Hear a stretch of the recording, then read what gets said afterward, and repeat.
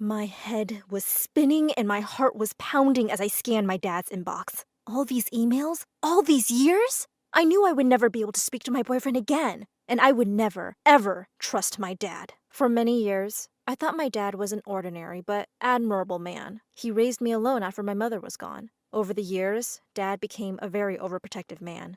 This meant that I was locked inside my house throughout most of my school life. I wasn't allowed to go out with friends, be late coming home from school, or attend any parties. When I was in 6th grade, I begged my dad to let me go on a school trip for a debate contest. I had worked so hard to perform at this competition. I cried for hours to get his permission. He was unmoved. He refused to let me out. As the years passed, I grew to silently hate him. I was getting sick of being a prisoner in my own home. One day, the head cheerleader at my school, Stella, asked me to come to an insane party she was having for her 16th birthday. The whole school was invited. I wanted to go so badly. Everyone was talking about this party. I rushed home to beg my dad for permission. My dad and I had a huge fight that night. He refused to let me go to the party. I decided I was going to sneak out the moment he fell asleep. When the time came, I rushed to the party on my bicycle. I paused before Stella's house. Everything was strangely silent. I entered her home, feeling rather nervous. I mean, why would a raging high school party be so quiet? When I entered the living room, I saw all my schoolmates standing inside. They were all quiet and exchanging glances with each other awkwardly. At the center of the uncomfortable crowd was my father. He was seated on Stella's couch, red with anger. He began to shout at me in front of everyone I knew. He'd known what I was up to the whole time. He laughed at me, amused by the idea that I could ever fool him. In front of every one of my peers, my dad humiliated me and grounded me for a whole month. People around me laughed.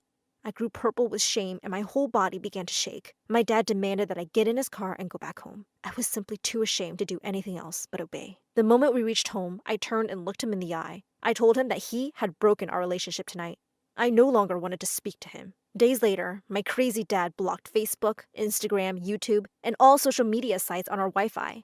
He wanted to isolate me from the outside world, but I was smarter. I downloaded this app. Using that, I was still able to use all these websites, and he had no clue. A few days passed, and I didn't say a word to him. I quietly headed to school day after day, and when I came home, I went straight to my room to be alone. That was my life. Until the day everything changed. The day I met Ricky. Ricky was a new kid, an orphan who'd been transferred to the school by the state. He was gorgeous, too, and he was the only person in school who hadn't seen the humiliating events of that night. To my delight, just when I was fantasizing about him, he asked me if I could help him find his class. I looked at his schedule and saw that we had a bunch of classes together. Ricky and I hit it off instantly. We began to sit together in class, meet for lunch, and walk home together from school. Ricky's company was delightful, and I couldn't help but crush on him. He was cool, funny, and clever. The day he finally asked me out on a date came quickly. I had been dreading and hoping for this day for months. When he asked me out, I burst into tears. All these weeks, I hadn't spoken one word to my dad. Now that Ricky had asked me out on a date, I knew I would have to break the silence. I would have to ask him for permission, and he most certainly wouldn't give it. Ricky seemed shocked and confused by my reaction. I didn't want him to see me like this, so I rushed out of the cafeteria. I walked home alone that day. The whole way there, I tried to think of some way to sneak out of the house for one date with Ricky. Some way that my watchful father wouldn't see through. I wanted this so bad that I was ready to try anything. My head was full of plans as I entered my house. But the minute I saw what was going on in my living room, my brain became blank. Ricky was in there, sitting on the couch with my dad. I couldn't speak. What was Ricky doing here? And why was he with my dad? Dad spoke up, saying that Ricky had come searching for me because I'd been acting strange at school today. He wanted to know if I was okay. In a whisper, I told Ricky I was fine. Much to my surprise, Ricky spoke then. "Sir, I'd like to ask for your permission to take Annie out for a date." I stared at my dad with fear in my heart. From everything I knew about him, the idea of some guy moving on his only daughter would send him into a flaming rage. I was surprised again. My dad was completely calm and composed. "Do you want to go out with Ricky?" he asked me. "Yes," I said. Dad said that even though he didn't like the idea of me dating, he knew he couldn't control my life forever. He gave us permission to go out. In that moment, all my anger at my dad that had built up over the years simply evaporated. My father had given me his trust. I couldn't be happier. Ricky and I began to date, And it went well for years. After high school, we got into the same college, which cemented our relationship. I started to have some doubts when I got an amazing fellowship in Paris right after college. Ricky wanted to get married, but I wanted to wait until after the fellowship. My life seemed wonderful. Until the day of the barbecue. My dad had invited us and a few friends to his place, where he was hosting a party in his backyard. During the barbecue, I went into his wine cellar to search for my favorite brandy. During that search, I noticed something odd about one of the walls. It could move. When I pushed against the wall, it gave way to reveal a secret corridor. I was utterly shocked. I had lived in this house for 17 years and never knew this existed. I went down the strange corridor, and it led me to a small, dark room. I turned on the flashlight on my phone to see where I was. The light fell on a picture of my face. At first, I thought I was mistaken, but it was me. I pulled at the picture, but it was stuck to the wall with a thumbtack. I moved back to shed more light on the wall and gasped. Stuck to the wall were the pictures of every person in my life. My coworkers, Ricky, my friends from college, the neighbors that came and went over the years. Red wool traced lines between me and everyone else, with detailed notes about individual relationships and interactions written underneath the lines. I didn't understand. This had to be the work of a madman. Then I saw a laptop on the table. I clicked on a button and the screen lit up, showing several tabs of a web page named Location Tracker. When I saw the details of that page, I felt true horror. This was definitely a page that was tracking someone's location. Mine. A picture of me and a small circle flashed on a map, showing my position in my dad's house. Beside the map was a running log of all the locations I'd visited in the past month. The log stopped at my current location. My dad had clearly been spying on me, keeping tabs on me. Who else could have made this room in his house? Was everything a lie? All those years when I thought he had begun to trust me, was he simply hiding his true nature? I found a folder on the desktop that said Log History. Inside it sat rows upon rows of folders. They went as far back as 7 years ago, the year Ricky and I began to date. Was that when this obsession started? When I began to date and finally live my life? That was when I saw it. One of the open tabs was an email account. I refreshed the page and began to scroll through the people my dad had been emailing. When I saw the first name on the list, the blood dried in my veins. It was Ricky. My dad and Ricky were exchanging emails. The subject line of the first email read, "Setting the date." In that email, Ricky was explaining to my dad that I didn't want to get married before I finished my course in Paris. My dad urged him to convince me to get married quickly. He said that if he didn't do it soon, I might figure out the truth. And if I did, I would never be with Ricky. What was he talking about? What truth? Ricky had replied to him, saying that pushing me would do the opposite of helping. My dad instructed him to get me pregnant if that's what it took. He didn't want me to leave Ricky and go be with some random French man he couldn't work with. Work with?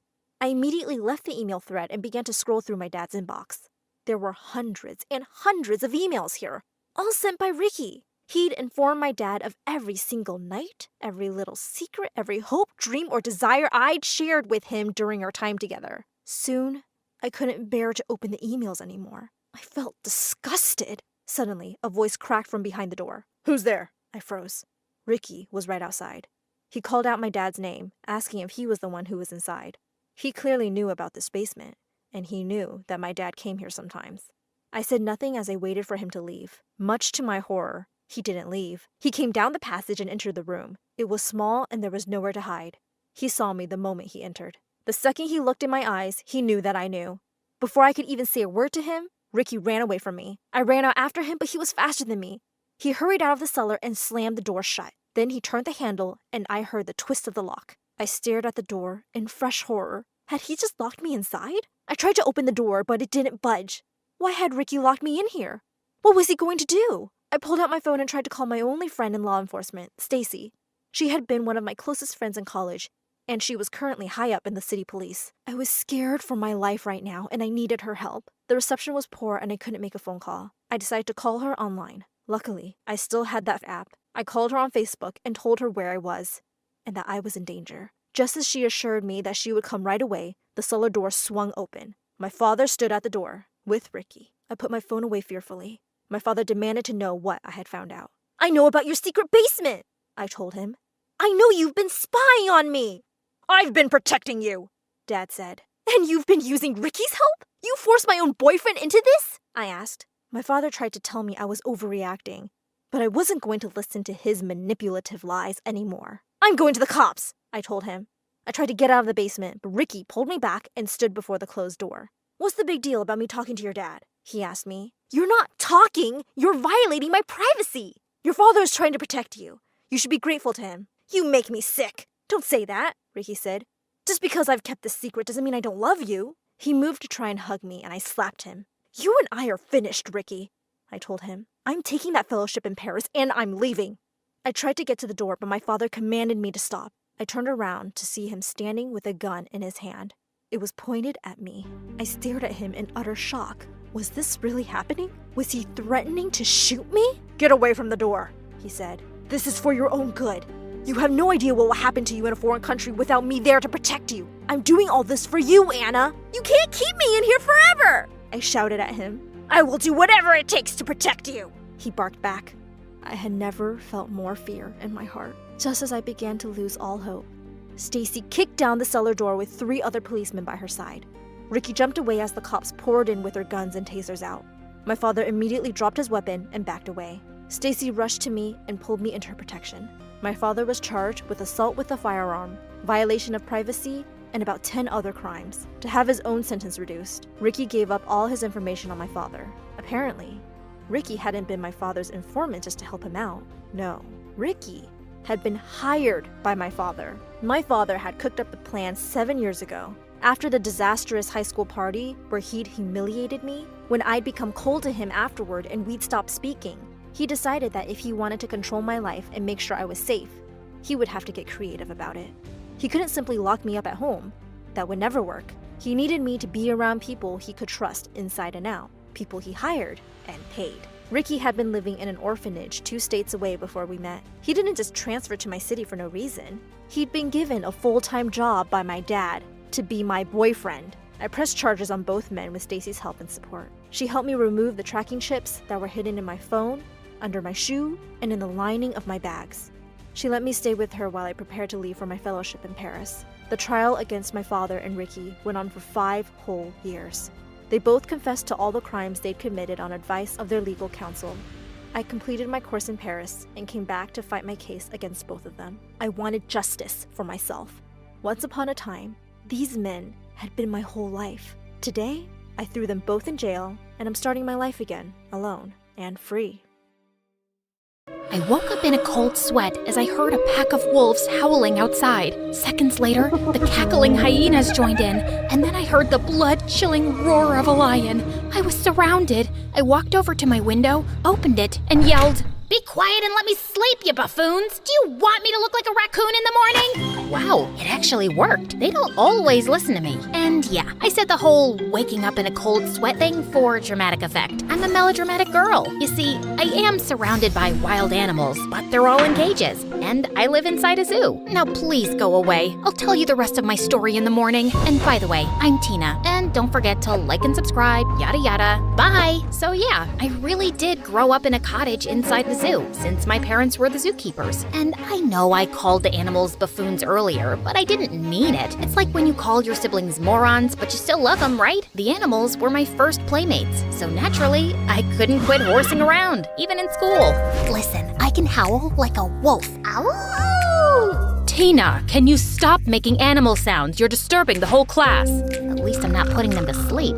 I heard that, young lady. You're staying back in recess to reflect on your behavior. The only thing I reflected on was how to prank my teacher. So the next day, when she opened her desk drawer, a tarantula casually walked out and then jumped on her arm. She screamed and flapped her arms around like a rabid chicken, then tripped on her chair and fell on her butt.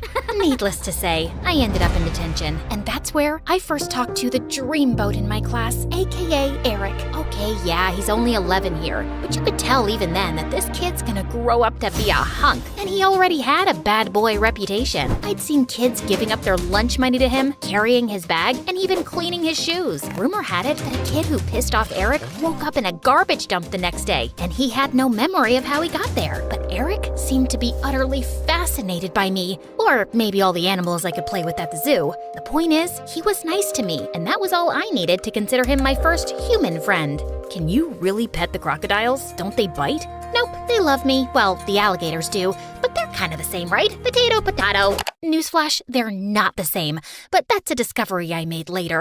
Can you sneak me in tomorrow? I want to play with them. I'll have to think about it. I can pay you. Deal. I was so excited to have Eric over, and even my parents were happy to see me with a two-legged creature for once. All right, kids, your mom and I have some things to do, but feel free to roam around the zoo and don't get into any trouble. You sure you don't want me to take you around? Dad, we don't need a babysitter. We'll be just fine. Be cool, man. Be cool. Once they left, Eric turned to me. Did you get the keys? Yep. My dad had keys to all the enclosures, and I'd taken the key for the crocodile one so Eric could see them up close and personal. Now all we have to do is not get caught by the cameras. Wait, there are cameras? Yep, but I know where they are. Come on, we just need to sneak past them using their blind spots. Do you do this often? Yeah, I love feeling like a spy. Okay. I was definitely impressing Eric a lot. I could already see it. Me and Eric, prom king and queen in high school. Soon, we were standing inside the enclosure, only a few feet away from the crocodiles. Up close, they looked a lot bigger than I thought. I told you, I've only played with alligators before. And wow, these creatures could swim fast, and they were coming right at us. They look hungry. Yeah, maybe we shouldn't pet them. Ah! Look at that one! He's gonna eat me! Eric screamed and started running frantically, and I was right behind him. Then he tripped over a twig. I crashed into him, and we both fell on our faces, and the crocodile was hot on her tail. Just then, I noticed a mirror on the ground next to Eric. I held it up and caught the sunlight, sending a blinding flash into the crocodile's eyes. It got confused for a bit as we scrambled to our feet and ran out. I locked the enclosure quickly, and Eric dropped to his knees. Oh God, that was the worst day of my life. It wasn't that bad. I mean, think of how I saved your life with my quick wit and fearless spirit. Why do you carry a mirror around, though? To see my beautiful face, which that crocodile would have destroyed in a second. You're horrible. What? I'm amazing! I'm your hero, Eric! But he just couldn't stop hyperventilating. My parents found us, and when they discovered what had happened, they dropped Eric at home, and I was forbidden from ever having friends over again. Eric's mom, the school principal, tried pressing charges, but since we'd avoided all those cameras, there was no proof I'd let him into the crocodile enclosure. But Eric did stop talking to me, which hurt. In case you haven't figured it out, I have a crush on this guy, okay? Don't ask me why. The heart wants what it wants. However, taking Eric to the zoo did give me a rather cool business idea. I had access to stuff most people didn't, and I could use that to make money. Here, a photo of the new lion cub. It's totally exclusive. The public hasn't seen it yet. And you ordered a skin from the rarest snake, right? It wasn't easy to get, so that'll be $200. As if I'd ever hurt my beautiful, slithery friends. No, this Tracy is some rich psycho who wants snakeskin bags, and I told her I'd get her the real deal. But this skin is as fake as her face. All right, she's actually very pretty naturally. Love that for her. My business went well for about a week, till it was cut short by the principal, who still hated me for putting her precious baby in danger. You cannot bring anything like that to sell in the school from now on. You better start acting like other normal girls your age. Do you understand what I'm saying? The other normal girls were the ones asking me for pictures and snakeskins. You only sell something if there's a demand for it. Economics 101, people. But the worst part was that my parents agreed with her and grounded me. You really should start acting less like a wild child, Tina. No going out to play with the animals until you cool down a little. Seriously? Watch your tongue, young lady. Okay, gotcha. And I stuck out my tongue and watched it. Mom was not amused. As time passed, we all slowly forgot about my reckless past. With my 16th birthday coming up, I wanted to do something fun that my class would remember. Okay, I don't really care about the rest of the class. It's just that my prediction had come true, and Eric had become hot. He was now your typical bad boy. Hair slicked back with gel? Check. Top shirt buttons always open? Check. Look super cool chewing gum? Check. Flirting with every girl? Except me, of course. Check. I couldn't invite him alone, obviously, so I had to invite the rest too, and maybe he'd accept. But first, I had to get him to stop hating me. I googled some tips on how to attract a bad boy. I swear, the internet is a wonderful place. Number 1, make sure you stand out. Bad boys like girls who don't blend in. Well, that one was already covered. I stuck out like a sore thumb. No one else dressed in tiger-striped t-shirts or giraffe print leggings or laughed like a hyena. Number 2, say something brief that would catch the guy's attention, then smile mysteriously and walk away to keep him wondering what you were talking about. So one day, I joined Eric and his friends for lunch and sat right opposite him. Hi, Eric. Hi, Tina. I had a dream about you last night. Oh yeah? Were you feeding me to the crocodiles? I smiled mysteriously and then walked away. Wait a minute. I think that just made me look like a psychopath. Ugh. Number 3, don't let a bad boy know you're intimidated by him. Think of it like coming face to face with a bear. The second you show fear, you'll be destroyed. One day, I was putting stuff in my locker, and suddenly, I found Eric beside me. Hey, sorry I was snappy before. So, you want to tell me more about your dream? Well, you're not the boss of me. I'm not afraid of you. I'll dream about you if I like, and I'll tell you if I want to. Then I stomped on his foot and walked off. What the heck was I even doing? He was showing interest in you, you buffoon. The stupid internet has messed up my judgment. Okay, at least he'd tried talking to me himself. Maybe I'd just give him the birthday invitation and he'd accept it now. But the next day, as I was taking the invitations out of my locker, I dropped a few and turned around to find Tracy picking one up. Yeah, that's Snakeskin Tracy. And yeah, she's even prettier now and has a huge Instagram following thanks to her pretty face. So happy for her. Oh, what's this? A birthday party at the zoo? Yeah, it's gonna be a banger. I know the zoo like the back of my hand, and I can show everyone the exclusive spots. And why would we hang out with you? You're the girl who nearly got my boyfriend killed. Huh? Who's your boyfriend? Eric, you dummy. How many boys have you nearly killed in the zoo? Ugh, I couldn't believe Tracy was dating Eric. I couldn't stand her. You know, a little birdie told me that you're obsessed with wolves, and one of them just had the cutest, fluffiest baby. Wouldn't you like to pet a wolf puppy, Tracy? Take a picture for Insta, maybe? Now we're talking, girl. Okay, deal. I'll come to your party, and you arrange the baby wolf meeting. Nuh-uh, not so fast. I'll make it happen if you break up with Eric and you pay me $100. What? But I love him. Can't help you then. Bye.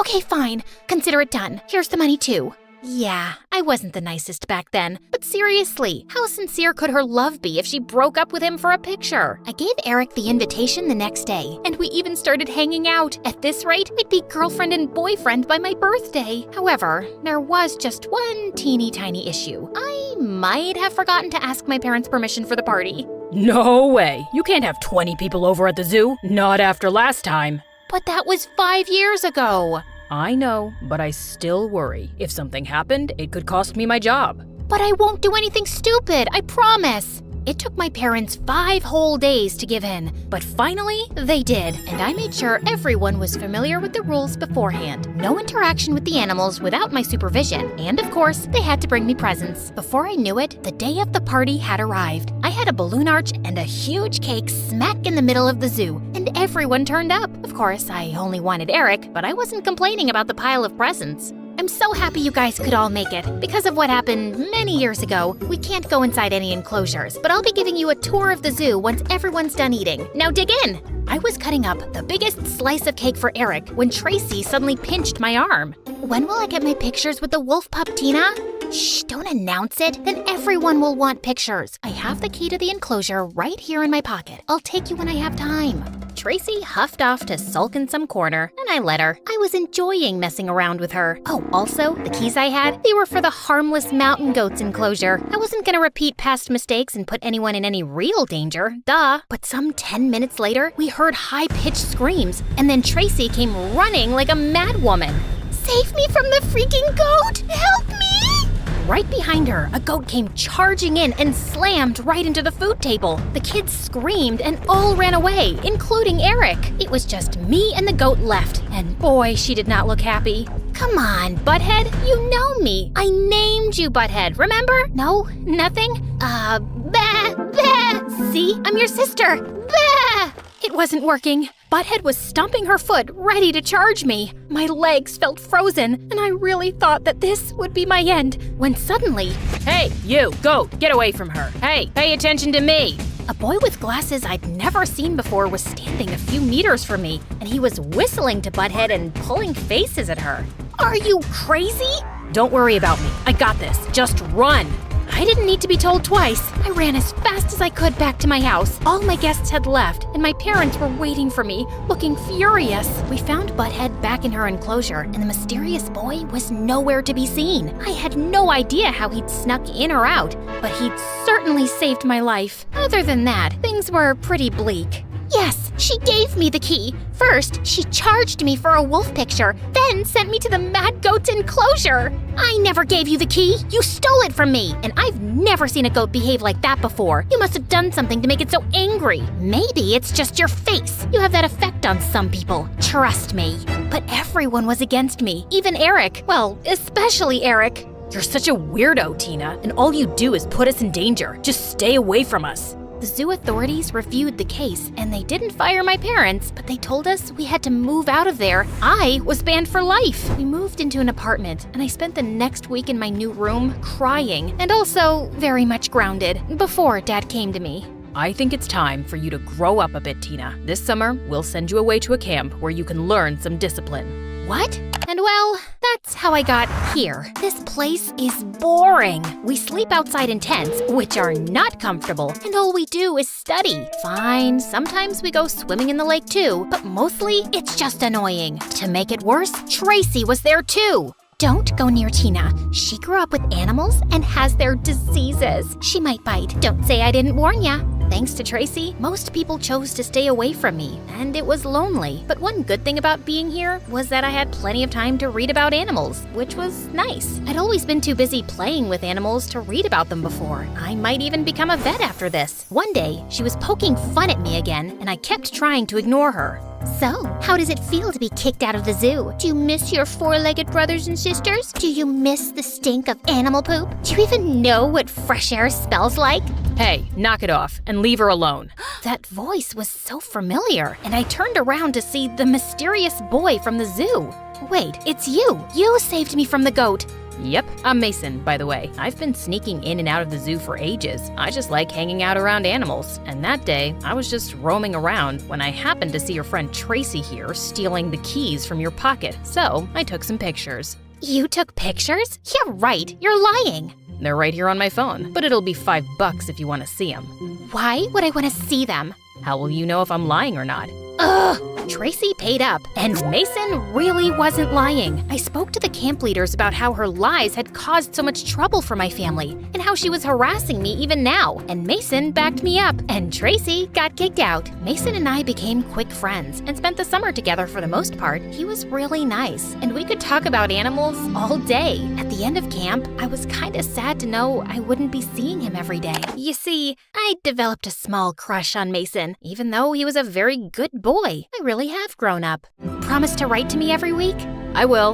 And when I went back home, I also showed the pictures to my parents, and they apologized for not believing me before. Even my zoo privileges were reinstated, and I could visit anytime I wanted. Mom, Dad, I want to be a vet, and I think I want to change schools. I've looked up a few where they start vet courses in high school. That sounds like a good idea, and it's a very fitting job for you, sweetheart. Things were going well, except that Mason didn't really stay in touch, which made me kinda sad. I was both excited and nervous on my first day in my new school. I didn't know anyone, and I wasn't the best at making friends. Just then, someone came and sat next.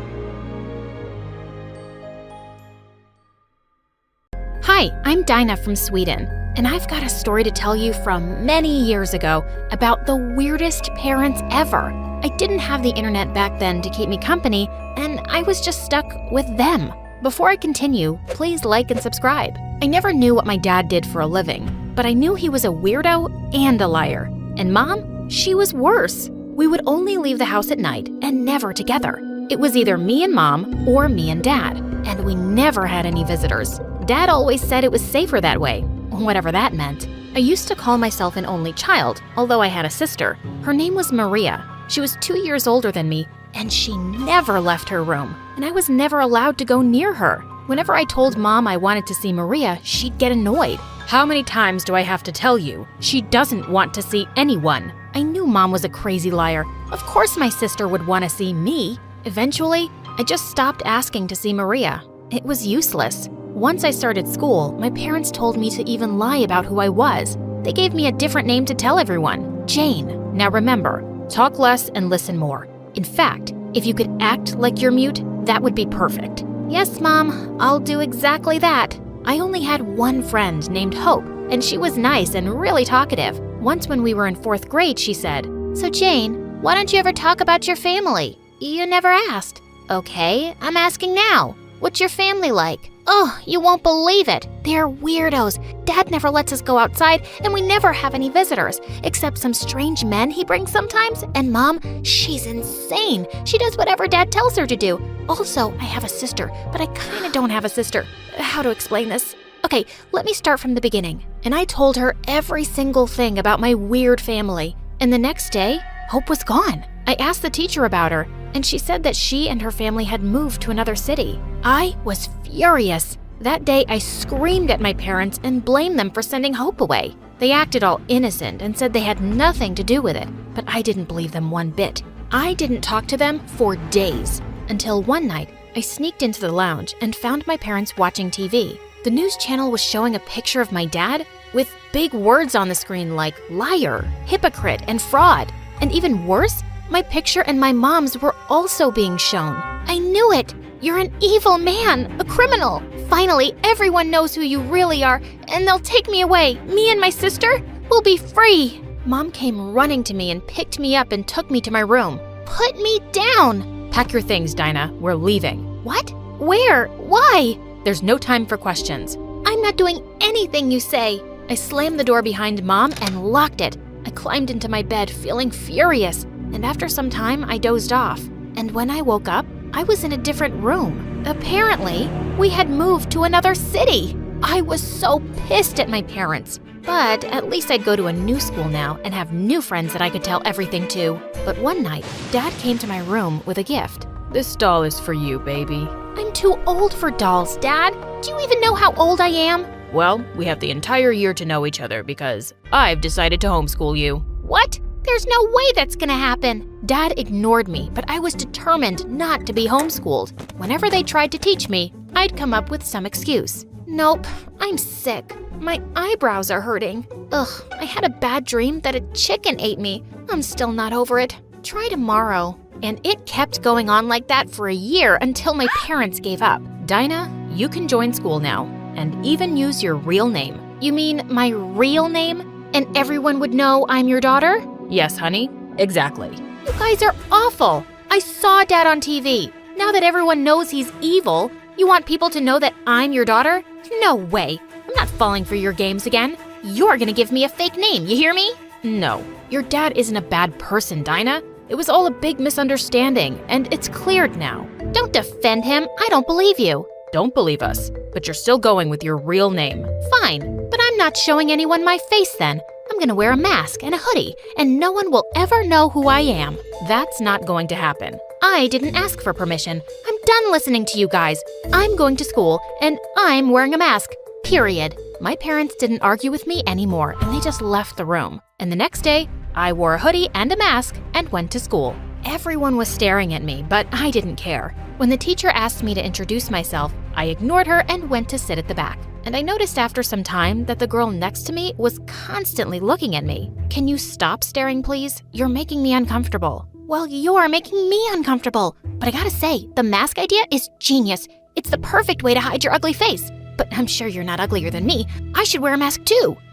I'm not ugly, and neither are you. Oh, come on. You're a liar too? Look at my nostrils. They're so wide you can see my brain. And penguins have better teeth than mine. And this dent in my chin, it looks like I have a butt on my face. My eyebrows are like a bridge over my eyes. Giraffes are competing with me for the longest neck. And see this mole. Oh, God, stop talking. Why do you hate your face so much? It's not that bad. Yeah, it is. I have 6 sisters, and I'm the ugliest. Yeah, they told me. They're all beautiful like models, while me, not even close. I mean, look at my legs. My calves are like tree trunks, and my nails, I bite them and chew them sometimes. They don't taste that bad. The point is, my hands are the ugliest. Please, stop talking. I'm not used to someone who talks a lot. Why? No one talks to you? What about your family? Are they dead? Oh, I'm so sorry. I'm such an idiot. My sisters say that too. No, they're not dead. Can you please stay quiet unless I ask you something? So, you're not going to tell me about your family, huh? I told you everything about myself. Also, you expect me to shut up so I won't annoy your majesty? Who do you think you are? You're just a weirdo with a mask. I didn't mean to upset you. Listen, I'll tell you everything once I trust you. Why can't you trust me now? I just need some time, okay? Fine. I trust all people, especially the weird ones. But whatever. Oh my God.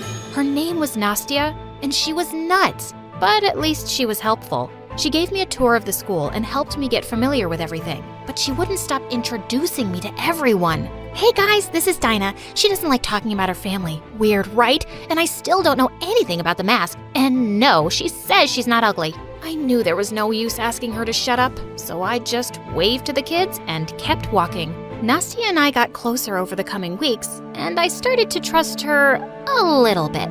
But that was a mistake. One day, we were walking down the hallway when we saw a group of girls coming towards us, and Nastya freaked out. Oh my God, that's Eva!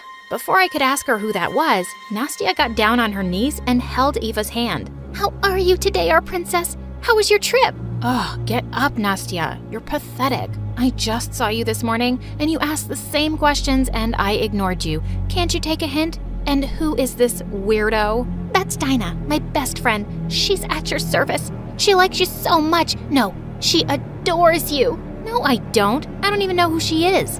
And she doesn't seem very nice. Oh, we have a brave one here. That's a lot of nerve for someone who covers their face. Let me guess. You're the school bully. Gotcha. Nastya, let's go. We don't have time for this. I started walking away, but Nastya didn't move. I don't think you understand how things work around here. Everyone does what Eva says.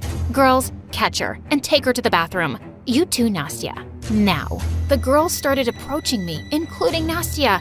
I couldn't believe it. No, Nastya, are you crazy? You're my friend. But as she kept coming closer with a cold face, I suddenly slapped her hard. Just then a teacher came into the hallway and Eva whistled to the girls and they all backed off and followed her like they were her pets. And I couldn't believe that the only person I trusted a bit turned out to be as terrible as my parents. I was never going to talk to Nastya again. But I had a bigger problem right now. Eva. It looked like I'd made an enemy out of the most feared girl in school. I found out from some kids that she was 2 years older than me, and she could make or break your life here. And she was untouchable. Eva has perfect grades and perfect manners in class, and the teachers worship her. She never gets into trouble. She put stolen exam papers in my sister's locker and got her expelled just because my sister refused to do her homework. My best friend is in therapy because of how much Eva hurt her. Jeez, this girl seemed like a monster. And now, I was wondering what she'd do to me. The next day when Nastya walked into the classroom, I almost fell off my seat. She was wearing an avocado-shaped outfit with 2 horns on her head. Everyone was laughing as she sat down. What are you staring at? Why are you wearing that? What? You're the only one allowed to look weird? I don't care, dude. Be as weird as you like. It's not like we're friends. Why was I even talking to her? And Nastya didn't take off that ugly outfit for days. But then one day I was in the bathroom stalls when I heard some voices outside. Eva, I've been wearing this for 4 days and it's itchy. Can't I take it off now? A deal's a deal, loser. You begged me not to hurt Dinah, and I said I'd leave her alone if you wore the outfit for a week. Now stop whining or else. Wait, Eva hadn't hurt me because of what Nastya did? I peeked out the door to see Eva leaving, and then I came out. You've been wearing this ridiculous costume for me? Why are you doing this? You don't have to be so afraid of that witch, Nastya. I'm not. That's because you don't know her, Dinah. She's my sister. I have to do what she says, or she'll make me miserable. She's already making you miserable, can't you see? You can't live like a coward. Coward? Says the girl who can't show her real face to anyone. And if you had a sister, you'd understand. I do. Do what? I have a sister. I don't know what happened, but the moment I said the word sister, I broke down and started crying like crazy. And I told Nastya everything, but I made sure not to mention my parents' names. When I was done, Nastya didn't say anything. She just hugged me tight. Despite my protests, Nastya wore the outfit for the whole week, and we started hanging out again. Eva seemed to keep her distance, but I didn't trust her one bit. A few days later, Nastya came running to me excitedly at recess. Oh my God, Dinah, you won't believe this. You know that cute jock Peter I have a crush on? The one in Eva's class? I saw him putting this note in my locker. pinch me or punch me. I think I'm dreaming. I saw the note, and he'd asked her out to the Valentine's Day dance. You saw him put this there? With my own ugly eyes? No, my eyes must be beautiful if Peter likes me. But Nastya, has he ever even talked to you before? Why is he suddenly asking you out? What's your point, Dinah? I mean, what if this is a prank? What if Eva planned it? And suddenly, Nastya looked mad. Gosh, you really can't trust anyone, can you? And basically what you're saying is, why would someone like Peter ask out someone like me, right? No, that's not what I said. You didn't have to. I'm not as stupid as I look. You're no better than my sisters. And before I could reply, Nastya ran away tearfully. I tried talking to her the next few days, but she just acted like I was invisible. I had no plans to go to the Valentine's Day dance. I didn't even have a date. But my gut feeling kept telling me something about the whole Peter thing was off. So an hour before the party, I decided to go. And when I got there, it was worse than I'd feared. I saw Nastya walking up to Peter and tapping him on the shoulder. He turned around and burst out laughing. Well, hello, Nastya. I didn't know this was a party for clowns. I didn't get the joke. Sorry, my sisters say I'm dumb. Girl, what's wrong with your makeup? Did you do it sitting on a roller coaster in the dark? No, my sister Eva did it. You're kidding, right? Eva always looks perfect. And you look like a mess. That's no way to talk to your date, dude. Date? Are you out of your mind? I'm here with Eva, loser. I'd heard enough. I ran forward and punched Peter in the face. Shut up, you jerk. Don't talk to my friend like that. Just as I took Nastya's hand to get her out of there, I heard Eva whistle, and her friends grabbed me. Oh, Dinah, you're about to find out how stupid it is to mess with me. But I really want to see your face before I teach you a lesson. With that, Eva leapt forward and snatched my mask off. But suddenly, she screamed in pain. Ow! Nastya, let go, you psycho! Nastya had jumped onto Eva and was pulling her hair so hard, I thought she'd take them right off her scalp. Her minions ran to help Eva, but Nastya wasn't backing off. I am a psycho. Don't mess with me or Dinah, or I swear, Eva, I'll chop your hair off in your sleep. I'll find the fattest rats and set them loose in your room. I'll switch all your Diet Coke with regular Coke so you'll get fat. I won't stop until you're as miserable as you've made me. Suddenly, the other kids started cheering for Nastya and pushed Eva's minions away. And Eva looked furious. She screamed as everyone booed her and stormed off with her gang. I hugged Nastya tight, and suddenly, she gasped. Dinah, that's the first time I'm seeing your face. Wow, you're gorgeous. Oh God, in all the chaos, I'd forgotten my mask was off. And now everyone had seen me, and they were giving me compliments about how pretty I was. And then I heard the dreadful words. Wait a second, I know your dad. He was the famous politician who was accused of stealing public funds. We saw him all over the news. What? Dad was a politician? And he was a thief? No, you're confusing me with someone else. My dad isn't a thief. No, it's you. I saw the pictures too. And yeah, of course he's not a thief. Your dad is an honest, kind man. Everyone knows he was proved innocent. Yeah, he helped a lot of people, including my cousins. He must be like a hero to you. What in the world? So my dad was actually a good man? I was so shocked and I couldn't breathe. I just ran away and Nastya followed me. I went straight back home to confront my parents. You're not wearing your mask. Just tell me one thing. People are saying you used to be a politician, Dad. A very kind one. Is that true? Yes, honey. We tried telling you he was a good man, but you never listened. Why didn't you tell me the truth from the start? Why did you treat me badly? Sweetheart, we never meant to treat you that way. There were many people who wanted to hurt me while you were growing up, and we thought the less you knew, the less danger you'd be in. We're sorry we didn't tell you the truth. We just didn't want to scare you. What about my sister? I want to see her, now! My parents looked at each other and then led me to her room. I saw her for the first time lying on her bed, sleeping peacefully. She's been in a coma for years. We were wrong to keep this a secret, but we didn't want you to feel sad about her. We're sorry for all of this, Dinah. We love you so much. She's so beautiful, just like you. I turned around to see Nastya and I hugged her. Guys, I think it's time for you to hug your daughter. Such weirdos. My parents joined our hug and I whispered, I'm sorry. It's okay. We love you. I love you too. I love love you 3. Cheesy, but who cares?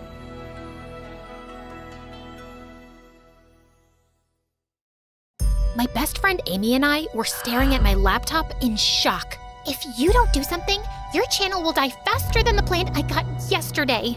I've already tried everything. Last week, I reviewed those awful diet cookies that tasted like feet, and the week before, you made me endorse that dumb purple lipstick that everyone hated. Don't blame the lipstick. It's not my fault that your followers have no fashion sense. That's not the point. I'm gonna be kicked out of the squad house if I don't think of something soon. Hi, I'm Lola, a 17-year-old YouTube star. And at this point in my life, I was hoping to keep my spot in the squad house, a place where world-famous influencers come together to make videos for money. Please like and subscribe to MSA. Staying in the squad house was a big deal for me because, unlike most influencers here, I didn't come from a rich family. My dad was a farmer, and even though he worked hard, we were barely scraping by. Things got worse when Dad fell sick and couldn't work for months. Mom tried helping, but she was just bad at everything. So I decided to work as a part-time waitress. Then one day at work, a colleague of mine introduced me to vlogging, and I was hooked. I spent hours watching people on YouTube live their best lives. And when I found out the kind of money they made, I had to give it a shot. So I saved up, bought a secondhand camera, and started recording. Hola, I'm Lola, and I'm gonna take you through a typical day at the farm. So I start by feeding the pigs, and then I feed the chickens, collect the eggs, and try not to break them.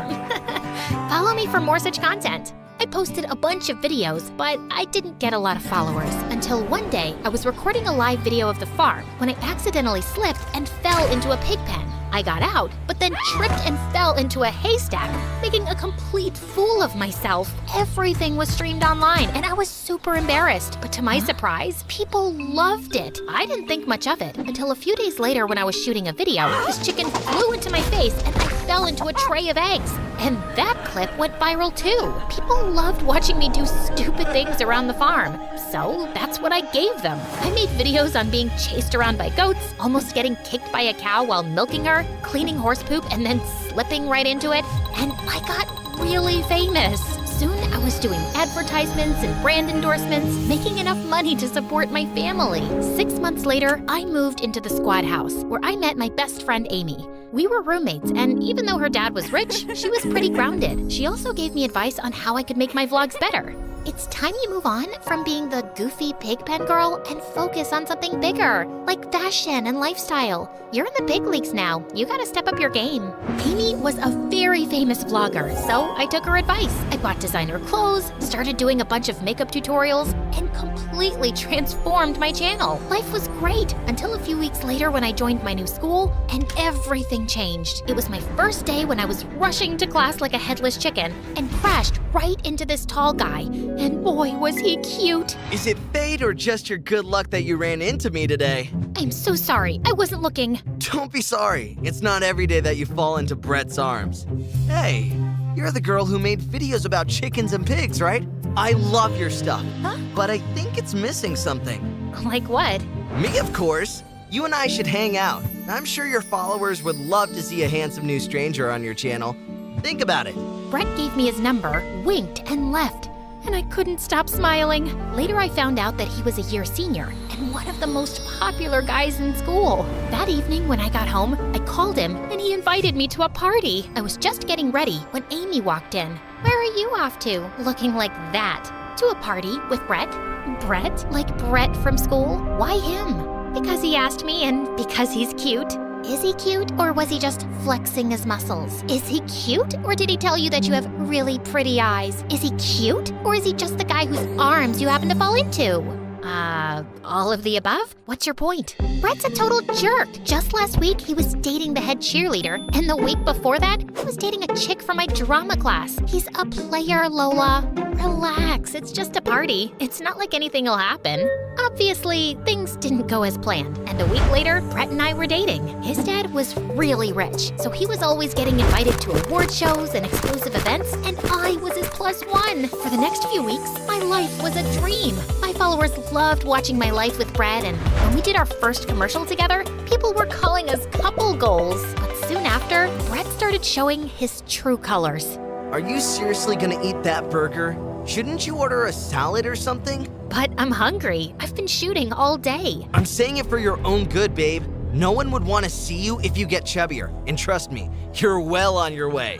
He even started taking over my vlogs. No one was interested in my life anymore. All everyone wanted to know was what Brett ate, how he did his hair, how he clipped his nails. So, my mom used to make this mud mask for me back home. I'm gonna take 1 scoop of this and apply it in an anti-clockwise direction. Yeah. Everyone knows how to apply face cream. Why don't we just show them something they actually want? More Brett. Here's a shot of my perfect abs. And look at my forearms. You like it, don't you? Let's try another angle. What about this? And he just kept getting more obnoxious. He started a fitness channel of his own, got really popular, and moved to the squad house too. At first I thought it was great because now Brett and I could shoot more videos, but then he stopped showing up for shoots. I confronted him, and he had the most bizarre thing to say. I need a bigger cut or I can't film with you. But I'm the one getting us the deals. We should get paid equally. In that case, count me out. I've already taken an advance, Brett. You can't leave me hanging like that. Then just pay me more. I'm the bigger celebrity now. I will get views.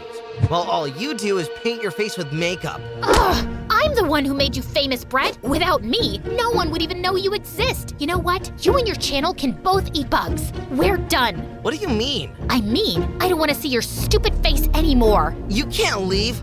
I'm Brett. No one leaves Brett. Watch me. And with that, I turned around and left. Brett kept calling me all night, but I simply blocked him and went to bed. And the next morning, I woke up to Amy screaming in my face. Apparently, Brett had announced our breakup publicly, making him sound like some heartbroken martyr. And my followers were going down. And even worse, I was getting calls from my sponsors saying they were pulling out their campaigns if Brett was no longer filming with me. I tried calling Brett, but he had left for a month for some fitness boot camp, and I couldn't reach him. I always knew that boy's trouble, but you were so happy with him, I didn't say anything. You literally called him buttface and threw bread at his head at dinner yesterday. I didn't throw it at him. His big head got in the way. I don't care, Amy. Those deals were my content for the next 2 months. What am I supposed to do now? Maybe I should apologize to Brett. You don't need Brett. Remember how much your followers loved you when you first started dating Brett? All you need to do is find a new guy. Are you serious?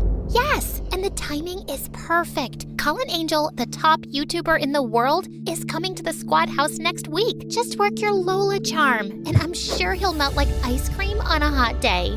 You think it'll work? We have to try. Trust me, Brett will be old news soon once you're dating a hot new guy.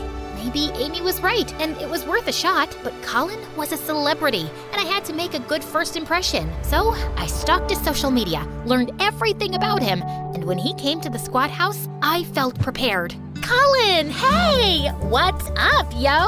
Do I know you? You tell me. Do I know me? I mean, you do know you. I have a weird sense of humor. Sorry. I'm Lola, by the way, short for Lorraine.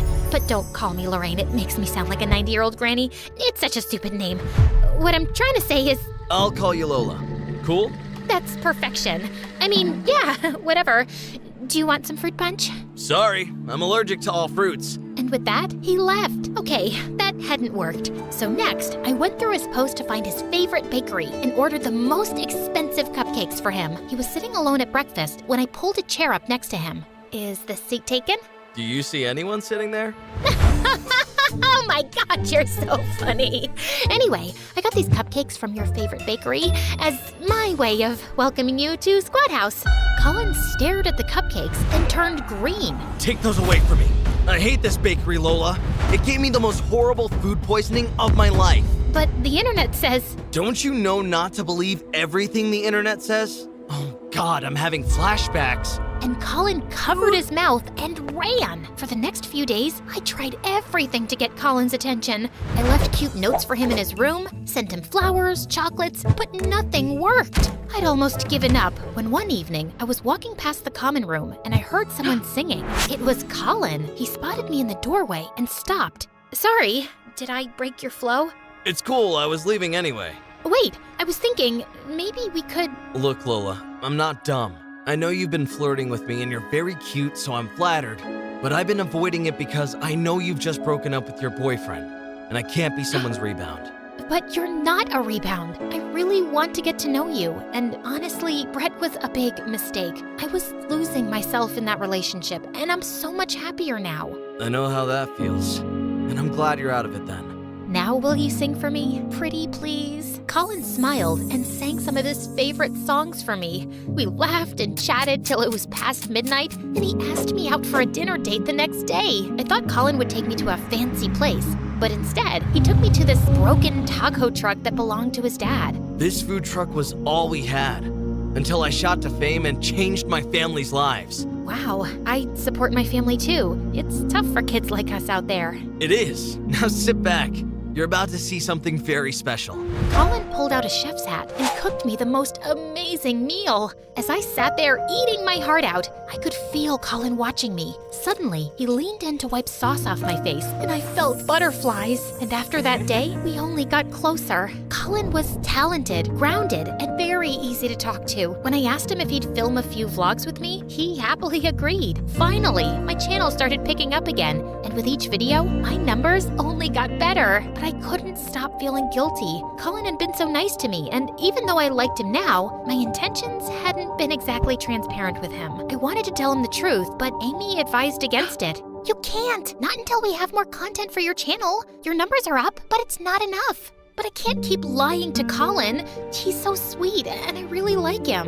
I really liked Brett too. Look how that went. And let's say you tell Colin the truth that you used him to gather views for your channel. How do you know he won't go online and broadcast everything? Think about your family before doing anything stupid. I thought about it a lot, but I concluded that I just couldn't lie to Colin anymore. So the next morning, I sat down and wrote a note to Colin, confessing everything. I was on my way to slip the note in his room when suddenly Brett got in the way. Hey babe, I'm back. What do you want?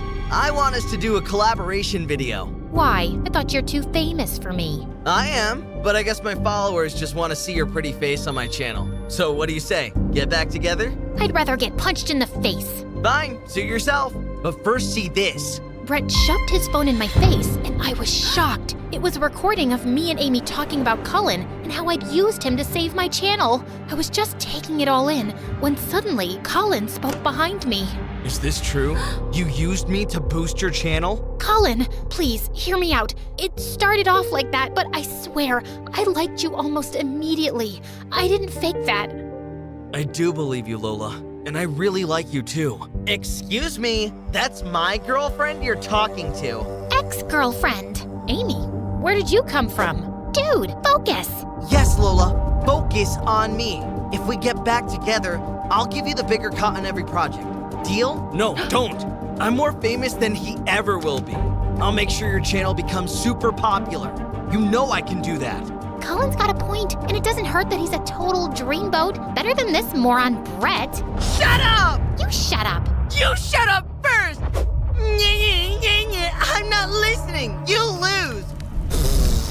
Oh my god, quiet! All of you! I think I'm done with all of you. Lola, listen to me. No, Amy, you listen to me. You know what I just realized? I was good. Great, in fact, till I started listening to your advice. Wear this, date him, don't date him. It's crazy.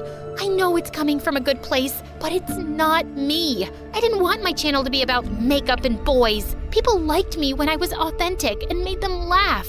That was my thing, and I want to go back to it. And Brett, get your head out of your butt. The world doesn't revolve around you, and I am never working with you again. Fine. Then I'll post this video of you admitting you used Colin, and I'll tell everyone you used me too, and you're just an opportunistic witch. Your voice is so irritating, man. Just shut up. Suddenly, Amy snatched the phone from his hand and threw it away, breaking it into pieces. Brett charged at Amy, but Colin pushed him away. Brett got up again and started throwing things around like a crazy person. Some of the other influencers had come running at all the noise, and they live-streamed Brett's meltdown. Brett was immediately thrown out of Squad House. After security took him away, Colin walked over to me. So I guess you and I. Colin, you're a wonderful guy, but right now, I need to focus on just me. I feel like I've lost myself all over again. I'm gonna go home. I really like you, Lola. But yeah, I totally respect your decision to be on your own right now. Who says she's on her own? I'm coming with you. You will? Sure. I can do some makeup vlogs at the farm. Also, I owe you an apology. I didn't think you redeemed yourself with that little stunt you pulled on Brett. Yeah, I really cracked that nut. At least I was right about him. Can't argue with that.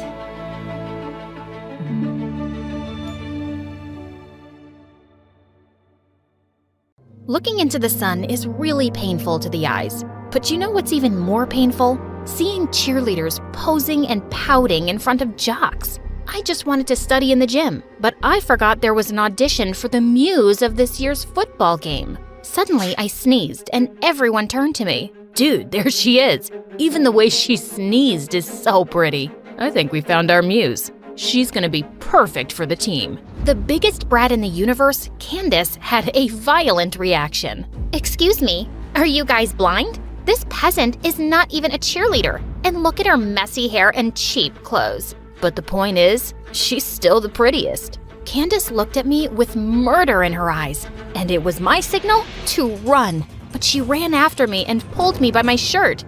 You're just our stupid maid's daughter. Always remember that. I reached for her arm and twisted it away. At least I'm prettier than you. Always remember that. And I flipped my hair and ran again. I knew I was gonna pay for saying that, but it was worth it. Hi, my name is Stellar, and I just wanted to have a peaceful life with my mom. But it's impossible if you live with billionaire brats from hell. Before I continue, please like and subscribe. Mom had been working for a super rich lady, Mrs. Branson, since I was a kid. In return, she gave us a cottage next to the mansion and paid for my tuition at a private school. She might sound like a generous lady, but she actually did all of this because no maid could put up with her besides Mom. She was mean and rude, and I hated her to the core. She had twins my age, Candace and Julian, and they were as bad as their mom.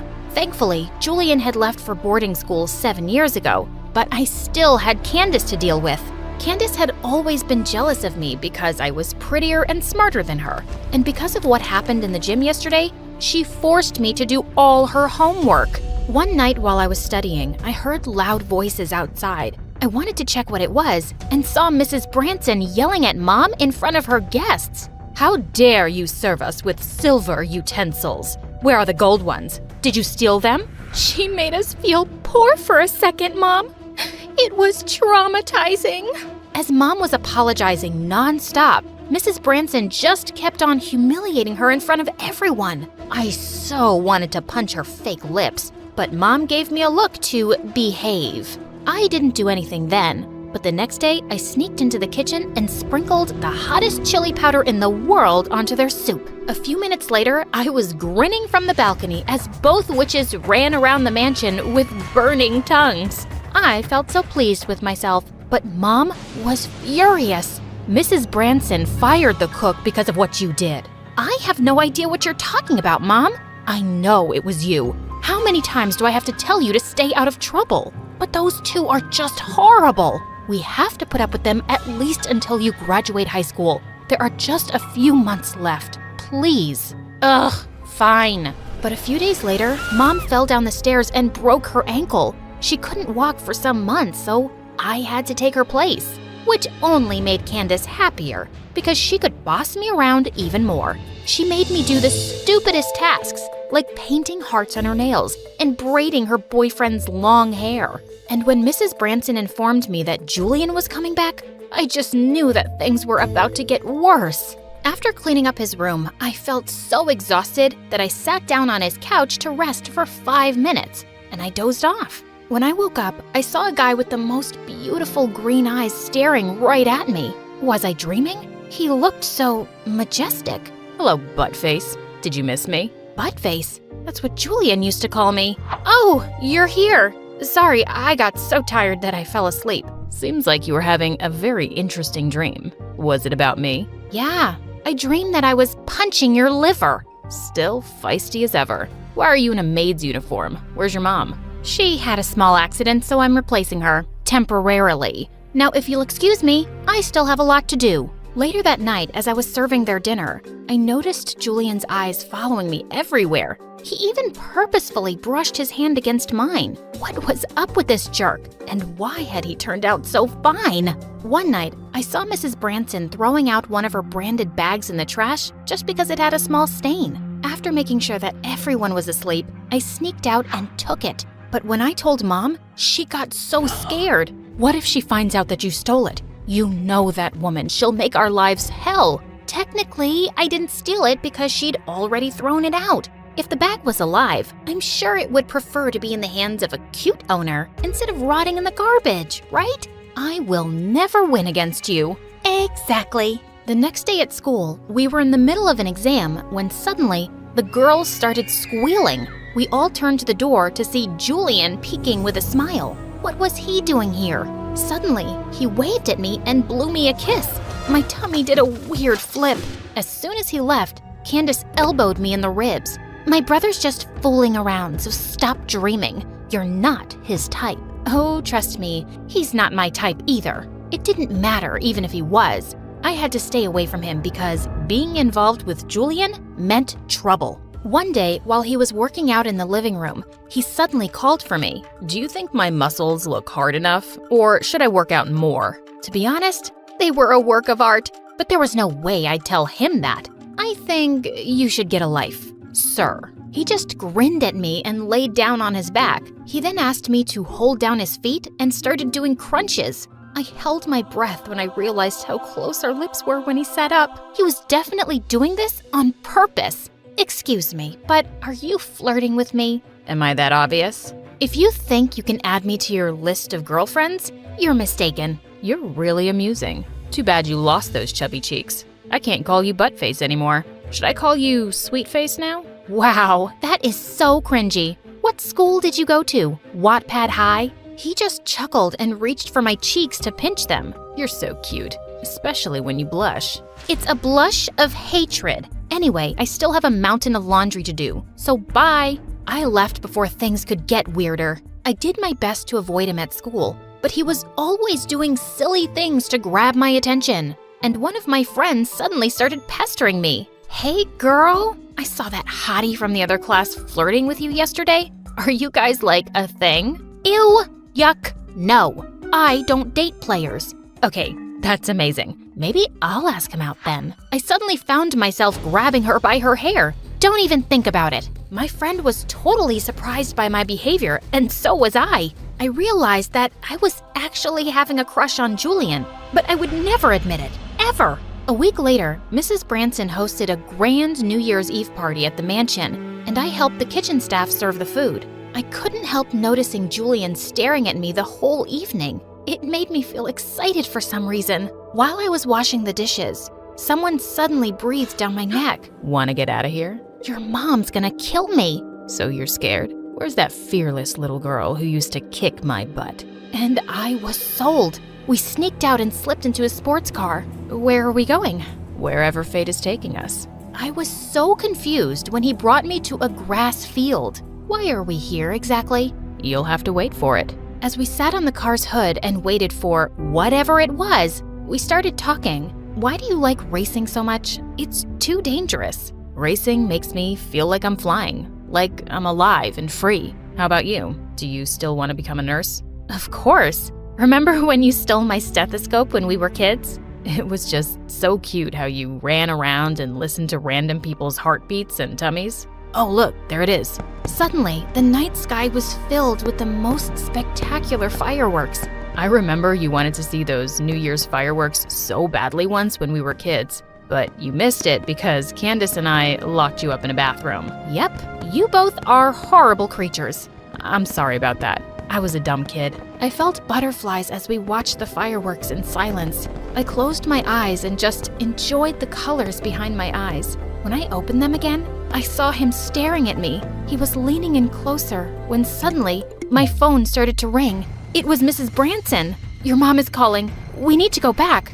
Can we make it in 10? Try me. He winked at me before stepping on the pedal, and the next thing I knew, I was screaming as he drove like a maniac. The party wasn't over yet when we got back home. As we sneaked in from the back, we suddenly saw Mrs. Branson walking towards us. Just then, Julian pushed me down to my knees. Why can't you find it? Are you blind? I immediately got what he meant, so I started crawling around pretending to find something. Stellar, I've been looking for you. What are you doing here? I dropped my ring, Mom, and I'm asking her to look for it. Mrs. Branson seemed to believe us. I was so relieved. But later that night, as I was clearing the mess, I almost fell back in fright to see her standing behind me.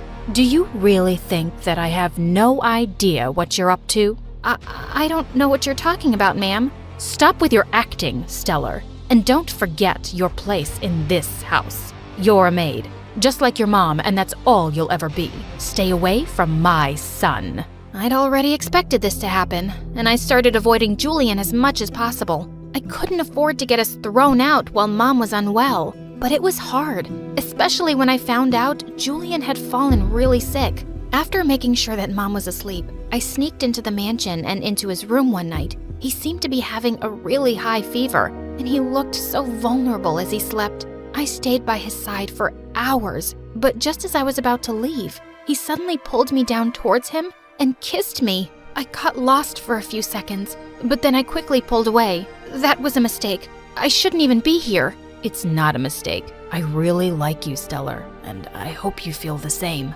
Stop liking me, Julian. We won't work out. I'm not the girl for you. I won't fit into your world, and your family will never approve of us. Please stop thinking about other people. Just tell me how you feel. I chose not to answer him and walked out, but I couldn't stop thinking about him. A few days later, Candace and her friends were having a pool party, and I went out to serve them drinks. I saw Julian was with them, and one of the girls was literally all over him. The sight made my blood boil. I slammed down the tray and turned to Julian. "Excuse me, sir, but can you please come to the kitchen for a moment? I need to show you something." He looked confused and followed me. What is it? I grabbed a tray and tapped it on his head. Stars. Can you see them? I can only see a jealous girl, but you're the one who told me we won't work, Stellar. So that's it. Now you suddenly don't have feelings for me? You're just a player, Julian. One day you're kissing me, the next day you're flirting with some... Just then, he gently pushed me against the wall and kissed me. And this time, I kissed him back. I couldn't stay away from him anymore, and we began dating in secret. We started sneaking out at night and driving around, and we had the best nights of our lives. But then one day, he looked at me seriously and said, I'm tired of seeing you secretly, Stellar. I just want to let the world know that I'm dating an amazing girl like you. But I'm just a maid, and I'm sure it will be a huge problem with your family. I know it's not going to be easy, but I'll find a way. I just need you to trust me. I do trust you. A week later, Julian's dad came back from abroad, and Mrs. Branson held a huge party for him. During the event, I looked around for Julian, but he seemed way too busy with his guests and didn't look my way once. I didn't think too much of it, until Mrs. Branson stepped on the grand staircase in the hall and asked for everyone's attention. Since we're all gathered here tonight, I can't wait to share some amazing news. My son, Julian, and our business partner's daughter, Casey, are engaged. Cheers to the lovely couple. I stared at Julian in complete shock as he joined his mom with the girl who'd been flirting with him by the pool. And he looked so happy. How could he do this to me? Feeling dazed, I was leaving the room in tears when suddenly Candace stepped in front of me with a smirk.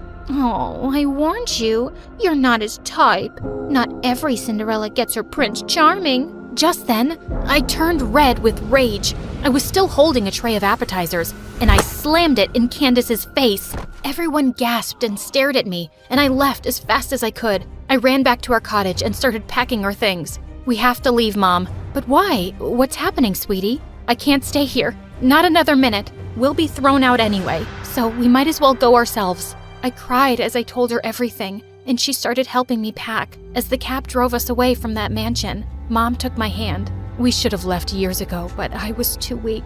I just let us suffer without doing anything. What will happen to us now? No, Mom. You're so strong for putting up with everything for me. Don't worry. We're gonna get through this together. We had enough savings to rent a cheap apartment, and I also sold the branded bag I'd taken from the trash. It was actually worth a small fortune. With some money to go by, we both started looking for jobs. Mom fully recovered soon and started working as a hotel maid, while I worked as a waitress. I also applied for a scholarship to a nursing school, and luckily, I got in. I studied and worked hard for 5 years and was finally an intern at a huge hospital. One day, I found a bouquet of roses in my hospital locker, and I hated myself for wishing it was from Julian. But it wasn't. It was a patient I'd taken care of some time ago, Enrique. He admitted he liked me and asked me out. Enrique was charming and sweet, but I told him I was too busy for love. But boy, was he persistent. He kept showing up and asking me out in the funniest ways. And after months, I finally decided to give him a chance. One evening, as I was stepping out of my apartment to meet Enrique, I bumped straight into someone and apologized. When I looked up, I saw that it was Julian. What? What are you doing here? Are you going out on a date? You look lovelier than ever. Are you freaking kidding me? You're not even ashamed to face me after what you did? And now you're flirting with me? Just wow. I wonder what your wife would have to say about that. I didn't marry her. I didn't want to spend my life being miserable. I also cut ties with my family. Do I look like I care? It's been 5 years, Julian. Please, just get lost. Before he could say another word, I walked away, shaking with rage. I wondered if he was telling the truth. But even so, he broke my heart in front of everyone, and I could never forgive him for that. Julian had somehow gotten a hold of my number, and he kept texting me to meet him once, but I kept ignoring him. One day at the hospital, we received a patient who'd been in a bad car accident, and when I looked at the patient chart, my heart leapt into my throat. It was Julian. I rushed to his room and took his hand as tears streamed down my cheeks. He suddenly opened his eyes and started talking. I tried to calm him down, but he wouldn't stop. You have to listen to me, Stellar. Mom threatened to put your mom away in jail for stealing if I didn't break up with you. I knew she really meant it. So I agreed to do something that would make you hate me and drive you far away. I was young and weak, and I thought I was doing the right thing. But now I've cut off my family and made something of myself. And there's no point to anything if I don't have you in my life. Gosh, you wanted my attention? You have it. Just shut up and be strong for me right now, okay? Only if you say you love me, because I do. I'll see how I feel after a few dates. So you better get well soon, you moron. I bent down and kissed him on the lips, and his blood pressure shot up from excitement.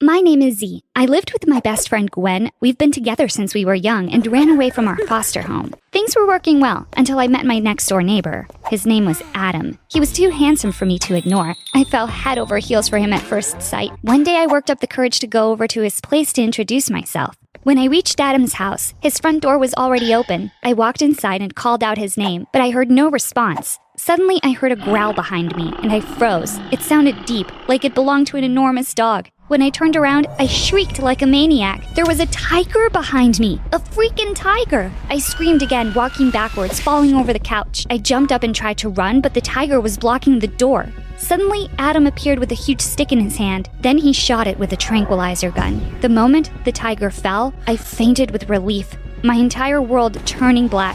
I woke up to Adam giving me CPR. I felt his hands on my chest, his lips on mine. I woke up gasping, reaching for my inhaler. I was having an asthma attack. Once I became stable, Adam got me some water. I forced him to explain himself to me as soon as I got the courage to speak again. He told me that he was a smuggler. He brought in tigers from abroad and he sold them to rich people living here in our city. He brought them here from the docks in his truck and stored them in the basement. There were 5 tigers in his house at the moment. One of them got out due to rot in the walls. I couldn't make sense of this. How much money could a tiger possibly get him? Could it really be enough to risk being eaten alive? Adam told me that one tiger could go for millions of dollars, if not hundreds of millions. I was amazed at this news, with the sale of only one of these animals. This was the kind of money that one could not pass up on. I told Adam that I knew that this operation was highly illegal. If he didn't want me to rat him out, he would have to give me something. He would have to allow me to join his business and get my own share of the sales. At first, he was unsure, unwilling to be blackmailed. I told him about my experience managing my own business, to show him I could be valuable. Eventually, he agreed that he could use a second set of hands, and he was already searching for help. Having his neighbor help him would be convenient, too. He agreed to my terms, and I went home for the evening. The next day, I joined Adam's tiger smuggling trade. Every night at 7 p.m., a buyer would stop by. Adam was extremely careful and only allowed one buyer to visit him each day. The buyers were enormously wealthy. A sheik, a princess of an unknown island, a business tycoon. My bank account began to swell up very quickly. I loved my life so much at that time. I could work beside my crush every day. Adam and I flirted endlessly and even made out on some breaks. I could suddenly afford things I could never even dream of purchasing before. I decorated my house, got all new gadgets, and even bought my roommate Gwen a whole new wardrobe. Gwen was shocked to see how much money I was blowing. She knew I wasn't from a rich family. She knew how much money I made. I know I should have been careful and spent less money around Gwen in order to keep a low profile, but I couldn't help myself. It was my first time being so unbelievably wealthy. Gwen's suspicions grew stronger. She started asking me where I was making all this money. She demanded to know what I was doing in Adam's house every day. I told her that I was dating Adam and that Adam was from a very rich family, and so he liked to spoil his girlfriends. Gwen seemed satisfied with that answer, so I moved on. I underestimated her. One day when Adam and I were working down in his basement, Gwen sneaked into his house. She had decided to investigate Adam. She was suspicious of some rich guy spending too much money on her friend for ulterior motives. Unfortunately, we left the coat closet open, which is where the basement door lay. Gwen came downstairs and found us in the basement, surrounded by tigers locked in cages. Gwen demanded to know what the hell was going on. We had no choice but to tell her the whole truth. She had caught us red-handed. Unlike me, Gwen was really freaked out by our illegal activities. She wanted to go to the police immediately, and Adam pulled out his gun to stop her. The scene could have turned grisly, but I managed to convince Gwen not to rat us out. I asked her to join our business instead. Adam was hesitant, but I told him that with Gwen on board, we could hide tigers in our basement as well. One buyer could come to each house per day as planned, but our profits would double. Adam fell in love with the idea then. Gwen was convinced when she heard of the spectacular amount of money she'd receive. Business went smooth and steady for weeks after that day. Adam began to transfer twice as many tigers a week from the docks to the houses. He was the only one allowed to do that. He maintained that only he knew how to handle the tigers and keep them calm. Gwen wanted to go check out the docks, but Adam refused, saying he didn't want to spook out his dealer. The dealer only worked with him.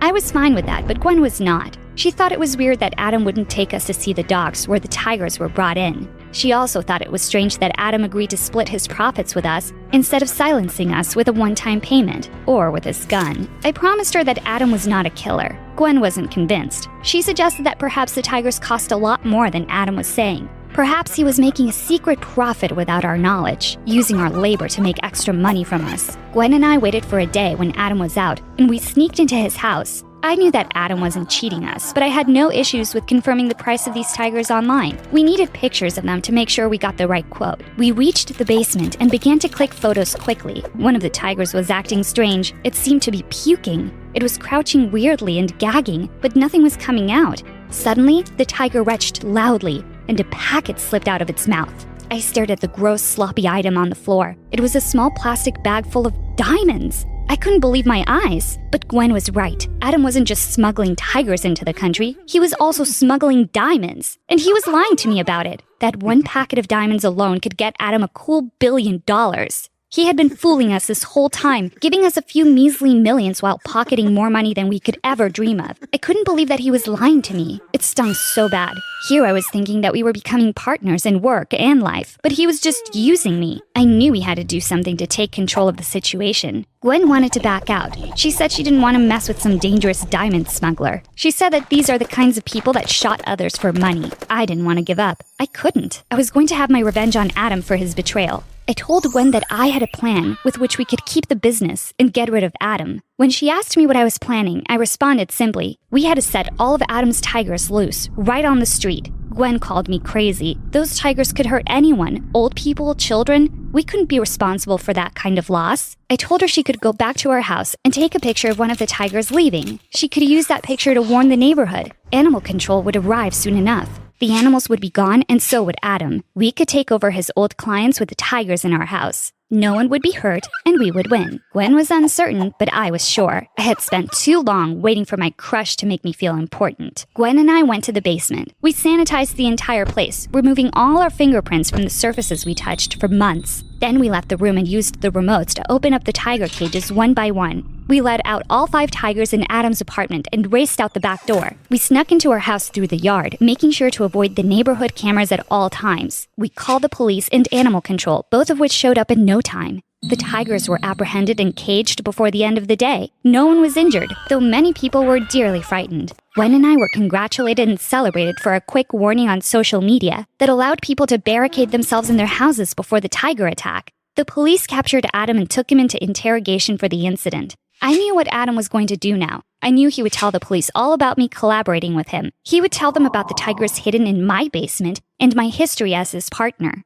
As I predicted, the police showed up to my house later that night. They came in full force with a search warrant in hand. Gwen and I let them in. Just as we planned, they searched the entire house and found nothing. They went with us into the basement and saw nothing other than old laundry. They were confused, as Adam's testimony had sounded really solid, but I assured them that Gwen and I were upstanding, moral citizens who would never partake in something so strictly illegal. I told them that Adam had a crush on me for a very long time, and he was angry that I had not only rejected his advances, but it was my tip online that got him caught. The police had no choice but to believe me. After all, they had no evidence to say otherwise. Before the police arrived at my house, Gwen and I had moved the tigers we had hidden. We were rich now. We were not the same broke girls without resources from a few months ago. We had connections. We moved the tigers to a farm nearby and sanitized the entire basement so no chemical evidence of their existence could be found. I had stolen Adam's phone and contacted all his clients as their new source. Then I used his phone's location history to find his dealer. This way, we took over Adam's business while he sat in federal prison. Expensive tigers hiding priceless diamonds. Gwen and I had never held a more powerful job. We were like the kingpins of our town, hiding in our modest house and living like queens. We could buy whatever we wanted, go wherever we wished, and have whoever we craved. We wanted to avoid suspicion, so we continued to stay in our old house. From the inside, we did it up better than a luxury hotel. Life was perfect, until the day Adam was let out of prison. He'd gotten out early due to good behavior and community service. This was terrible news for Gwen and I. I was scared that he could come back like a ghost haunting us for ruining his life.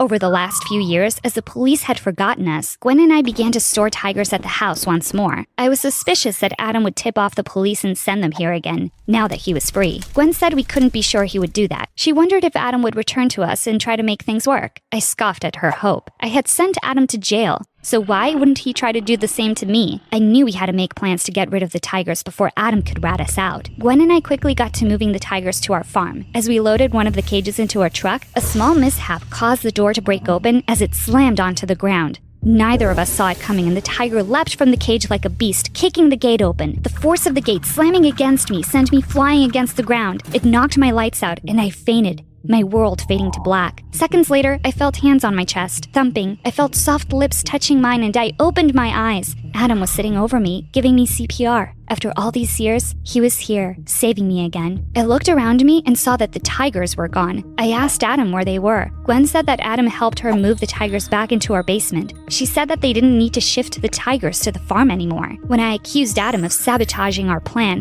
Gwen stopped me. She said she wanted me to stop assuming the worst about Adam, that he was a better person than I had imagined, and he was here to bury the hatchet. Maybe we could move on from the years of ugliness and work together again, Gwen suggested. What the hell was she talking about? I was completely confused. Why was Gwen being so partial to Adam? Why were they both exchanging looks with each other? What was going on? Gwen walked over to Adam and took his hand in hers. Then she told me her secret. She and Adam had been writing letters to each other while he was in prison. She said they had fallen in love with each other. Gwen had been uncertain about whether Adam would come back for her after prison. He had proven himself, however. He was here and not for revenge. He wanted to be with her, and she wanted to be with him, in work and in life. I had never been more shocked in my life, and I have been through some really shocking things. I felt utterly betrayed. Gwen knew that I'd had a crush on Adam for the longest time. She also knew how Adam had lied to us about the diamonds. She said she didn't care, that Adam had explained all of it. She said it was normal for Adam or anyone else to not want to share their profits with strangers right away. She said that it was I who was wrong for getting Adam thrown in jail instead of talking to him about it. I couldn't believe Gwen was really taking the side of this strange criminal over her best friend.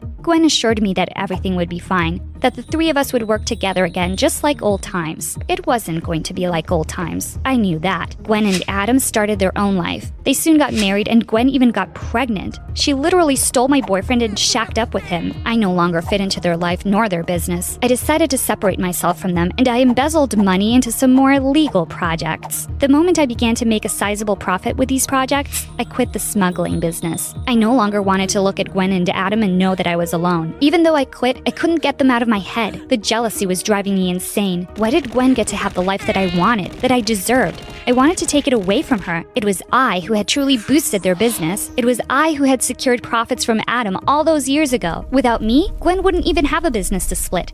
I decided to make a plan to rat them out, to have them arrested and keep the business for myself. I found a man named Jeeves, a bounty hunter who helped frame people for copious amounts of money. I paid him off and told him what I needed to get done. I told him about the tigers and how we would have to transport them before we framed Gwen and Adam. Jeeves and I formed a plan, and he came over to my house to execute it. We were going to Gwen and Adam's house, and then we would call the cops from their basement, saying we discovered hidden tigers. Adam already had priors. They would believe us without a doubt. When we finally met up with Adam and Gwen in their house, I got my phone out to call the police. I didn't need to. We were already surrounded by the police. I just didn't know it yet. Once we were all in the same room, Jeeves pulled out his gun and revealed his true identity to us. He was a detective, sniffing out a tiger smuggling ring here in our city. He had recorded every single thing I had told him, and he had enough proof to arrest all 3 of us for animal cruelty and the destruction of 100 other state and federal laws. The police jumped out of the shadows and arrested all 3 of us. I couldn't believe my fate, and I couldn't stomach how careless I had been. I had vetted Jeeves, but clearly I hadn't done it thoroughly enough. I was so eager to get what I wanted that I let my guard down. I was tossed into federal prison. Gwen and Adam testified against me, saying it was me who owned the business all along. They told them how I had released tigers all those years ago to frame Adam. They said I had forced them to work with me for years and threatened to kill them and their child if they tried to back out. I was filled with so much rage at this fake testimony that I began to scream at them with anger during the trial. The judge made the cops seize me and send me back to my cell. My cell has been my home for 10 years now. Gwen and Adam did minimal time. After all, no one wanted to take a child's parents away from it. I was blamed for everything that happened, and it was I that did the time. I was tortured by rage and loneliness in my cell, furious that with all my power and strength, I could not destroy my crush and my best friend. I'd been avoiding this all night, but it was time to face the truth. I was standing in the middle of the dance floor at the winter formal, surrounded by 2 of the most popular boys in school, Nicholas and Isaac. Nicholas gave me flowers. Isaac jumped in front of Nicholas and started singing me a love song. Nicholas threw a glass of punch in Isaac's face, then gave me a diamond necklace. Both of you, get away from me! How many times do I have to tell you I don't love you? But we shared a chicken sandwich. I gave you half my fries. What about me? We walked on the beach under the moonlight and kissed under the stars. I liked all your Instagram posts, and I texted you 1,000 smiley face emojis with hearts in their eyes. The hearts were in all of their eyes, Ember. Do you know what that means? Leave her alone, you jerk. She's my girl. No, she's mine. No, mine. The lovesick boys started shoving each other. Then it turned into an all-out brawl. I snuck out the back door and ran straight into my worst nightmare, my nemesis, the boy that stole my heart and had the power to break it into 1,000 pieces. His name was... oh, I can't even say his name without getting butterflies. I feel like such an idiot. What's wrong with me?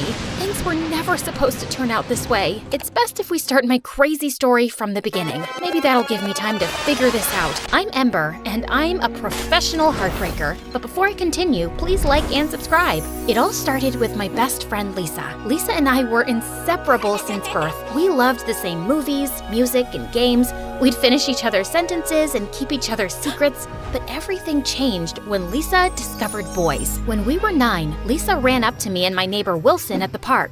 Do you see that boy over there? The one that's picking his nose? Of course not. The one that's eating sand? No, the one next to him with the dark hair and dreamy brown eyes. I think I'm in love with him.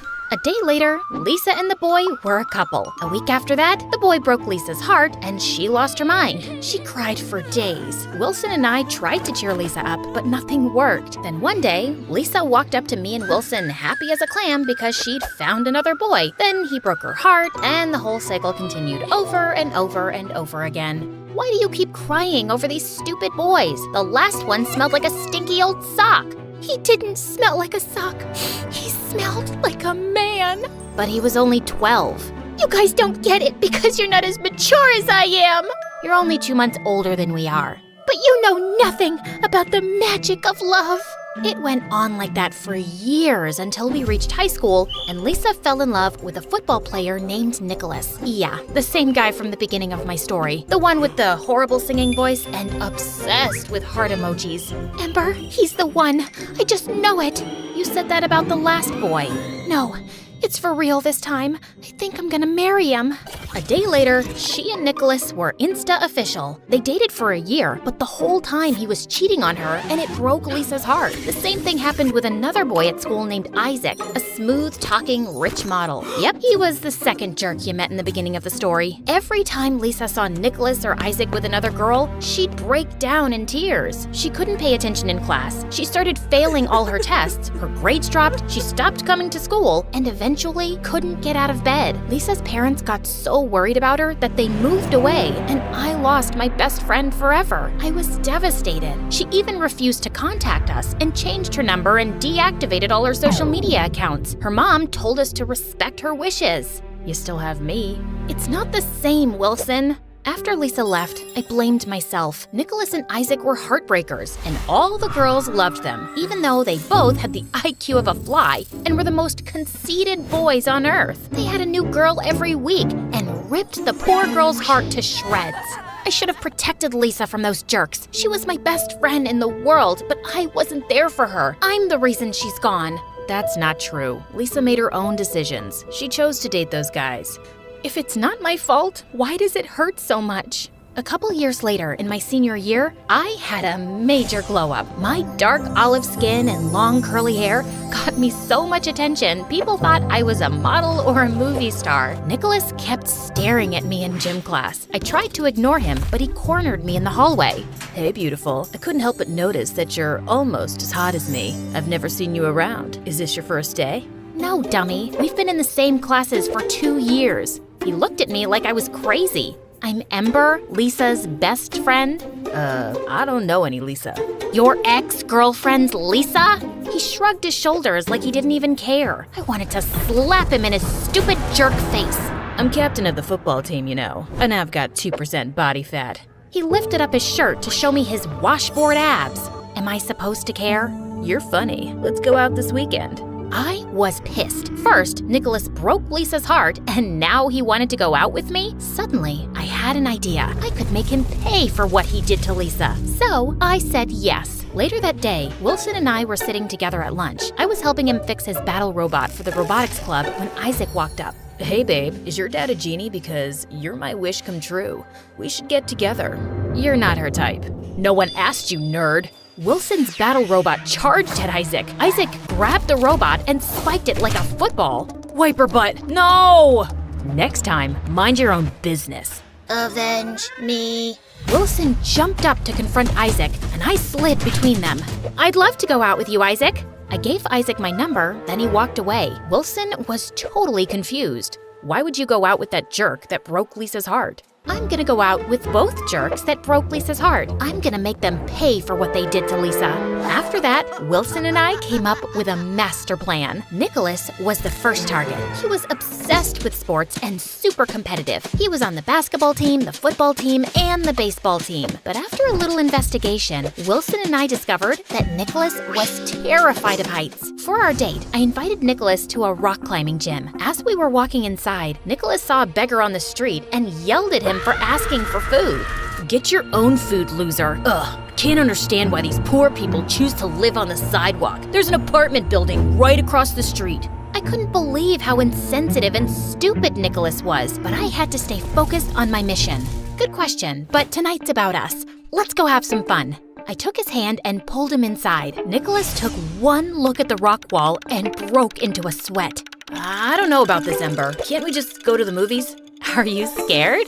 I didn't know you were a chicken. I'm no chicken. I'm not afraid of anything. I'll climb to the top twice as fast as you. You're on. I raced to the top, and Nicholas struggled to keep up. Come on, Nicholas. You can do it. Just don't look down. Nicholas looked down and freaked out. He started crying like a baby. It took 20 minutes for the instructors to pry him off the wall. Wilson recorded the whole thing on his phone and posted it online. The video went viral in minutes, and Nicholas was the biggest joke. The next day, I went out with Isaac. He got us concert tickets to see a famous pop star. He met me at my door with a huge bouquet of flowers, but when he wasn't looking, I slipped a couple doggy treats in his pocket. As we were walking to his car, my neighbor's huge dog charged towards him. Isaac got so scared, he turned to run, but slipped and fell face first in the mud. His clothes were ruined, and so was his perfect hair. I'm so sorry. It's okay. It was an accident. Too bad we'll miss the concert.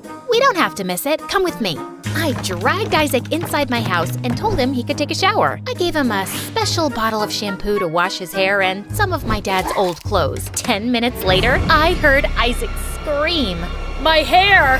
Oh no! Silly me. I guess that wasn't shampoo. At least the green brings out your eyes. Isaac ran out of my house like a maniac. I wished Lisa was here to see what we did. She would have been so proud. Wilson and I celebrated. I even had the rest of the weekend to help him fix his broken battle robot. I really appreciate your help, Ember. It's the least I can do. I couldn't have gotten back at Nicholas and Isaac without you.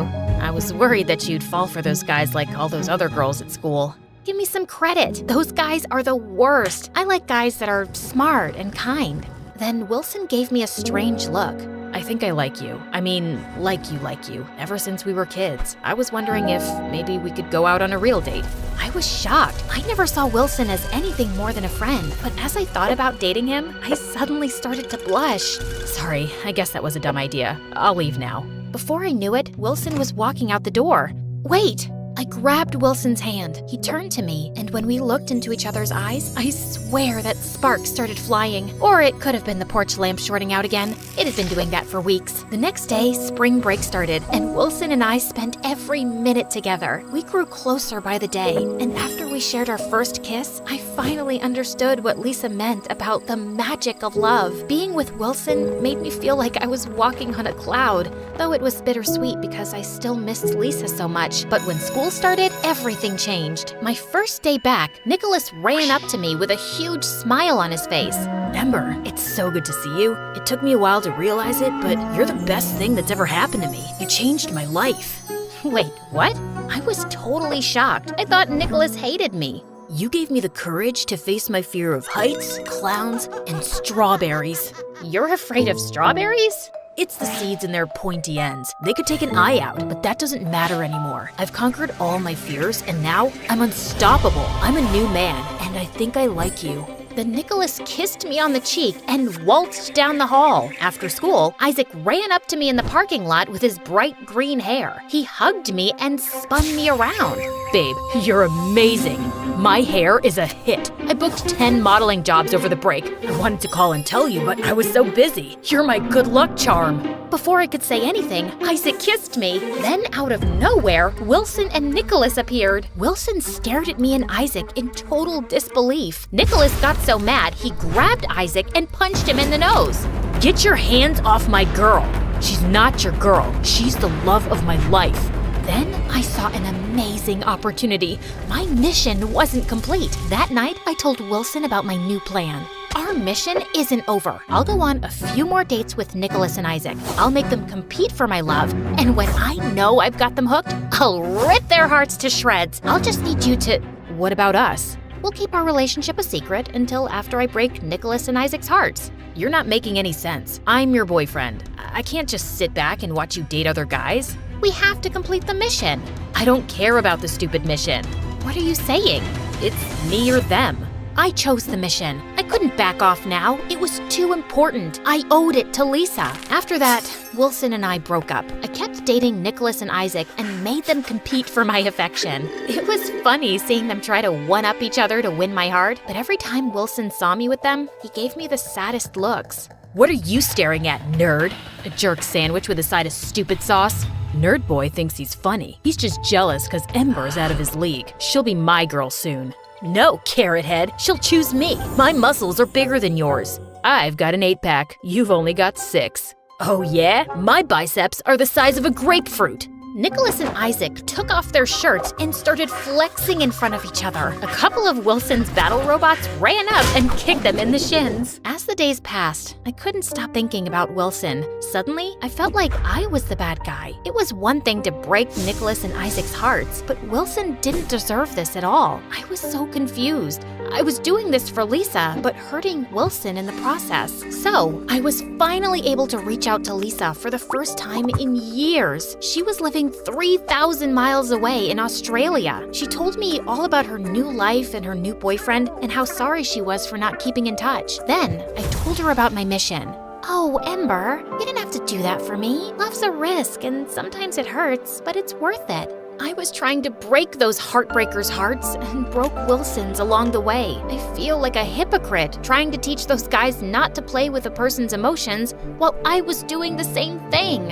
You made a mistake, and that's okay. We all do. Now you just have to fix it. The next day, I met up with Nicholas and Isaac. It's over. I don't love you. I don't want to see you anymore. They didn't take it very well. They dropped dozens of teddy bears, candy, and love notes at my door, but I sent it all back. I tried to contact Wilson, but he didn't return my calls. And when I went by his house, his mom told me he was out of town at the National Robot Battle Championships. I was proud of Wilson, but so sad I wasn't there to support him like he'd always supported me. He posted a bunch of videos from the competition online. The moment I saw his face and heard his voice, my feelings for him rushed back, and suddenly, I was nursing my own broken heart. A week later, a couple of girls from class encouraged me to go to the winter dance. It was better than sitting in my room all alone, so I agreed to go. So, yeah, now we're back to where we started. Hey, editor, can you speed things up from here? No problem. Okay, here it is, the moment of truth, when I ran out the back door and right into the love of my life. If you haven't guessed it by now, the mystery guy is Wilson, and he looked so different that night. He was confident and happier than I'd ever seen him before. Wilson looked up at me with his big brown eyes, and all my feelings for him were stronger than ever. I'm sorry I hurt you. I was so obsessed with getting revenge for Lisa that I became a colossal jerk. I hope you can forgive me. Maybe someday we can be friends again. I don't know. You did some really dumb stuff. I get it. I ruined our friendship and broke your heart. I understand why you don't want to be friends anymore. I guess this is goodbye. I turned to leave, then Wilson grabbed my hand and smiled. This doesn't have to be the end. Maybe we can fix this. I think it's worth a try. Another mission? Something like that.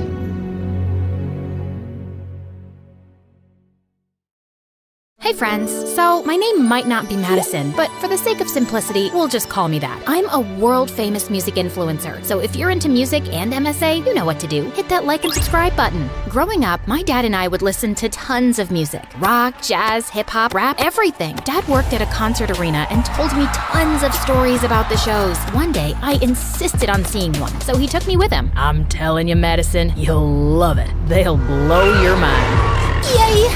I'm so excited! I watched the entire concert from my dad's tiny office window and was mesmerized by the sound and energy of the crowd. After that, it became routine for Dad to sneak me into his office every other weekend to watch the shows. In 9th grade, I decided I wanted to share my passion for music with the world and dreamed of being a music influencer. So I created an Instagram account and started posting reviews and videos from the concerts I went to. My content quickly gained attention, and soon I had a steady stream of followers. Then one day, a local band contacted me on my Insta and offered me free tickets to their concert if I posted about them. It was then I knew I was well on my way to my dream of being a professional music reviewer. It all felt like a dream. I mean, I went from watching concerts through small windows to getting free tickets. Over the summer after high school, I was obsessed with a rising music superstar who had just left a huge boy band to start his own solo career. His name was, let's call him Barry Skies. I had a crush on him, and I was dying to see him perform live. Dad suggested I reach out to him for free tickets, but I wasn't too sure. He's one of the most famous upcoming artists under 20 in the world. I really want to, but I'm not sure they'd think I'm worth it. Sweetheart, people won't know what you want if you don't ask for it. I say try it. It was worth a shot, so I sent Barry a message on his Instagram, not really expecting a response. Little did I know that this single action would change my life forever. Cause not only did I score front row tickets, but I also got a meet and greet with him. At the concert, the arena went dark and everyone started screaming. Barry stepped out of the smoke and walked up to me, and before I knew it, he took my phone. Whoa, I was about to get the best live stream of the night. Do you think he's just gonna keep it? Who cares? I'm live on Insta. My followers must be going gaga right now. Eventually, he did give me my phone back, along with a wink, making all the girls in the arena scream. Was he flirting with me? After the concert, I went backstage and was greeted by Barry's manager. Thank you so much for the tickets. You certainly are an impressive young lady. As soon as you went live earlier, the sales for Barry's new record skyrocketed. I was honestly flattered. Right then, I remembered my dad's words and had the most awesome idea ever. So, So, I have like 5 million followers on Instagram and TikTok combined. I can give Barry's fans a behind-the-scene look at life on the road. He's not active on social media, so I can really help him out. It's certainly an interesting idea. We've never done anything like that before. I'll talk with the team. As she walked away, I was excited that she was even considering it, but I never knew that this moment would create a domino effect that would lead me to where I am today. Stay tuned to find out how my dad's advice changed the course of my life. While I waited, I spotted candy on the snack table and grabbed a handful. Right then, this dude wearing a baseball cap and sunglasses came up to me. The food is for the band only, and I don't remember you on stage. Who are you? I'm Madison. Ugh, security just lets anyone in here. Hey, I was invited back here by Barry's manager. Wait, you're that girl from the front row, the influencer? The one and only. Well, I hope you got the numbers you were desperate for. Hope Barry got the numbers he was desperate for. My fans drove up his record sales, so if you work for him or something, you're welcome. My heart pounded as I faced the jerk. Right then, Barry's guitarist did a slow clap. Tell him, influencer girl. Stay out of it, Leilani. No way. I gotta shout out anyone who can take on Barry Sky's massive ego and win. What? He was Barry? Barry Skies? OMG, I didn't recognize him with the glasses and baseball cap. I was horrified. I guess that's why they say never meet your idols. Right at that moment, Barry's manager returned and told how the team wanted me to join them on the tour. Actually, I'm not so sure now. And this is what we'll be paying you. When I saw the contract, I had to take it. I could use the money to buy tickets to a music festival, fly first class, get a whole new wardrobe, buy a car. Okay, not buy a car, maybe rent an awesome car. I'm all yours. No way. She's not on my tour. Yes way. You need to engage your fans and she'll help you do that. See you tomorrow. Saying that, she walked away, taking Barry with her. At home, I begged my parents to let me go, and once I promised to call every day, they agreed. I packed my bags and was off on my first ever tour with a band. My first night backstage was nerve-wracking. Barry was giving me the stink eye, but then Leilani came over and put her arm around me, making me feel better. Hey, it's nice to have another girl my age here. Yeah, if I can survive Mr. Ego over there. Barry's not so bad once you get to know him. You should watch out for Mrs. Skies, the momager, though. Oh, she's his mom? Mrs. Skies had everybody under her thumb. It was obvious why Barry was so grumpy. Even the sound techs, Leilani, and the lighting guy were all scared of her. I was relieved I didn't have to deal with her. My job was to post videos of Barry performing with great captions, go live on Instagram, and keep everyone updated about what was happening backstage. The tour was going great, and I was getting tons and tons of new followers, and they all had one request. Give us an interview with Barry. Take pics with Barry. But how? I was so frustrated with the guy. He was always in a bad mood. Leilani, you're playing the tune wrong. Ugh, start it again. Barry, I am not feeling well today. I am trying. Give me 5 minutes. Fine. Everyone take 5. I don't know how you do it. He's such a baby. Well, we've known each other since we were kids. Barry used to be more easygoing. I think he's just overworked. He just needs a little more fun in his life. A little fun, huh? I'd give him fun. That night when Barry opened the dressing room door, fake spiders dropped on him. The guy totally freaked out. Hey, who did this?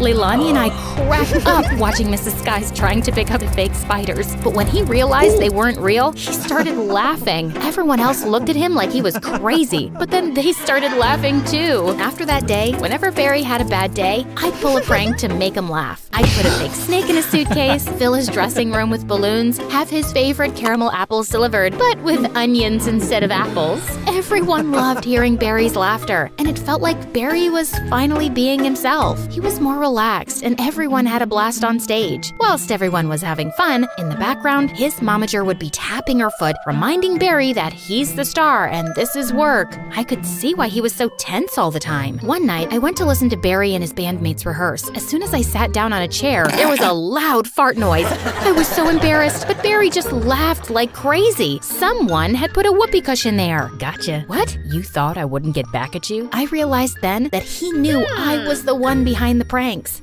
From then on, Barry and I started a prank war. We kept trying to make each other laugh. We had fun being silly together. His glares turned into smiles, and I felt the butterflies again. His mom, on the other hand, was so mad, always trying to find out who was behind the pranks, but Barry never told her anything. If only she knew, I'd be out of a job. One time after the show, I snuck onto the stage to record a live session at Barry's piano, but stopped the moment I heard Barry's voice. I didn't know you played so well.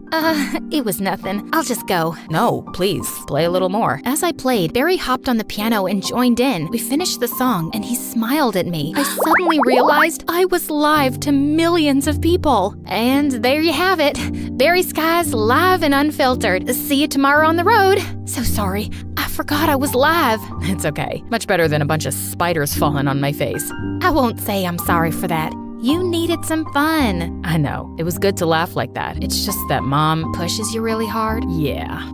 I know she wants me to succeed, but sometimes it's too much. I wish I could tell her to just ease up. Give me some time to bond with my band. Give me time to breathe. Why don't you tell her then? My dad told me once, people won't know what you want if you don't tell them. Tell me what, Madison? Before Barry could reply, Mrs. Skies appeared. She must have heard it all. Oh, we're paying you, so hurry up, Madison. In the van. Barry, you in the limo. Mom, I'm taking the van with the rest of the band. Barry, honey, you're the lead singer.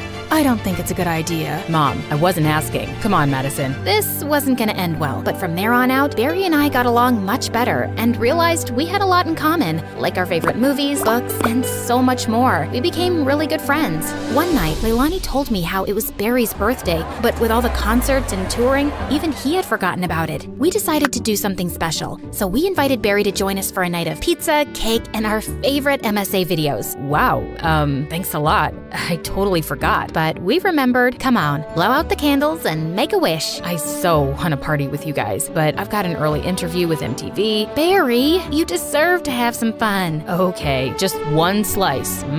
Maybe 2 or 3. We laughed, danced, and enjoyed the evening. And before we knew it, we had fallen asleep until the next morning when a loud phone ringing woke us up. Oh no, I'm late. Your interview! We rushed Barry to the TV station in his limo, and his momager was waiting, tapping her foot. Just what are you thinking, Barry? This interview is very important. I'm here, aren't I? Chill, Mom.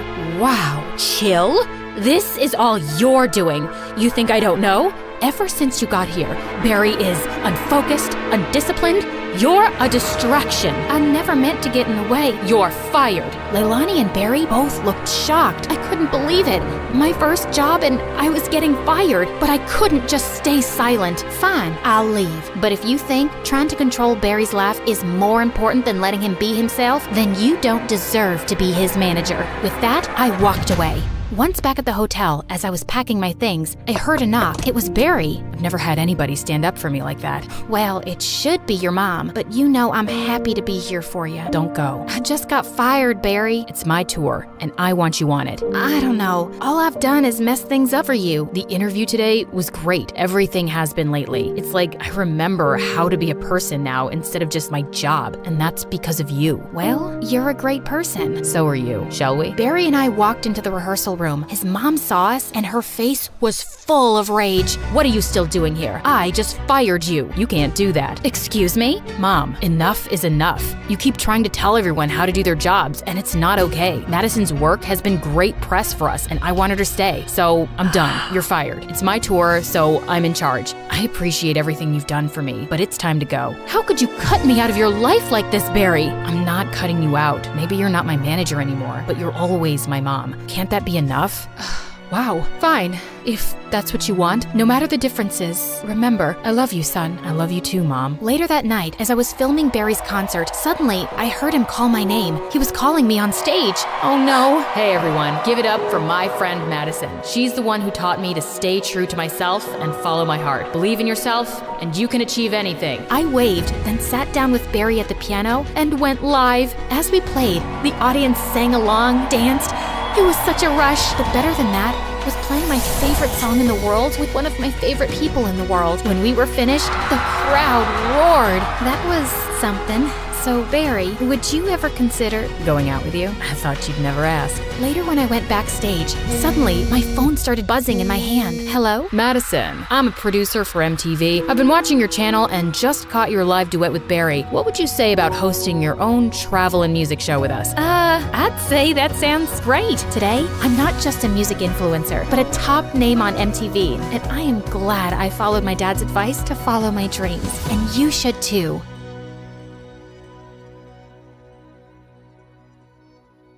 Hi, I'm Summer, and I'm a famous blogger. Please like and subscribe. I was born to a rich, single mother who owned a successful chain of hotels. Growing up, we were constantly knocking heads. She wanted me to eventually take over the family business, but I was obsessed with fashion. I launched my YouTube channel at 15, and in 3 years, I became a popular fashion influencer with over 500,000 subscribers. But Mom still wasn't convinced. One night, as I was getting ready for a yacht party, Mom came into my room with my acceptance letter to a top fashion college in France. What's this? Not now, Mom.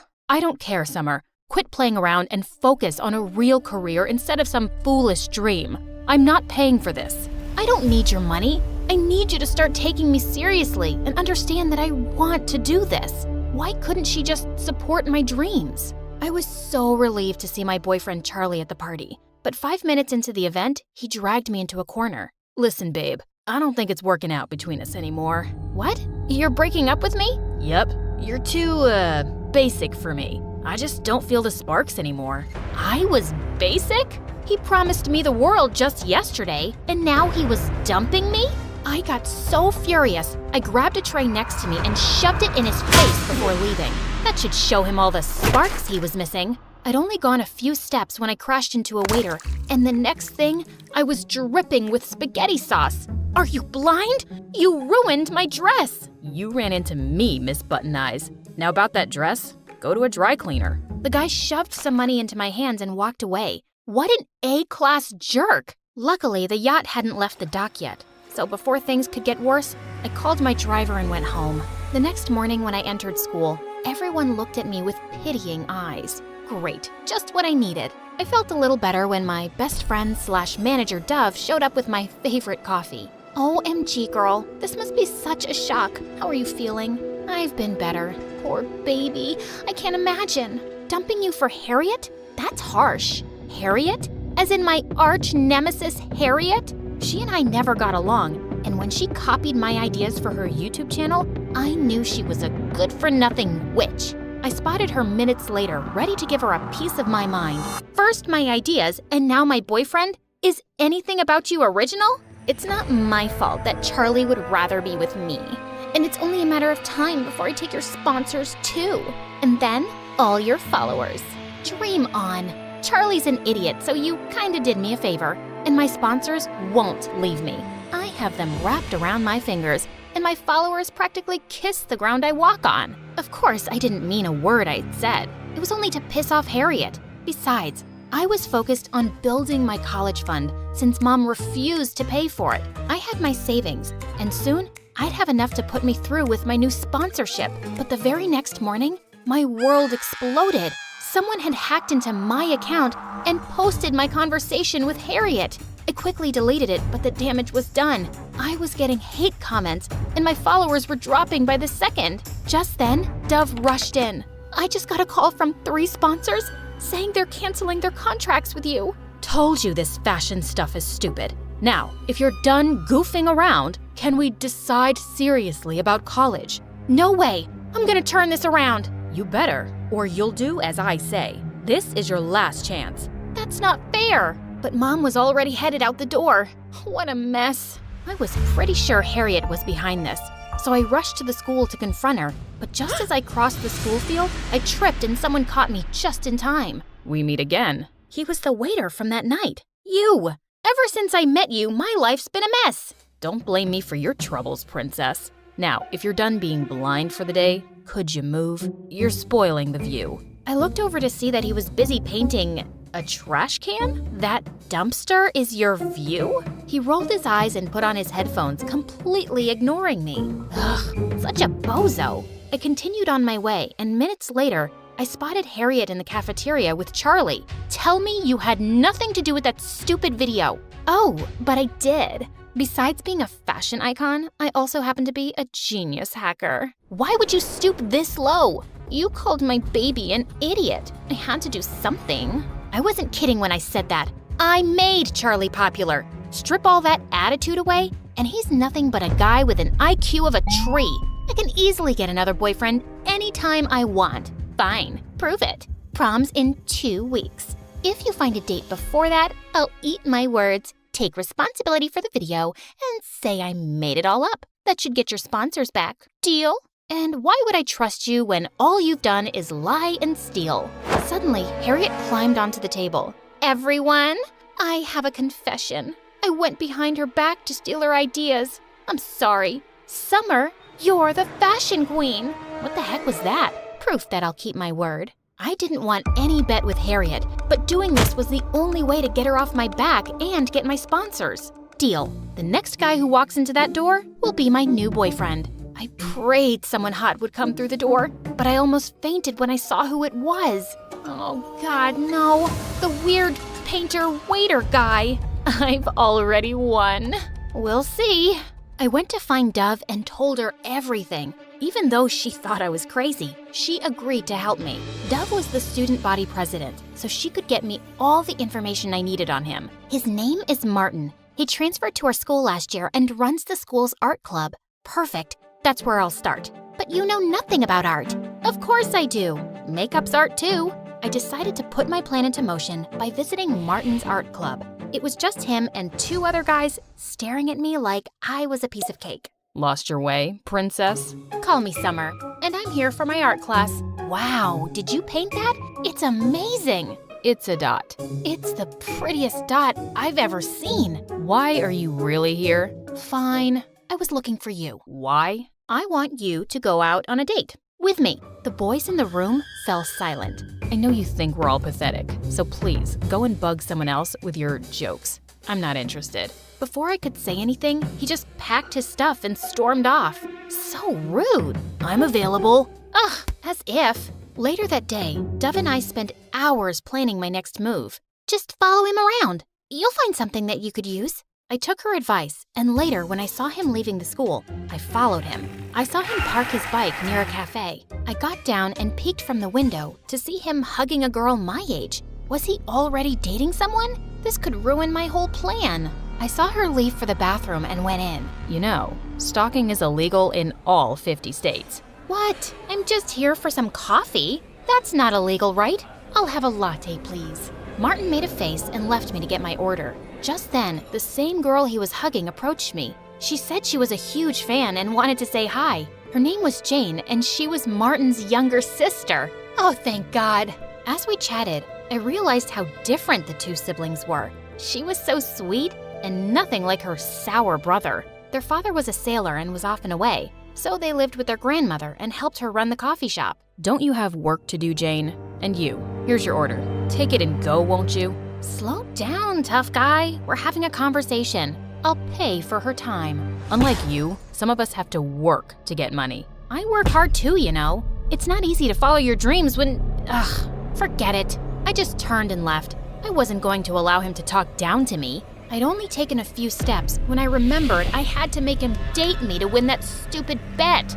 Ugh. Just then, Martin caught up with me. Hey, I'm sorry. That was uncalled for. So does that mean you'll go out with me? Why? You haven't noticed me in a year, so why now? Because I find you interesting. Think of this as an apology for not noticing you. Since you won't leave me alone, fine, but I'll pick the place. Deal. We exchanged numbers, and I left feeling proud of myself.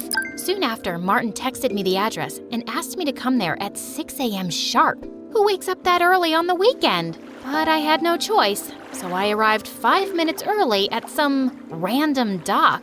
Suddenly, I spotted him working on one of the boats, shirtless, with the abs of a Greek god.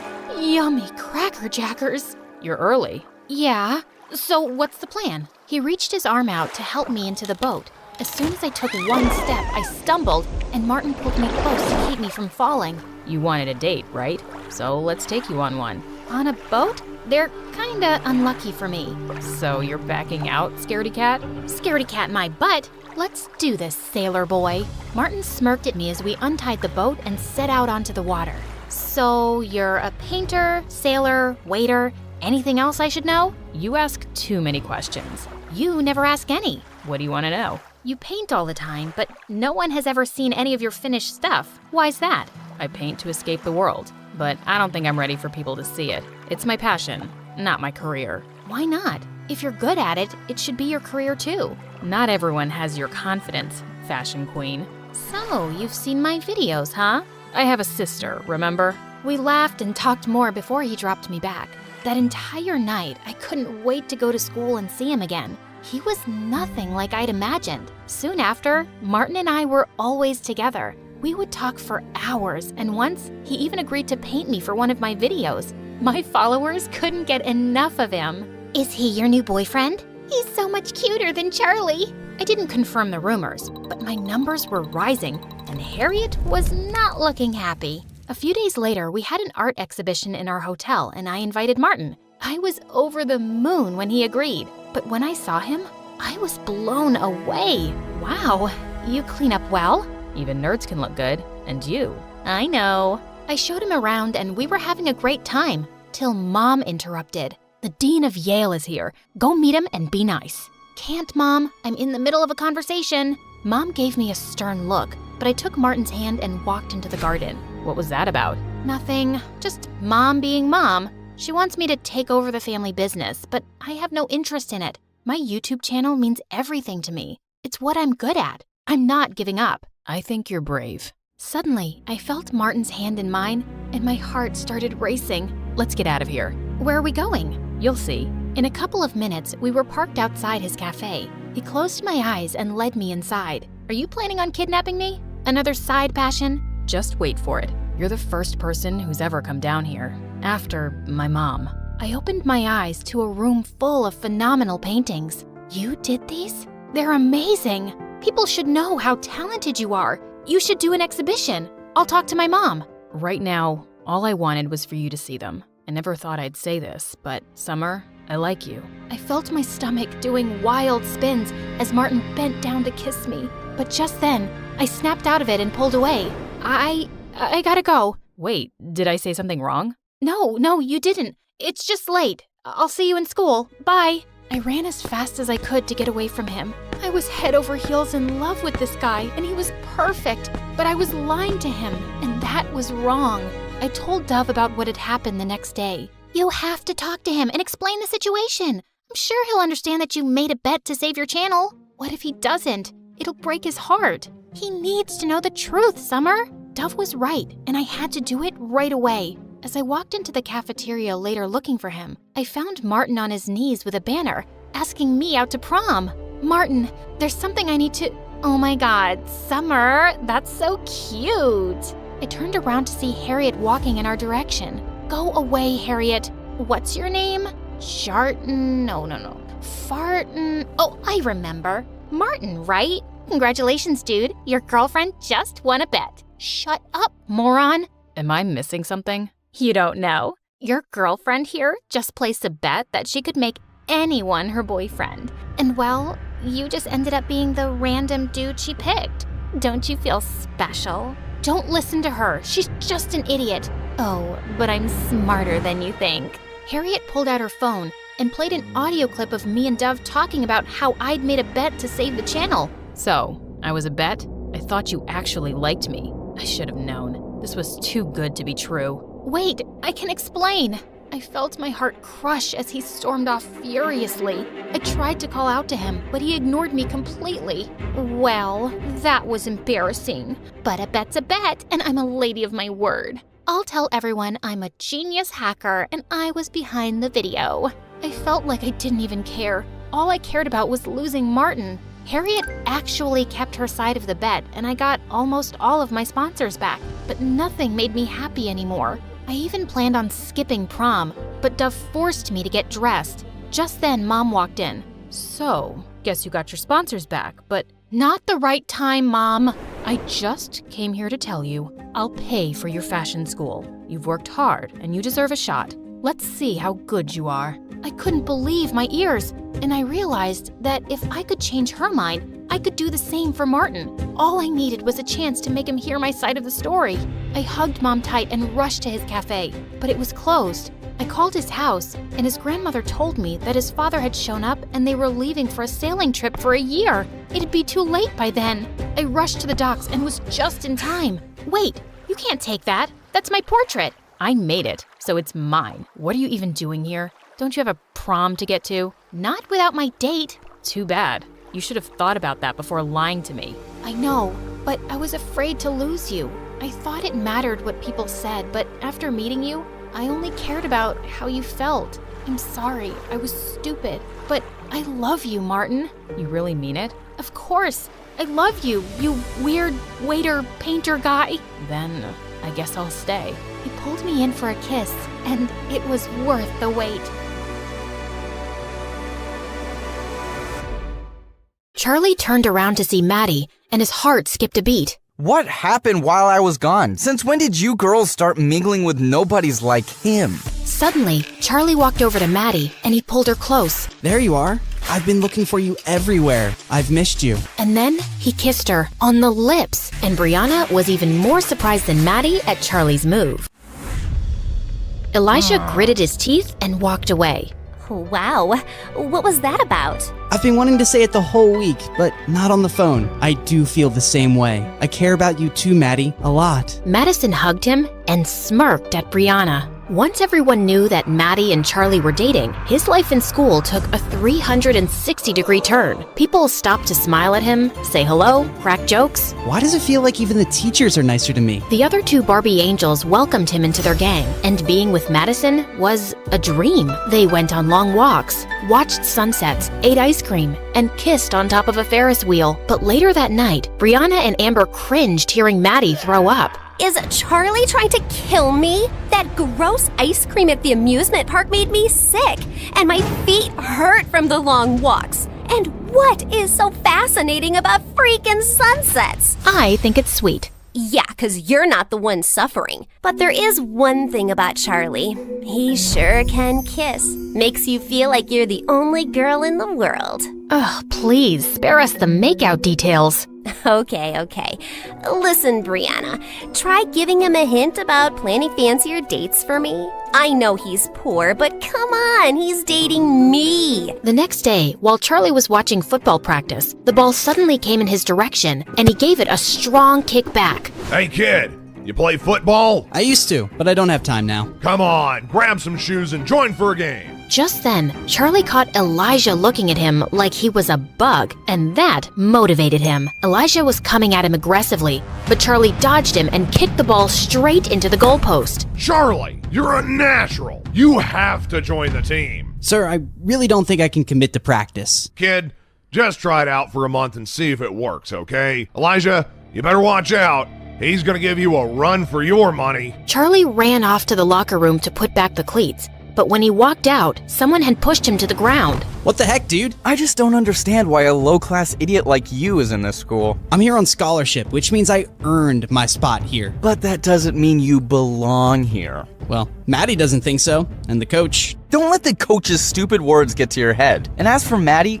gosh, you're a moron. Do you really think? Just then, someone pushed Elijah away hard. Dude, seriously, what is wrong with you? Why are you jumping to his defense? Because he's my friend. And what, are you threatened by a little competition on the field? Oh, please. This loser just had beginner's luck today. I'll crush him next time. And he won't have mommy out there to defend him. Elijah and his friends went out laughing as Charlie picked up his bag and fished out a broken snow globe. Great, this was for Maddie. She's so excited about her Vogue photo shoot coming out, and I wanted to give her something thoughtful. Maybe you could do something a little extra? Rent a car, get some flowers, go out for a nice dinner? Girls like being pampered. Wow, yeah, that sounds nice. Thanks, Brianna. Also for saving my butt. Also for calling me your friend.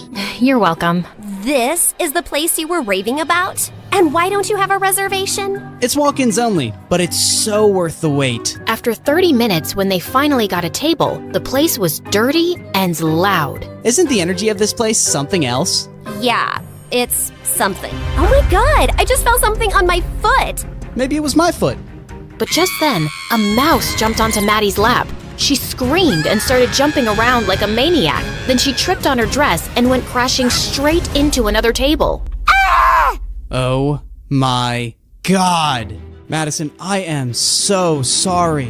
Why would you bring me to this horrible place? And did you see all those people who were making videos of me? This is gonna be all over the internet. I get why you're upset. But you know, today's video is tomorrow's old news. No one remembers these things. Excuse me? Are you gonna explain to me how fame works? People don't forget anything. Once something's on the internet, it stays there forever. People can pull it out anytime they want. Ugh, this is officially the worst day of my life. With that, Madison stormed out of the car. Brianna couldn't stop laughing as she watched Madison's video posted online, but now she had to do some damage control, so she called him as Maddie. I've had some time to cool down, and I'm sorry for going off on you like that. And I'm sorry about the mouse and the video. You're right, I don't know what it's like to be famous. It's the best and the worst. It's great to have people look up to you, but sometimes they talk about you like you're not even a real person. And imagine having your failures or embarrassing moments splashed across the news as entertainment. It sounds brutal. I'm almost glad I'm a poor nobody. As they were talking, Charlie ended up telling Brianna all about his amazing grandma and how she'd made him apply to the school. I just want to get myself into a good university so I can make something of myself and spoil my grandma rotten. She deserves the whole world. Well, you're definitely the guy who'd get it for her, Charlie. Over the next few weeks, Charlie found himself bewitched and confused by Madison. He felt closer than ever over their late-night talks, but in person, she was totally unpredictable. One moment, she'd be all over him, and the next, she was snapping his head off. Charlie, do you think I'm fat? No. Why did you pause before answering? What? No, I didn't. Yes, you did. You said, no. You even looked at me before replying. I shouldn't have looked? Why would you look? Don't you just know? Maddie, you're being irrational. Now I'm crazy, am I? Well, I'm not fat. I'm PMSing, so I'm bloated. I hadn't noticed. Really? Ugh, you're so insensitive. You have no idea what it's like to go through this every month. Right now, I feel like killing someone. And I also really want that Thai red curry ice cream. I'll get it for you, babe. Whatever helps you feel better. You getting out of my face would make me feel better. And yes, the ice cream. Now. You got it. Amber and Maddie started laughing hard as soon as Charlie was gone.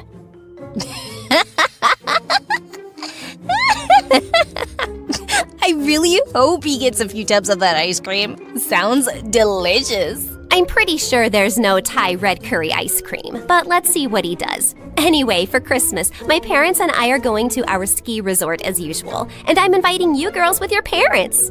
Should I invite Charlie? You have to, right? He's your boyfriend. Yeah. And at least 3 of my exes will be there. And I'd rather not show up single, but I'm gonna have to give Charlie a makeover before I take him. On his first day at the resort, Charlie slipped out of his room at 5 in the morning and found Brianna waiting in the kitchen. Oh, you're here. I almost thought you wouldn't come. I almost thought that too. I don't know why I agreed to this early morning skiing lesson. Because you're a good person and you like me? I'm just saving Maddie some embarrassment, because you'll definitely make a fool of yourself without my help. Couldn't agree more. They headed out to one of the smaller slopes, and she explained skiing techniques to him. I think you're ready. Well, as ready as you'll ever be. If I die, please break the news gently to Grandma. You play football against Elijah. You'll survive this too. Now don't be a wuss. Time to go! Brianna whizzed down the slope, and the cold wind in her face made her feel alive. She turned around to look at Charlie, who looked like a baby goat learning to walk. Charlie, just loosen up! Come on, I'm racing you down to the end! Charlie took a deep breath and relaxed. He was gaining momentum and actually starting to enjoy it. Brianna was flying ahead effortlessly, but he was catching up. But then suddenly, he was going too fast. He tried to slow down, but he just couldn't. And moments later, he felt himself crashing straight into Brianna, and they went tumbling into the snow. Oh my god, Brianna, are you alive? Is your neck broken? Please don't die. Say something. Oh, can you shut up for just 1 second? Yes, of course. Oh, I thought I'd killed you. Charlie pulled her into a bear hug. You're really okay? Yeah, I just got the wind knocked out of me. Imagine the headlines if something had happened to you. Stupid, worthless nobody injures beautiful teen goddess. You think I'm beautiful? Well, duh. That's not even opinion. It's just a scientific fact. The sun rises in the east, water boils at 100 degrees, Brianna's beautiful, you got some snow on your face. As they started making their way back, Brianna felt her heart racing. Oh, shake it off, Brianna. You cannot be attracted to your best friend's fake boyfriend. After an exhausting day of skiing, Charlie wanted to crash, but he had to dress up for a fancy dinner instead. The seats next to Maddie were taken, so he quickly took one next to Brianna. Please tell me, why are there 6 forks in front of me, and which one can I use to stab myself in the eye? Oh, definitely the meat fork for a quick death. Madison watched the two laughing, and she didn't like it. I don't want her getting more attention than me, even if it's from stupid Charlie. Hey, Charlie, could you sit next to Amber, please? Her parents couldn't come, and she, broke up with her boyfriend. She could use some cheering up. Charlie nodded reluctantly and took the seat next to Amber. So, Amber, you want to talk about your breakup? Okay, sure, why not?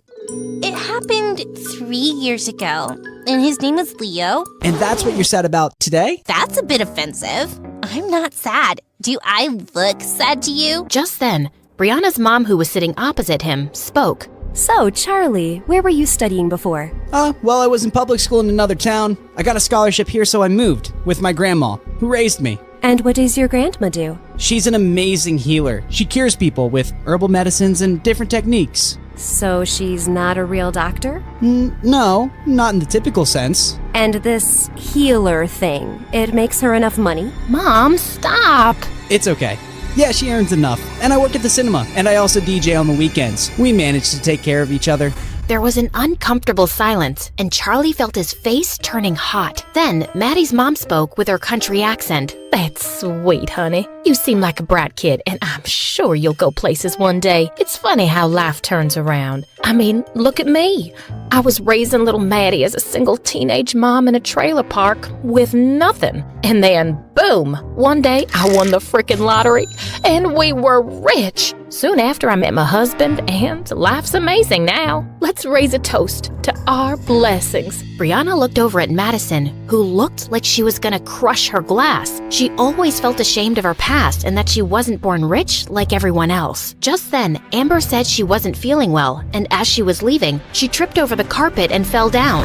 Amber, are you okay? Did you hit your head? No, I didn't. But it hurt so bad lately. And even my eyes, like sometimes I wake up and it takes me like 2 seconds to see the light, and I swear the lights are on. You know, I'm a scared cute mouse, right? I don't sleep in the dark. Okay, I'm gonna take her to her room to rest. When Madison returned later to the main hall, she suddenly overheard Brianna's mom and another woman talking. That woman sure loves to tell her trailer park story. She's been rich for years now, but she still sounds so trashy. Money can't buy class. And now look at Madison's choice of boyfriend. I mean, he's sweet, but no amount of designer clothes can hide where you really come from. Madison's ears burned as she stormed off and ran straight into Charlie in the hallway. Hey, I was looking for you. How's Amber? Why did you say all that nonsense at dinner? What? Oh, I'm on scholarship, and I work at the cinema, and my granny does voodoo. It's not voodoo, and why would I hide all that? It doesn't embarrass me. And even your mom was poor, and she's not ashamed of it. Well, she should be. I don't know why she keeps telling that story so proudly. No one respects her for it, and I don't want to be reminded of the cheap start of my life. She said all that stuff because of you. I've been trying to please you all day, Maddie, but I'm really tired now. I hate skiing, these clothes are pretentious, and I don't like talking about my grandma like that. Charlie stormed off to his room, packed his things, and called a cab. Charlie didn't speak to Maddie for a few days, but he gave in after all her apologies. I'm really sorry, okay? I just wanted my stepdad to like you, and he's a bit difficult. But I shouldn't have asked you to act differently. I like you, just as you are. Well, if you really want to make it up, you'll have to spend more time with my family now. Of course. I volunteer at the community center for old people and take grandma there every Saturday. You should come. Can't wait. Madison had begged Brianna and Amber to accompany her. Eek. Oh, this place smells like disease and something rotten. Shut up, Maddie, and just act normal. After they'd all met, Charlie asked Maddie to help him set up a game of musical chairs, while Brianna joined his grandma. I'm so glad to meet you girls. Charlie was certain he wouldn't make any friends at his new school. You've raised a pretty nice guy. Oh, trust me, I didn't do much. That kid was born with a heart of gold. Once when he was 8, he came home saying he'd lost his bicycle somewhere, and I was so mad. Well, a week later, I found him 3 streets down, teaching a little girl how to ride that bicycle. He told me that she'd lost her brother recently, and the cycle made her happy. She needed it more than he did. That's what he said. At 8. He's always been special. Later that night, Brianna's heart felt heavy when she got Charlie's text. Thanks for today, Maddie. It meant the world to me, and I love you. I love you too, Charlie. The next day, when Brianna showed Maddie the text, she was ecstatic. Finally! The 3 golden words! It's time for phase 3 of Project Plaything. Dump his sorry butt. Yay! Then sushi in Tokyo. But Maddie, he really cares about you, and dumping him out of the blue feels cruel. Can't we think of an easier way to let him down? But this was always the plan. Are we supposed to care about his feelings now? Well, yeah. We've gotten to know him, and I just think he would take this really hard. You know what? You're right. He is a bit oversensitive. Maybe I can be really difficult the next few weeks, and then he'll just get sick of me and be happy to break up. That sounds better. Thanks. After Brianna walked away, Madison turned to Amber. Who does she suddenly think she is? Mother Teresa? I'm tired of Charlie, and I want to pay him back for the times he was rude to me. I have the perfect plan to dump that loser. But don't say anything to Brianna, okay? Oh, I love it when we have secrets. Just the 2 of us. 3 days later, it was Madison's birthday, and she was having a big party in a dance club with Charlie as DJ. Then suddenly, she climbed onto a table with a mic. May I have everyone's attention, please? I have something to say to our resident DJ. Everyone fell silent, and Brianna suddenly had a horrible feeling. As you all know, I've turned 17 today, and I just want to start this year fresh. So Charlie, I'll start with you, 'cause I just can't fake things anymore. You are just a game to me, okay? To us. I got bored, so my girls and I decided to make you fall in love with me as a challenge. Actually, Brianna was the one who brought you to my attention. It's been fun messing around with you, but it's just made me realize that dating below my league isn't for me. I don't relate to you and your third world problems, dude. But thanks for a few fun weeks, and I'm sure you'll find a nice average girl soon. Ciao! Charlie just stared at her, frozen in his place.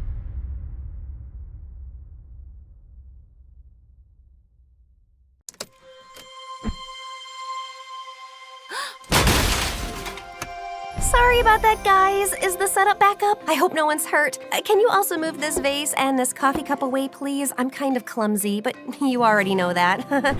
So, we're here to talk about my life, huh? It's quite a roller coaster, let me tell ya. Anyway, I'm Maisie, and before I continue, please like and subscribe to MSA. My story starts in a small apartment in Washington, D.C., where I lived with my dad, who worked as a computer expert with the government. Dad and I were close, mostly because we both loved computers and would spend hours chatting about codes, algorithms, applications. Well, let me tell you something interesting. There are over 700 computer languages, and the first bug found in a computer was an actual bug. Okay, that's not interesting. I can see you're yawning. That's because you took my coffee away. I would have broken that cup. I was 6 when I accidentally broke the toilet because my butt was too fat to fit inside. And then at 10, I went to a wedding, tripped on my own foot, and crashed into the wedding cake. You should have seen the bride. Some crying mess she was. So, you're clumsy and annoying? Do you want the story or not? Yes, please continue.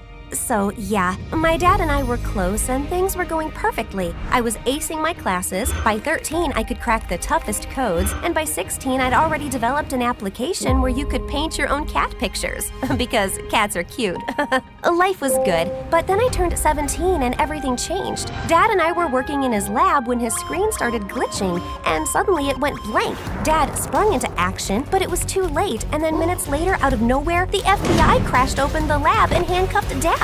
You're under arrest for leaking important government files. You have the right to remain silent, and whatever you say will be used against you in the court of law. No way, my dad is innocent. Tell them, Dad. Maisie, I'm sorry.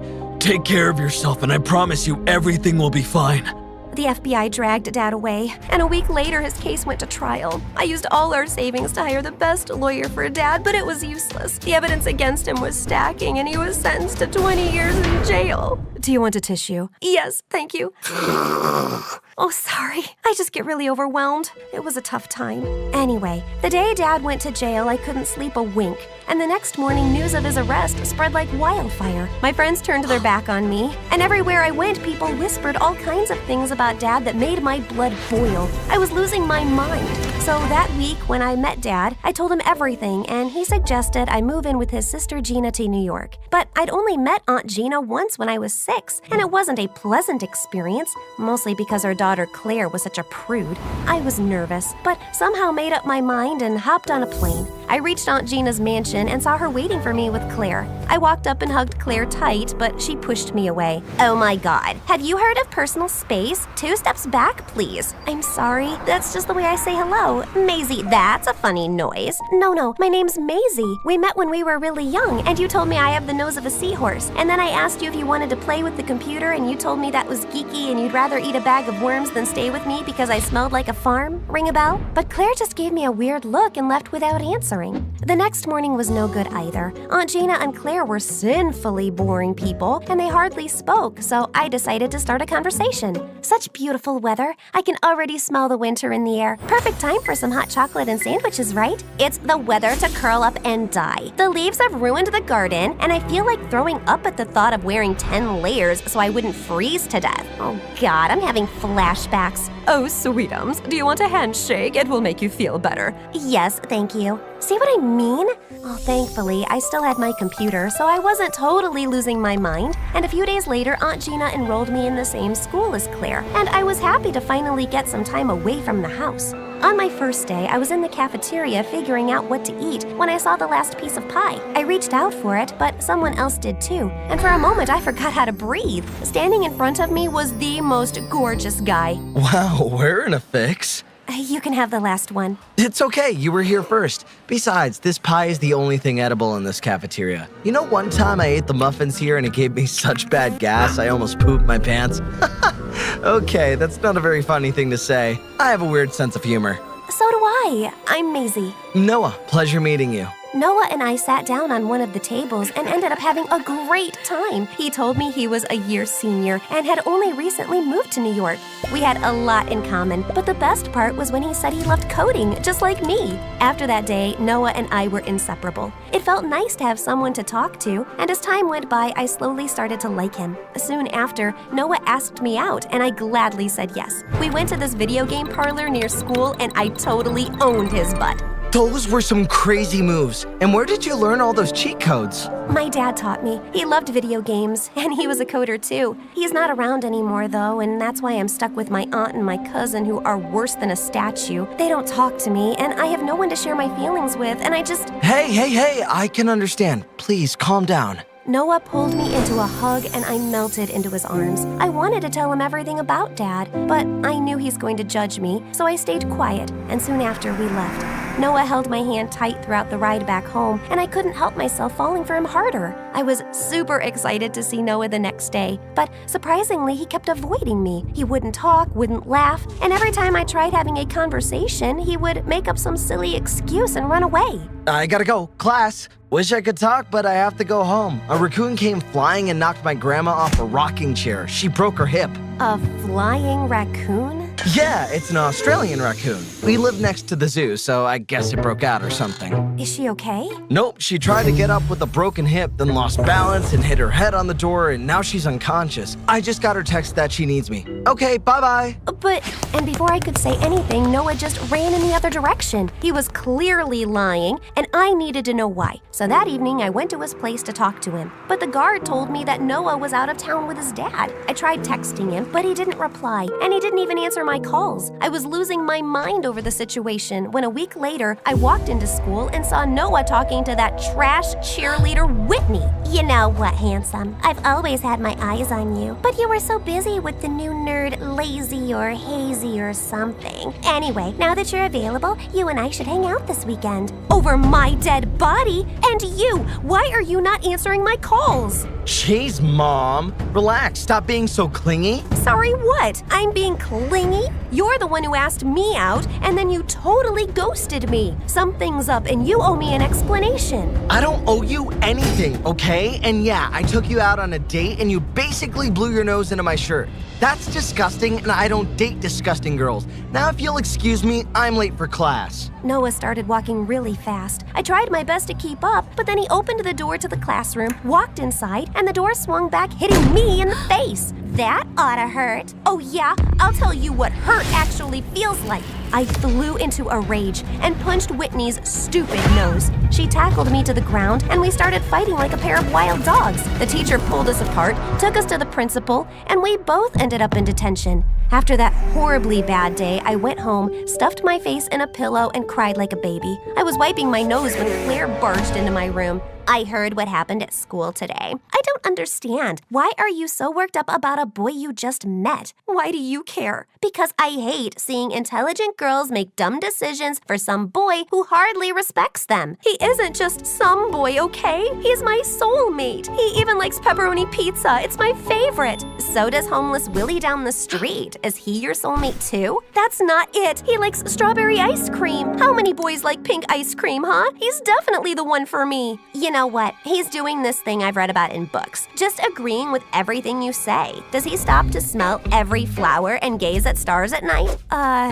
Yeah? Oh, yes, he's definitely faking it all. I haven't dated anybody, but I've read all the books there are to read about male psychology. I mean, I've only read 2, but I know they almost say the same things. Men aren't that complicated or diverse. He thought you were cute, and then he found someone cuter. This is not helping. Claire, trust me, Noah's different. He's lying, and I have to know why. I've already lost my dad, and now I can't lose Noah too. You also have me and Mom. I mean, I get why you're so hungry for love. The only people you love are in jail, and we both know my mom's as warm as an ice cube. But we're here for you, and that's why, if you're so sure that Noah's lying, then I will help you. You will? Oh, thank you. Just please don't hug me. I hate that. What started next was a series of things that Claire suggested, and even though some of them made no sense to me, I decided to go with the flow. The first thing on the list was to make Noah jealous by dating someone else, and for that, Claire hooked me up with her childhood friend Lance. We were standing by the lockers when I noticed Noah staring at me from the corner of his eye. I quickly took Lance by his arm and pulled him close.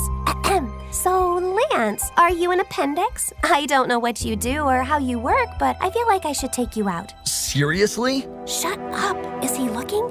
Not really. Hold my waist, now. He's digging his nose. Disgusting. Oh God, this isn't working. And with that, I pulled Lance in for a kiss. I was sure this would work, but then I turned around and saw Noah walking out. I followed him and found him beating a trash can to death. What's wrong? Are you mad? Why? Why would I be mad? You can kiss any random jerk you want. I don't care. Then why are you turning red? Because of the heat. Duh. Stop asking stupid questions. You're giving me a migraine. Saying that, Noah just turned around and left. But that whole day in school, he kept giving me death stares, and I could tell that my little trick worked. I updated Claire on the progress that evening, and she suggested we take our game up a notch. So the next day at school during lunch, just as Noah walked in the cafeteria, I let out a huge scream and fell to the ground. Noah came running towards me and started rubbing my cheeks. When I didn't wake up, he lifted me in his arms and took me to the school infirmary. As he laid me down on the bed, our faces were so close. I just wanted to grab him and kiss him, but Claire walked in and spoiled the moment. Get away from her, you creep! You're the reason she's so stressed, that she hasn't eaten anything in 3 days. You know she has Lavaria? What? It's a rare disease where if the patient loses their appetite, their brain turns into mush, their heart starts beating rapidly, and they can even lose their life. This is all your fault. I don't know what to say. I'm so sorry, Maisie. I never meant to hurt you. Noah leaned in to kiss me. Then I opened my eyes and jumped out of the bed. Gotcha! Are you crazy? I thought you were dying. I can't believe you staged this whole thing. I was dying, silly, of a broken heart. But now that I know you care about me... You can't just take a hint, so let me spell it out for you. I don't care. Then why are you here? You and I both know we had something special, and you're just trying to sabotage it for some godforsaken reason. Just be honest. You want me to be honest? Fine. I only helped you because I felt sorry that I hadn't been the nicest to you, but you're clearly out of your mind. You're a crazy lovesick puppy, and it's pretty pathetic, and you totally wasted my time. I wasted your time? You're the one who made me fall in love with you and then threw me aside like some cheap trash. And now you're being a jerk for no reason. You don't want me around? Okay, but at least give me a reason. I just don't like you, and I have nothing more to say. Fine, then you won't see my ugly face ever again. And I just covered up my face with a sheet as Noah walked away. I spent 2 days in my room crying and stuffing my face with ice cream. Every time I saw Noah at school, my stupid heart fluttered. Then it would break again the moment he was out of sight. I didn't want to feel like that, so I plunged myself into studies and applying for college, but it still wasn't enough. Then one evening, Claire thought it would be a good idea to go out and clear my mind. But on our way to the restaurant, I saw Noah talking to some shady-looking men. And then one of the men punched Noah in his stomach, and the other pushed him in the back of a van. I have to go. No, Maisie, this is not your problem. He's in trouble. I have to save him. Who do you think you are, Rambo? Did you see the size of those two men? They would crush us with their pinky fingers. Then you stay here, but I'm going. I took a cab and asked the driver to follow the van. Minutes later, we stopped in front of an abandoned building. The shady-looking men dragged Noah inside, and I was right on their tail. I hid behind the pillar, totally confused, when I saw a middle-aged man walk in. What is this I'm hearing? You don't want to work for me anymore? Have you forgotten why I adopted you? No, I know you only need me for my skills, but I've done enough already. I can't hurt Maisie anymore. Well, my little boy is in love, it seems. I wonder what your girlfriend would say when she finds out that you're the reason her dad's in jail. If you wouldn't have hacked into her dad's computer and leaked those files, he'd still be home with his dumb daughter. I did what I did to save your butt. Maisie's dad knew that you were supplying confidential information to enemy nations, and if I wouldn't have leaked those files, he would have outed you and you'd be rotting in jail. So be thankful. And I will be once I get rid of you. The old man snapped his fingers and a bunch of bodyguards surrounded Noah. One of them held Noah's arm and the other was about to punch him when I flung my bag at him and hit him smack in his face. Bullseye! Maisie, why are you here? I followed you and shouldn't be asking me questions. How dare you lie to my face? Watch out! Noah ducked a punch and ran towards me while I picked up a stick and started hitting people with all my strength. But it wasn't enough. There were too many. Just then we heard police sirens, and seconds later a team of officers barged in with Claire right behind them. It's okay, you can thank me later. Let's just get out of here first. The police surrounded the building, and Noah's testimony was enough to get everyone arrested, including himself. But just as they were taking him away, I asked if I could talk to him and went to the side. Why didn't you just tell me the truth? And say what? That I'm the reason your dad's in jail? The day you told me your dad was a coder, I went home and checked you out on the internet. After I found out who you were, I couldn't be around you. But I couldn't let you go either. I know I messed it up, but can you forgive me? No, Noah, I can't. I lost my home, my family because of you, and nothing can compare to that pain. I can understand. Have a good life, Maze. God knows you deserve it. Noah turned around and left, and I never heard from him again. Claire took me home, and a week later, Dad was released. Dad got his old job back, and I went back to being the computer nerd I was. Developed 100 applications, got rich, famous, gave interviews, but Noah always remained in the back of my mind. So you never met him again? Nope, but I still miss him a lot, and I wish I could have said that to his face. Let's see if we can help with that. What are you doing here? When did you get out? Last week, I helped with the investigation, so they reduced my sentence. The crew got in touch with me an hour back and sent me the address, and here I am. And I'm glad that you're here. Maisie, I'm sorry. You know that when you're away from someone for so long, you make a mental image in your head about how they would look, and you think that no one can be that perfect. Well, you are. You are perfect, and I wish I could have said that sooner, but... Can we not talk at all? And let's just agree that we've both been stupid? I'd like that. And can you also just pull me closer and...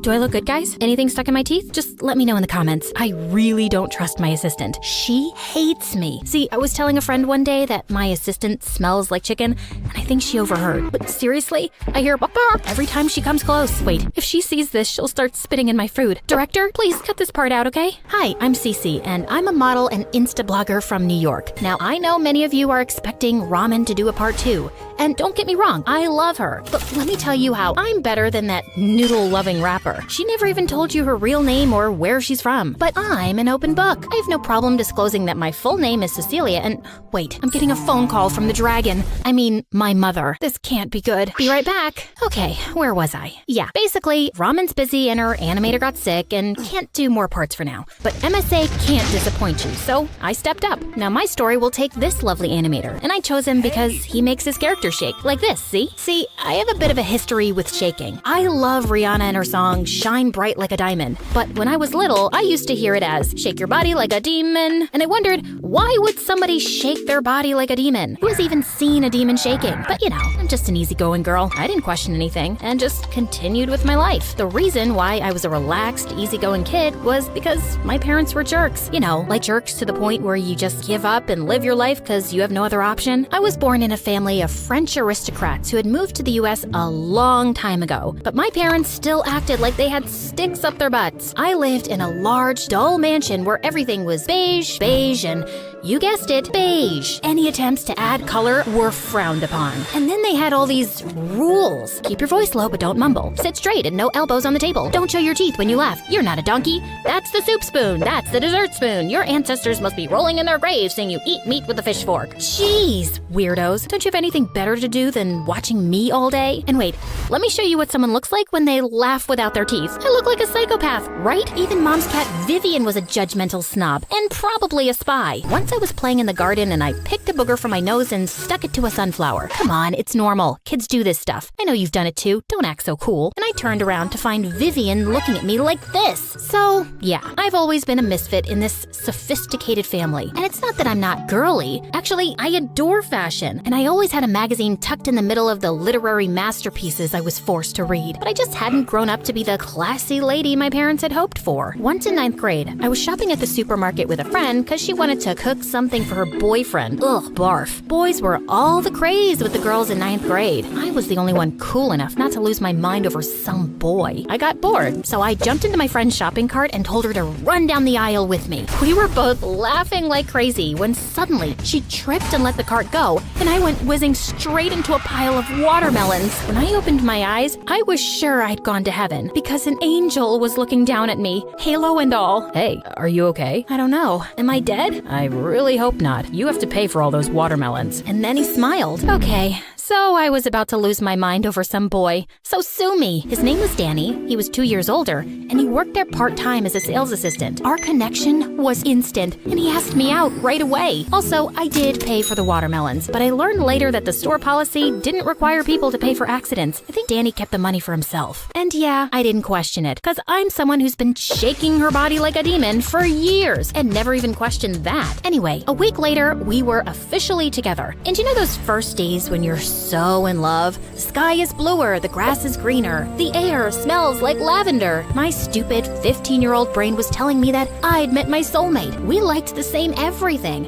and I could just be myself around him. My parents didn't approve because he wasn't our class, but I couldn't give a hoot. Danny was perfect. So I really can't pinpoint exactly why or when things began going downhill and the lavender started to rot. Maybe because he started going to university and got too busy, or maybe because someone gave me a modeling offer in the city after seeing my blog. It was a great opportunity for me to enter the fashion world, and I was sure we could make long distance work. Yeah, except that even short distance wasn't working for us now. We were just arguing and getting on each other's nerves all the time. See this picture of Danny? Yeah, that's him as a loser kid. But do you see that annoying half smile? He would smirk just like that when he thought he was right, which was like always. Who wouldn't get annoyed? There were so many little things, like why did he tell so many jokes? Why did he touch his ear so often? Why did he sneeze like a raccoon? Sneeze like a man.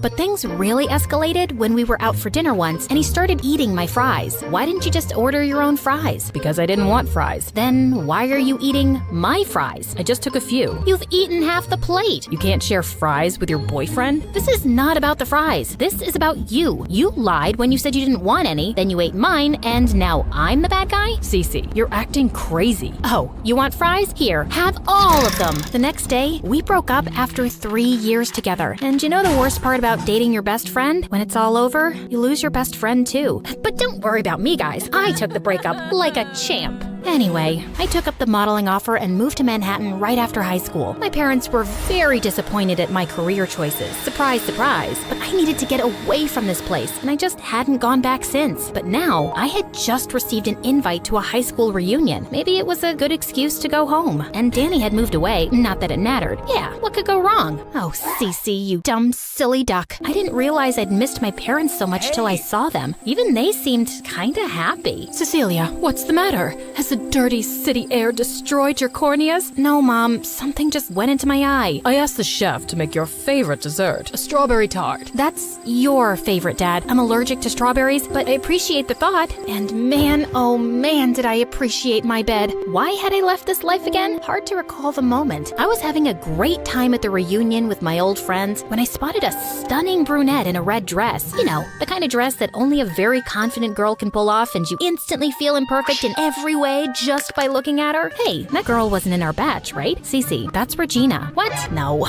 I remember Regina. Duh. She had braces, thick glasses, and she was cute but kind of fat, you know, like plump.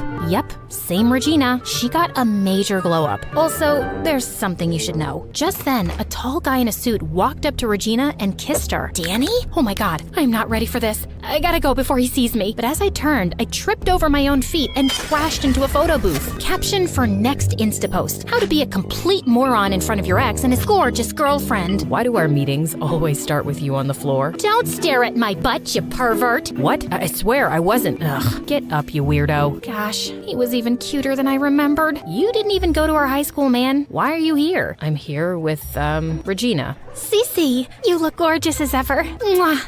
Always the most popular girl in school? You look great too. Thanks, babe. Listen, I wouldn't have invited Danny if I knew you were coming, given your history. This must be awkward.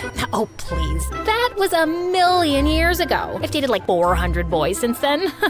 It's all cool. We're cool. Except watching them together was setting my insides on fire. Listen, guys, I'm not unreasonable. Of course, I didn't think Danny would stay single forever, even though it would have been great if he did till I got married and had my first child. Whatever, I can't control that. But why her? She's prettier than me. He wasn't supposed to upgrade. Animator, show me the ugliest shot you got of her. No, not this one. She still looks too pretty. Not this either. Pretty. Okay, animator, you failed. Can someone else volunteer? Yes, the music guy. Love your music, by the way. Oh yeah, this picture. Look at her face. It's made according to Da Vinci's golden ratio, man. And that dark hair, that swan-like neck, her perfect skin, and those long legs. And no, I'm not gay. I mean, I don't think so, but if I was, she'd totally be my type. Cecilia, who are you talking to? And I heard gay. Are you gay? Not that we're not open-minded people, but, no grandchildren then? Not right now, guys! I went down a social media rabbit hole stalking Regina and Danny. I wanted to be happy for him, really, but he didn't seem like himself anymore. He was always dressed in fancy suits and hanging out with fake-looking rich people like he was trying too hard to fit in. But it wasn't any of my business. He'd moved on, and so had I. Till I found out my parents were hosting a Christmas party and Regina's parents were invited, so she and Danny would be coming too. Ugh, I needed a distraction, so I decided to work on a new blog post. How to get a date over the holidays so you're not the only single loser at Christmas. Okay, lovely followers, and of course everyone watching this video. Here are some of Cece's tried and tested tips. Number 1, walk up to a guy in a grocery store and compliment his ugly sweater that his mom obviously knit for him. Guys love it when you compliment their moms. Number 2, stand behind a cute guy at a coffee shop, eavesdrop on his order, and then say, "Oh, you have such good taste. I'll have what he's having." Making a guy feel special over nothing is a sure way to win him over. Number 3, when you're walking outside, take one shoe off and start limping. A gentleman is bound to stop and offer you a ride home. Great conversation starter. As I was testing out number 3, a car pulled up next to me. It was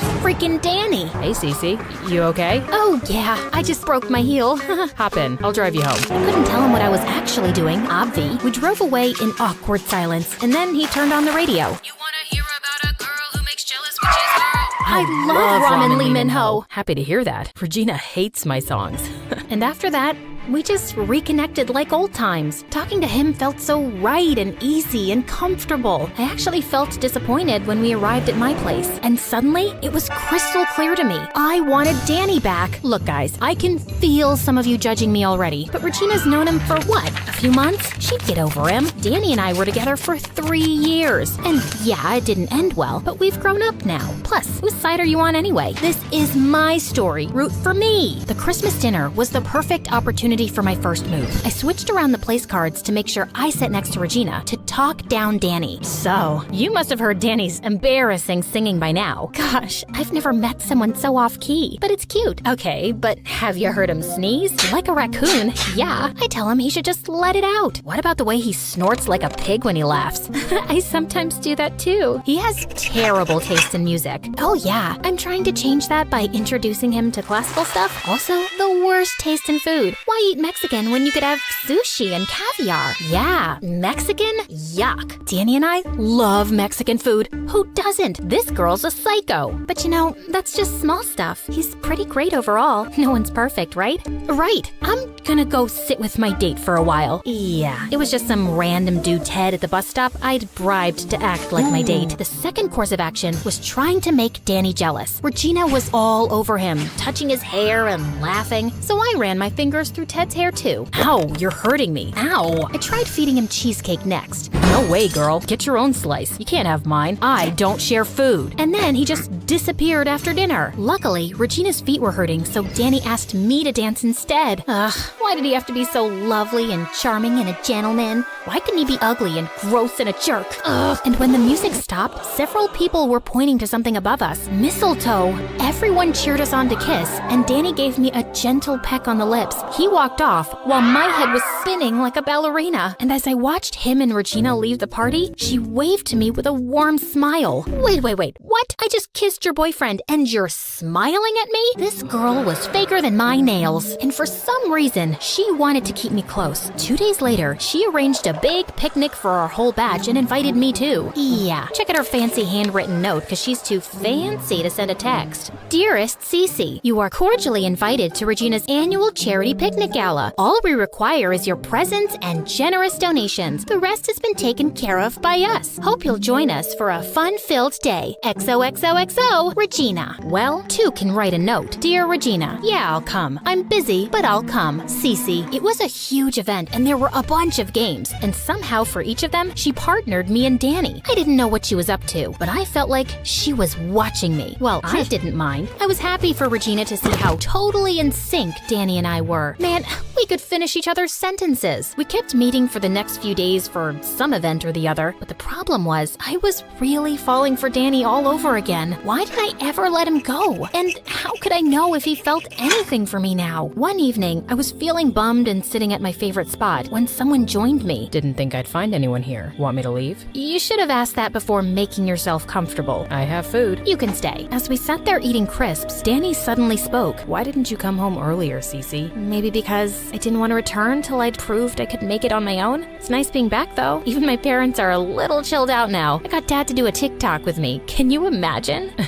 Hardly. You know, I always felt like your parents didn't think I was good enough for you, but this time they were nice. Maybe because I've made something of myself now. I'm sorry they made you feel that way, but I never cared about that stuff. You know that, right? Of course. You were always so different. He brushed away a strand of hair from my face and moved closer. Suddenly, his phone rang and we jumped apart. He mumbled that he had to go and quickly left. Once I was sure he was gone, I broke out into a happy dance. Now I knew he felt something for me. I just had to make him feel enough to break up with stupid Regina. The next day, I was at the mall when I went to a changing room, and I heard two girls talking in the next stall. No, not this dress. We're announcing my engagement at the New Year's party tomorrow. I need something special. What the what? Is Danny excited? Of course he is. Daddy just offered him a position in his firm, and I'm out of his league in every way. He's very lucky. Are you gonna invite Cece too? I don't know why you've been inviting her everywhere. To show her what she's lost. Have you forgotten what Cece was like in high school? She never even noticed me, like I was invisible. Well, she's looking at me now, and no, she's not invited. I'll just let Danny tell her. I'd never ignored Regina on purpose. She just seemed like one of those shy kids who wanted to be left alone. I had no idea she felt so bitter, and it didn't sound like she loved Danny. Just saw him as someone she could control because she thought she was better than him. I had to tell him, right? But he was getting engaged. He must have thought it through. What was I gonna do anyway? Crash Regina's New Year's party and object to the engagement? Ugh, that sounds stupid. Okay, now let's just fast forward to the part where I burst into Regina's New Year's party and yelled, I object to this engagement. Regina doesn't really love you, Danny. Danny grabbed my arm and led me out angrily. Cece, what the heck? Danny, don't get engaged to Regina. She's all wrong for you. Who are you to decide that? I just know that. She thinks she's out of your league and she's doing you some favor by being your girlfriend. Regina loves me. Not as you really are. Look in the mirror, man. I've seen you wear nothing but suits these past 10 days. She's changing you so you fit into her pretentious world. You don't know what you're talking about. Okay, fine. Then don't get engaged to her because I love you. What? Yeah, there. I said it. I love you. Like I'd give up the last slice of cheesecake for you or whatever. So pick me. Choose me. Love me. Did you just steal Meredith's speech from Grey's Anatomy? Oh, shoot. I'd forgotten we'd seen that show together. Trust him to remember something like that. For those who don't know about it, here's the speech. Choose me. Love me. Okay, so I'm using her words, but I feel the same way. You're just playing games, Cece. You didn't look back once after leaving, and now you suddenly want me?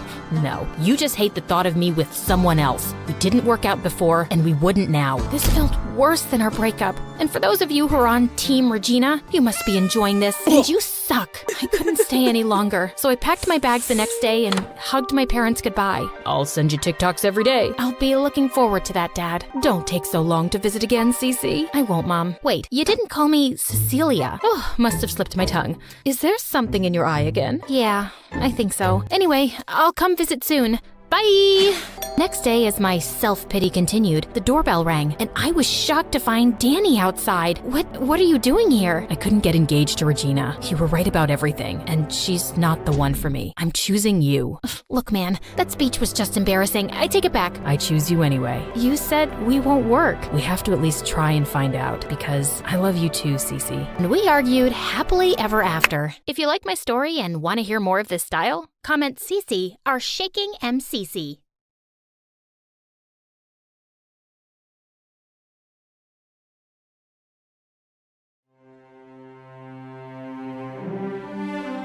They'll tell you I'm a thief, an outlaw, a rebel. All of it's true. But what they miss is the best part. The part when I met her, Maid Marian. Because before her, I was fighting for a cause, sure, taking from the rich, giving to the poor, but it was just a fight. Marian didn't just join my cause, she transformed it to a crusade. Our greatest enemy was the Sheriff of Nottingham, a man whose unfairly high taxes made life unaffordable for all. I was just a boy when he came for us. My father, a proud and honest farmer, couldn't pay the rent after a season of failed crops. His men banged on the door, then dragged us into the street like animals. I was terrified, but my father stood tall. We've paid our dues every season. A man's worth shouldn't be measured by the gold in his hand, but by his work and his honor. Honor doesn't pay the sheriff his rent. My mother begged and pleaded, but they tossed us out and set fire to the fields. I watched everything my family had worked for turn to ash. I swore that night I'd never let anyone feel that powerless again. In my world, the rich lived in their own bubble of luxury and ignored the poor. I never felt guilty robbing them. The noble women were no different, lost in gossip and gowns, and unaware of the struggles beyond their lavish walls. That's just how it was, until I met Marian. Disguised as a beggar in the bustling marketplace, I kept my head down. The sheriff's men had plastered wanted posters of me everywhere. Amid the usual chaos, a desperate cry caught my attention. A frail old man who had been caught stealing bread was pinned to the ground by one of the sheriff's brutes, ready for the usual harsh public punishment. Just as I prepared to intervene, a confident voice interrupted. Stop that! The crowd parted, and she stepped forward. At first glance, she seemed like any other noblewoman.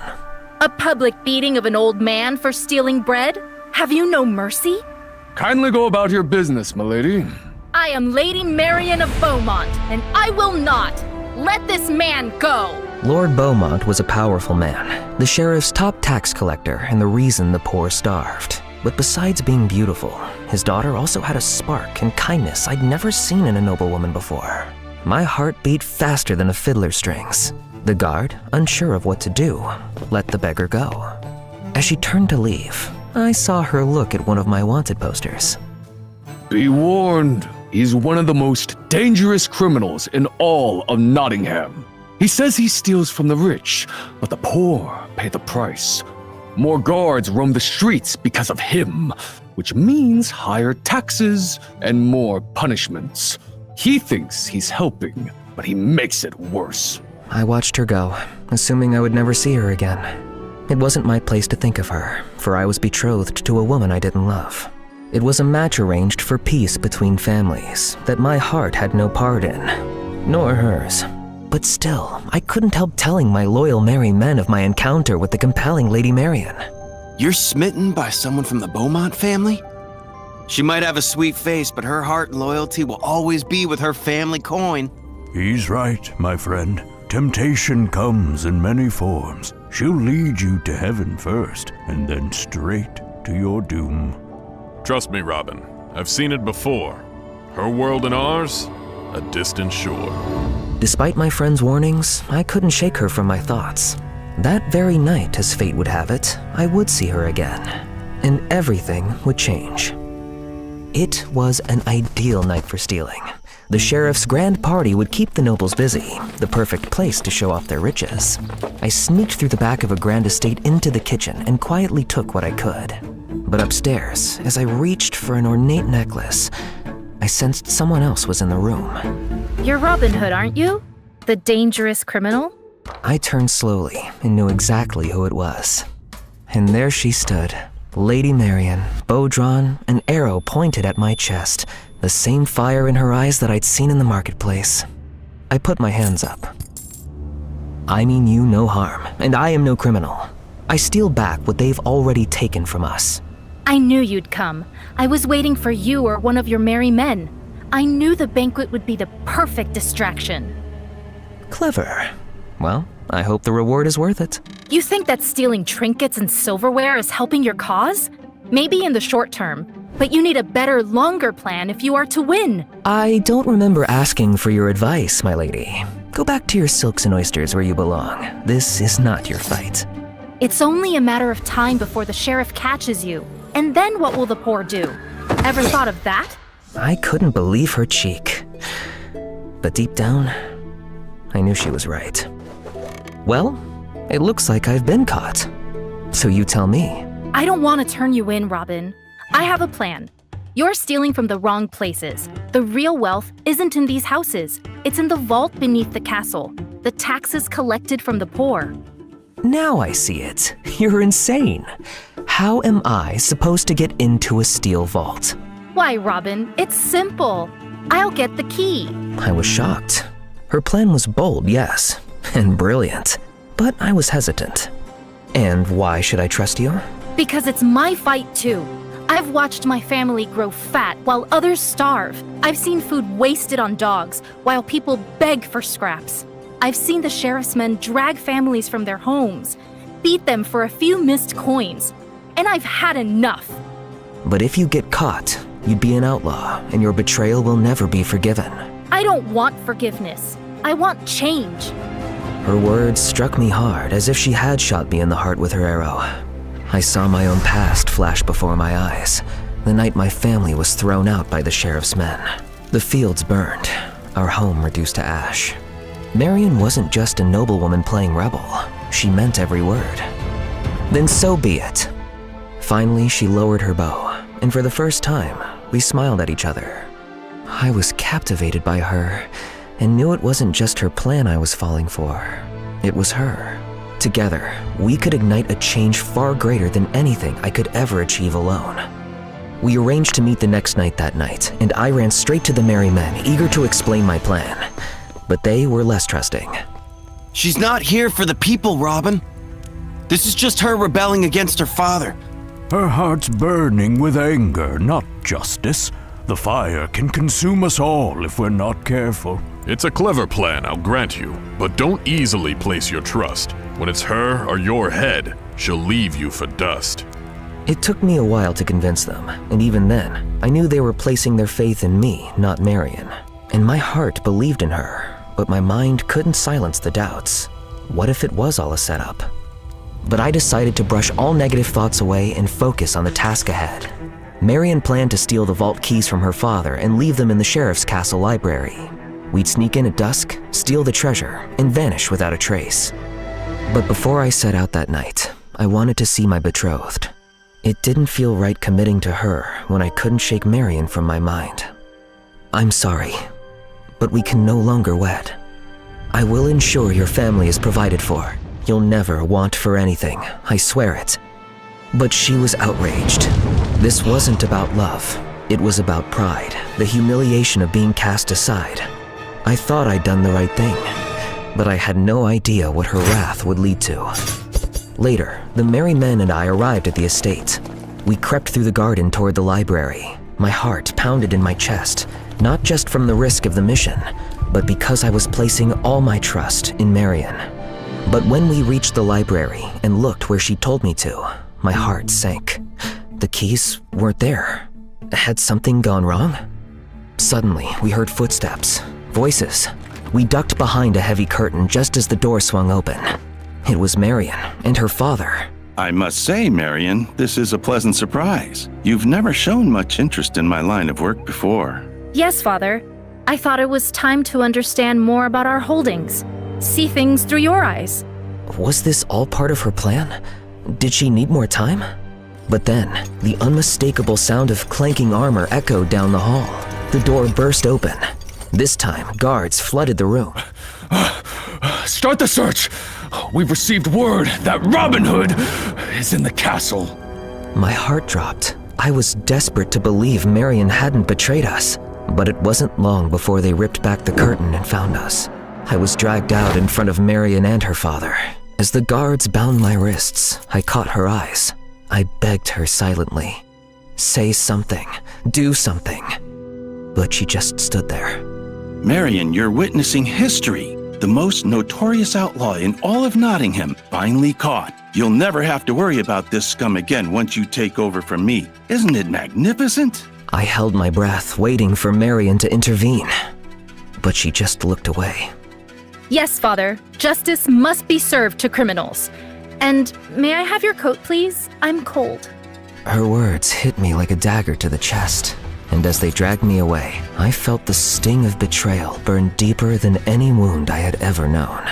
They soon threw me and the merry men into a cell. Well, I warned you. Nobles only look out for themselves. We're gonna be hanged for this. But we'll be together till the end, brother. We are all tested with betrayal, but it is through forgiveness that we find salvation. Pray for strength and for Marion. Our mission will live on, no matter our fate. The people will rise one day. They will not hesitate. I felt like a crushed man in that cold, damp cell. When I heard the sound of footsteps getting closer, I braced myself for the next cruel twist. But there before us stood Marion. Before I could speak, she threw a set of guard uniforms at us and started to let us out. Put these on, now! We all dressed, and the merry men soon fled, disappearing free into the night. My heart was pounding as I followed her down a corridor to follow them out the castle. I thought you handed us over. No, you were followed to the castle. I saw it happening but couldn't warn you. Then I realized you getting caught was the only way to distract them. They'd celebrate your capture and leave the vault unguarded. It's the perfect opportunity. No, Marion. We need to leave now.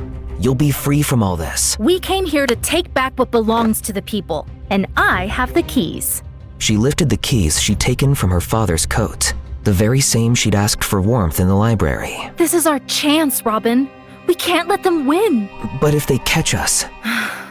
The poor have no one else. Her words pierced my doubt, and I followed her, deeper into the belly of the castle. We reached the underground chamber, which was unguarded just as Marion had said, and she unlocked the door. We walked over to the vault door at the back, and she unlocked that too. I turned its handle, but it wouldn't budge and kept slipping from my grasp. As I struggled, Marion stepped forward and placed her hands over mine. Your hands are trembling. Here, let me help you. Our eyes locked briefly as we pushed down on the handle together, and the door clicked open. We soon filled sacks with coins and gold, our hearts racing. But just as we were about to leave, laughter and voices carried down the hall. And it was none other than Lord Beaumont and the Sheriff of Nottingham. Let us take what we can before the celebrations end. The king won't miss what he doesn't know exists. Only you and I know the amount of cash and gold we really have here. We quickly shoved the bags behind a pillar, but we had nowhere to run. Just then they entered, and Lord Beaumont hastily hid a sack behind his back. Guards, what are you doing inside? Wait! The vault! It's open! Lord Beaumont drew out his sword. Show yourself! I was thinking about how to tackle him and the sheriff when suddenly, Marion stepped forward calmly. I had no idea what she was doing. Then she lifted her visor, and the color drained from her father's face. Marion? What in the world is this madness? What are you doing here? It's obvious, is it not? How dare you steal from the king? Isn't that what you were both about to do? But father, you have it all wrong. I was stopping the robbery. My heart plummeted. Would she really do this to me? But when she pushed me down to my knees and handcuffed me, I knew my fate was sealed. Is that so? But why are you in armor? Looks like a disguise to me.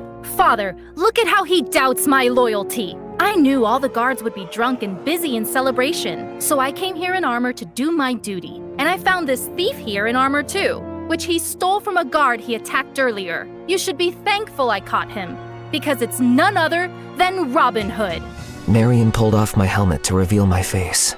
The sheriff and Lord Beaumont looked shocked, then started laughing.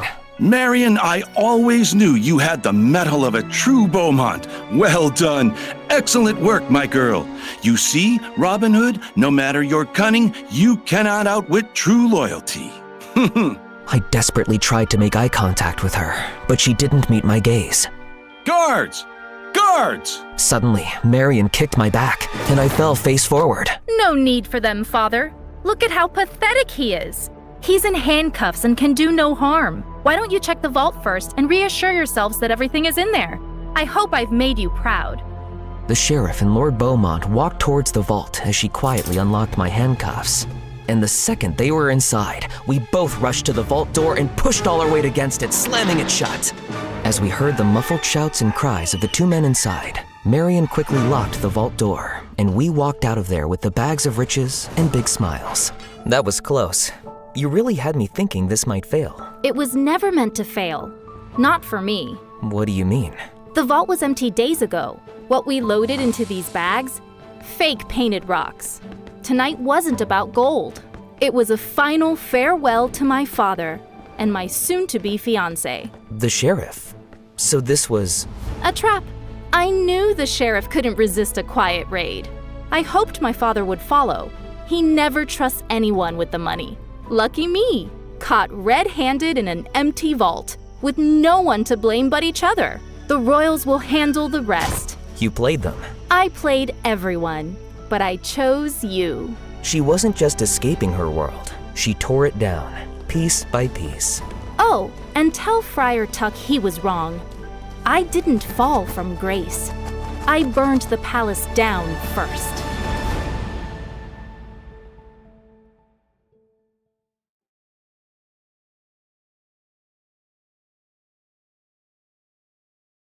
Hi, my name is Barbara, but people call me Barbie because I look like one. Please like and subscribe before I continue. Dad was a billionaire who owned a multi-industry company. Growing up, my twin brother Ford and I were used to getting everything we wanted. But for him, it wasn't enough because he wanted everything for himself. On our 5th birthday, Dad gave me a Barbie doll while he gave Ford a toy car. But he wasn't happy. My car needs a driver, so give me that doll. Over my cute body. He got back at me by scratching Dad's new Lamborghini and blaming it on me. I was grounded for a month. He also loved to make fun of the brown birthmark on my face. Maybe that's why you stink, because there's permanent poop on your cheek. Stop saying I stink when I don't. Everyone might think it's true. Too late. I've already told everyone about it. I tried complaining to Dad, but he was always too busy to care. But one day in the 5th grade, I discovered a way to cover up my birthmark by using loads of makeup. I told Ford that I had it removed by a doctor, and he was so stupid he actually believed it. He was always a pain in the butt, until he started dating this gold digger Tiffany in high school. He got too busy to annoy me all the time, thank God. In 10th grade, my boyfriend Zach and I decided to celebrate his birthday by going away to Greece for the weekend. We were about to take off in Dad's private jet when suddenly, the pilot came out of the cockpit and said we had a problem. I looked out the window and saw Ford arriving with Tiffany. What are they doing here? We're celebrating our anniversary in Hawaii, so all of you, get out. Breaking news, dummy. I came here first. I don't care. Get lost. You get lost. I was about to push him, but but I screamed when Tiffany suddenly pulled me by my hair. The boys tried to stop us as we fought, but we ended up landing in the cockpit and falling on the navigation controls, damaging them completely. As soon as the news reached Dad, he called us both for a meeting in his library. I thought he was gonna kill us, but what he said totally took us by surprise. I'm thinking of leaving my company to someone capable. And obviously, that's me, Dad. This dumb brat spends thousands of dollars on clothes and makeup every single weekend. Hello? You literally buy whatever your girlfriend pouts her lips for. Enough. You're both too dumb and spoiled. I'll give you a month to prove yourself, or I'll leave the company and all my fortune to a stranger instead. Prove ourselves? In what way, Dad? Figure it out, and make me proud for once. It was gonna be tough, but there was no way I'd let Ford win this. The next day, I visited Dad's company's headquarters to study the performance for the past year, and I found out that Dad had been planning to develop a new mall, but he was having a hard time getting approval for its location from the mayor's office. Wait a minute, what if I dated the mayor's son, Leo, so he'd help me win his dad's approval? Leo was a senior in school, and Dad would be impressed if I was dating a smart future politician. There was only one problem: my boyfriend. I needed to get rid of him. The next day at school, we were having lunch together when he suddenly sneezed, and I started crying hard. What's wrong, babe? The way you sneeze, I really hate it. It's giving me a stroke. And the way you breathe, it's so heavy I could hear it from miles away. I've been suffering silently, but I just can't take it anymore. Just work on yourself and maybe we can give it another chance soon, yeah? Are you freaking serious? Goodbye, Zach, for now. He kept throwing tantrums all day, but I ignored him and started working on my current target, Leo. Aside from being a genius, he was also famous for being too serious. I'd never seen him smile. I stalked him and found out that he always stayed in the library. Boring. One day he was sitting alone and I walked up to him and pointed to the thick book beside him. Could you hand me over that physics book? This is a chemistry book. Oh, yeah, sorry, I got confused. Physics and chemistry are similar words. No, they're not. Oh, what's that you're reading? You're into literature too? I love Michael Jackson. Do you know about him? Yeah, of course I do. But I like Shakespeare more. Shakespeare? That's a cool name. Before he could say something, his friend suddenly called him. Just when I thought we were connecting. As Leo walked by, Zach suddenly appeared and pulled me into a corner. Why are you flirting with this guy? I thought our breakup isn't official yet. Don't take it personally. I just need him to help me get his father's approval for my dad's project. And when you win that inheritance, you'll get back with me, right? Sure, whatever. I'll wait for you. Don't hold your breath. A few days later, I heard that Leo was running as a president for the student council again. But what shocked me was Ford was running too. So that was his first move to prove himself and impress Dad, huh? And the next day at school, Ford challenged me to run against him. And why would I do that? So we can settle who's better. Obviously, it's me, but I badly want to see you cry. Do you really think I'm that dumb? You never play fair. I told you, she's scared. Since you're begging for it, then fine. See you at the elections. Nice. Any last words? Send my regards to Satan. Oh wait, that's you. And with that, I stormed off. But if Leo was also running, I didn't have any chance to win. He had already won 3 times in the past. I immediately talked to him about this. I also want to run for school president, but with you on the list, I don't think I stand a chance. So you want me to back out? Yeah. Leave it to me this time. Why are you running? Basically, I hate my brother and he's running and I want to beat him myself. But I need your support. And what do I get in return? You can date me, I guess. To my surprise, he smiled at me and said, "Sure." Wait, are you serious? He just winked at me and walked away, leaving my heart fluttering with that smile. I was so confused. It was time to put our names down as candidates the next day, and I was surprised to see Leo was running as my vice president instead. What are you doing? Supporting my girlfriend. So he really was serious about it. I couldn't believe making him fall for me was this easy. I decided I'd wait a few days before I started talking about the mall project so it wouldn't look suspicious. We started hanging out together, and sure, he was serious, but he was also sweet and funny, not boring at all. He even introduced me to a super cool channel on YouTube called My Story Animated, and when I saw their videos, I actually found them exciting and relatable, especially about those billionaire girls. On the weekend, he asked me out on a date, and I said yes. While driving, someone suddenly called him and he turned to me. I was supposed to lead Dad's charity drive at a hospital tomorrow, but they moved it to today, and they need me there. I'm so sorry. Instead of sulking, I smiled and volunteered to come along. Seeing all those sick people who couldn't afford treatment made me realize how lucky I was. And the way Leo talked to these people made my heart melt. Later that night as he drove me home, he suddenly took my hand and kissed it. You must be really tired.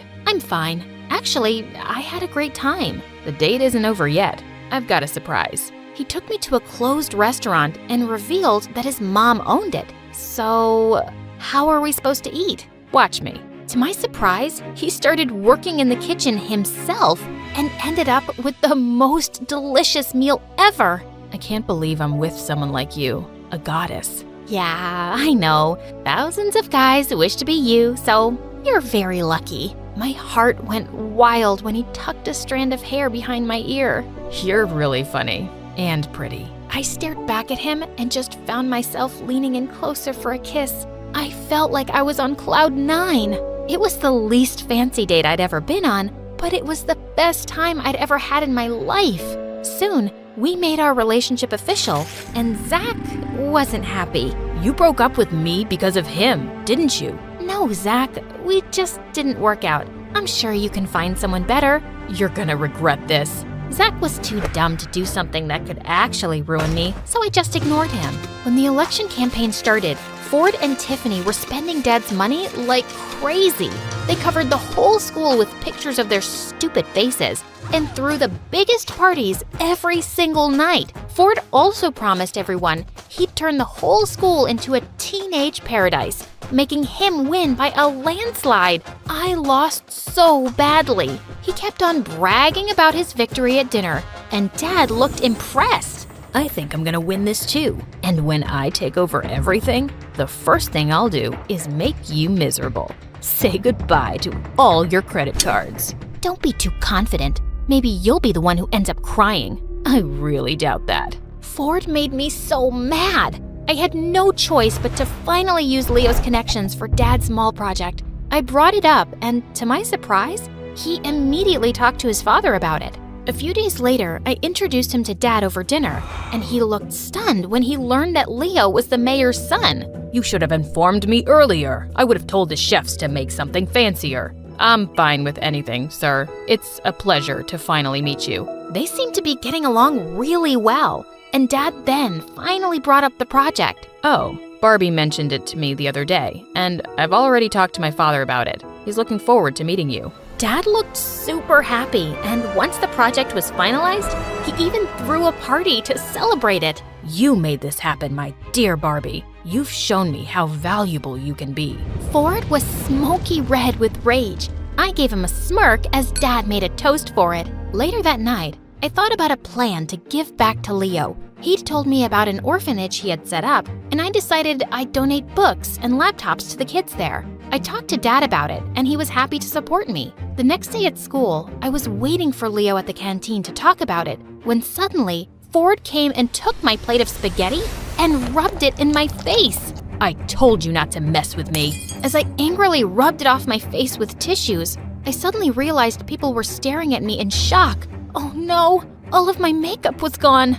Oh look, there's poop on her face. Breaking news, everyone. My sister's been hiding this gross birthmark under her makeup for years. Look, Leo, she's even deceived you, just so she could be your girlfriend. I tried to hide it, but it was too late. Leo had arrived and was staring at me. I was about to run away when suddenly he grabbed Ford by the collar and pushed him up against the wall. She's still the most beautiful girl in the world to me, but you sure are the biggest jerk. I heard everyone actually agreeing with him, but Ford started laughing like a maniac. Okay, the poop mark didn't change your mind? So how about this? To my surprise, Zach showed up from behind him and started playing a recorder with an evil grin. Why are you flirting with this guy? I thought our breakup isn't official yet. Don't take it personally. I just need him to help me get his father's approval for my dad's project. Blood drained from my face as we all listened to the whole conversation. I couldn't believe my ex-boyfriend teamed up with my evil brother. I tearfully ran after a furious Leo. Leo, please, let me explain. Explain what? That I was just part of your stupid plan? I can't believe I actually fell for a spoiled brat like you. Yes, I planned it, but then I started to have real feelings for you. Yeah, right. Please, don't ever talk to me again. He ignored me completely after that, and I lost all my motivation. Ford took it as an opportunity to redeem himself. He spent tons of money on billboards across the city advertising Dad's clothing stores with himself and Tiffany as models. The sales actually went up. A few days later, Dad informed us that he'd finally made a decision. I was sure Ford had won, but I didn't even care by now. I decided to give everything to...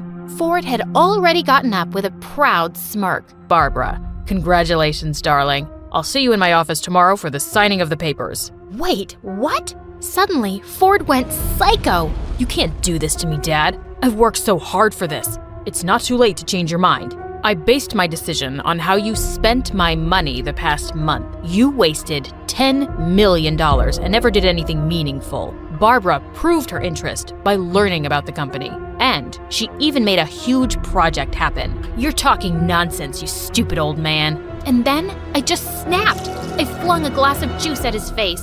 You can insult me all you want, but don't you dare talk like that to our dad, you jerk! You're gonna pay for this. Before he could hurt me, Dad called his bodyguards to take Ford away. He grounded him in his room, and I could hear him destroying things all day. He was scaring me. The next day, I fell asleep in my bathtub, and when I woke up, I realized that my phone was gone. I got up to find it, but the door was locked, as well as the windows. Just then, lots of bugs started to crawl in from somewhere. I screamed, but no one seemed to hear me. Help! Someone, please, open the frickin' door!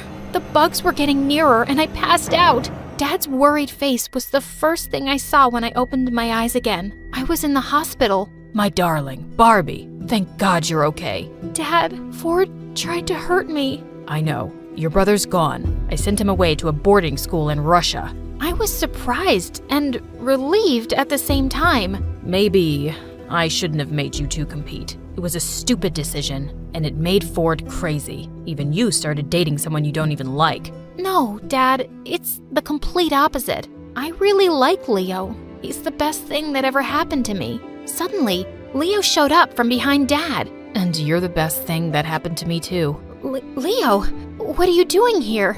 I heard you were in the hospital, so I had to come see you. And your dad also talked to me about your plan with the orphanage. The kids would really love that. Does this mean you've decided to forgive me? I'm so sorry, Leo. Barbie, I understand the pressure your dad put you through, and I think it was a smart plan. If it wasn't for that, you wouldn't have even noticed me. I've always noticed you. I just thought you were too serious for me. Yeah, I'm indeed serious. About you. Okay.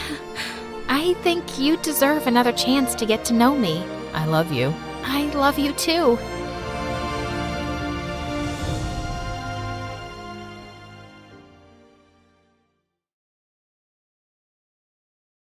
Hi guys, I'm Lucy. Like and subscribe to hear my crazy story. Growing up, I had a happy life, and I basically had it all. Only one thing was missing: siblings. And since my parents were always busy, I felt lonely. So I came up with new ideas every time. Once when I was 4, I asked my driver to push my life-sized doll in a stroller to my dad's office. Oh no, she pooped. Dad, can you please change my baby sister's diaper? Oh, honey, I can't do. Remember when you cleaned my bum in the middle of the forest with a leaf? My dad looked horrified. You've got this. You can imagine my dad's embarrassment in the middle of the meeting. When I turned 8, I'd grab the neighbor's kids and beg my parents to bring them home, but they weren't convinced. So I did everything to let them stay with me as long as I could. Until, stop trying to kidnap my kid. Put down that Prada bag filled with jelly beans and get your butt home now. As they left, I started bawling, and my parents had enough enough embarrassment. So the next month, they adopted 6-year-old Harrison from foster care. I was ecstatic.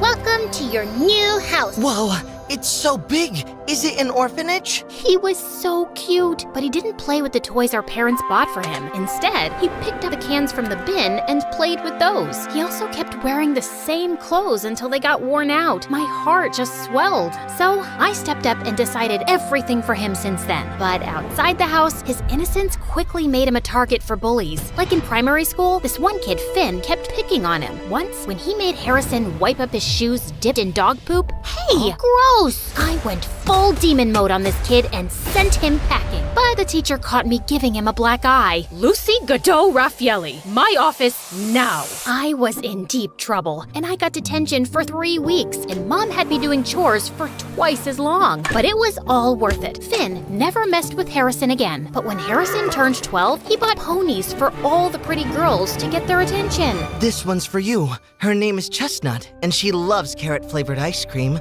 Gosh, oh my gosh, thank you! As a responsible sister, I'd have to go around to all those girls' houses later to fix the damage. Chestnut's coming back with me. Hey, is that scarf cashmere? Give that to me. Stay away from Harrison, understood? I was genuinely worried that if a girl bats her eyelids at him, he'd buy her Prada bags and skirts from Miu Miu. In high school, the stakes got higher. There were more bullies who'd trick him, but the biggest threat was the hotties trying to charm him. Thankfully, my boyfriend Justin was 100% genuine. He was handsome and the best basketball player. Harrison is totally gonna get his butt whooped. And you're going to follow him around with the baseball bat beating up anyone who tries? I wish, but I have my own stuff going on too. But maybe if you could... Nuh-uh, no way. You can hire someone like Nathan. It's not like you don't have the cash for it.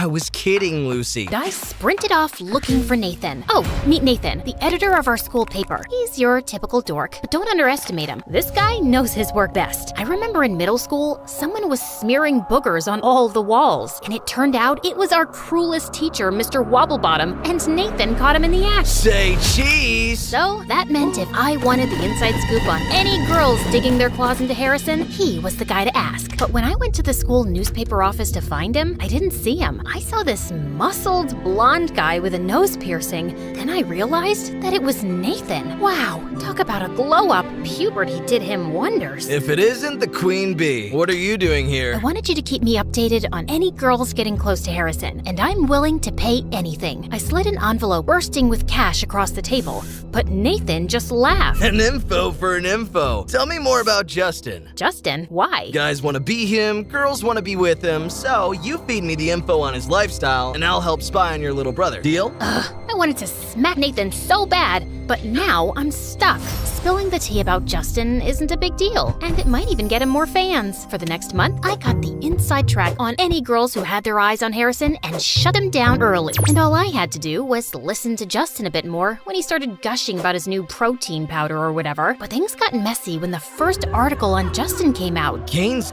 come my ways. He stopped me at my locker and shoved his phone in my face. Do you know anything about this? Your special no-carb meal plan? In the school paper. How'd they find out about that? I eat my lunch in the gym storeroom just to keep it a secret. Only 2 people know about it. My trainer and you. Don't get so worked up. It's just a diet. Meal plan. This is what determines if you're Olympic level or a local league scrub. You just don't get it. You never did. He stormed off, and before I could say anything, out of nowhere, Nathan peeked from behind. Don't worry about it. I heard something else that's going to blow your mind. He told me that Harrison and this girl, Natalie, have been secretly meeting up after school. And just today, she got a new iPhone. Okay, what's the big deal? Nathan said Natalie was on a scholarship, and there was no way she could afford the latest iPhone. That leech! This would be a huge scoop if we can prove that she's using Harrison for his money. Oh, she definitely is. And since you're Harrison's sister, I thought you could get in close and help me expose Natalie. Deal. The first step was to figure out just what Natalie had been scamming my brother out of. Nathan got Natalie's locker code, so I snuck into the locker room during my free period and took a look inside. Books, gym clothes, stationery, nothing I could pin on her. On the back of the locker door was a picture of her and Harrison with a big love heart drawn around it. Blech. And then what really stood out was a folder called Operation Moolah. Bang! Just then, the door slammed shut in my face. It was Natalie. Find anything you like, thief? Funny you say that when you're the one who's been eyeing up my brother's wallet. Oh yeah? And what did I take from him? And then, as I looked at her hand on the locker door, I saw Natalie was wearing a glittering diamond ring. Ah, get off me! How'd you get this then? Dumpster diving? The crowd started murmuring, and I waited to see Natalie crumble, but she didn't. She looked more confident than ever. Harrison did give it to me as a promise ring. He gave this to me because he wants to go steady from now on. And before I could react, a couple of girls squealed, running out of the crowd to cheer for Natalie. I went back to Nathan to tell him what happened. Not gonna lie, this is still great stuff for me. Not helping, Nathan. I need a new way to expose Natalie. Just then, he pulled out a drawer filled with cables, microphones, and cameras. How do you have all these? My friends lent it to me in exchange for information. So this was how he got his info for the gossip column. Over the next week, we tried to follow Natalie wherever possible, but she wouldn't let us get close at all. Until one day, we saw her and her friends go to a primary school's playground. We brought a long-distance microphone with us. He helped me with setting it up. I can really hear them. Wow, what's that? I threw the headphones off before my eardrums burst. Some snotty kid was yelling right into the microphone. Go away from here. It's not cotton candy. I immediately realized my mistake. The kid started bawling his eyes out. Natalie and her friends went around at the voice and they started walking towards us. Oh God, what should I do? They kept walking closer to us. So I pulled Nathan close and kissed him. I can't have her thinking I'm following her, can I? Ugh, get a room. I pulled away from Nathan, startled. Just then, Natalie and her friends turned around and walked away. Wow, that was great. Not another word. I was bewildered as I was still with Justin. So when I got home, I texted and called Justin, but he didn't respond or return any of my calls. But it's not like I wanted it.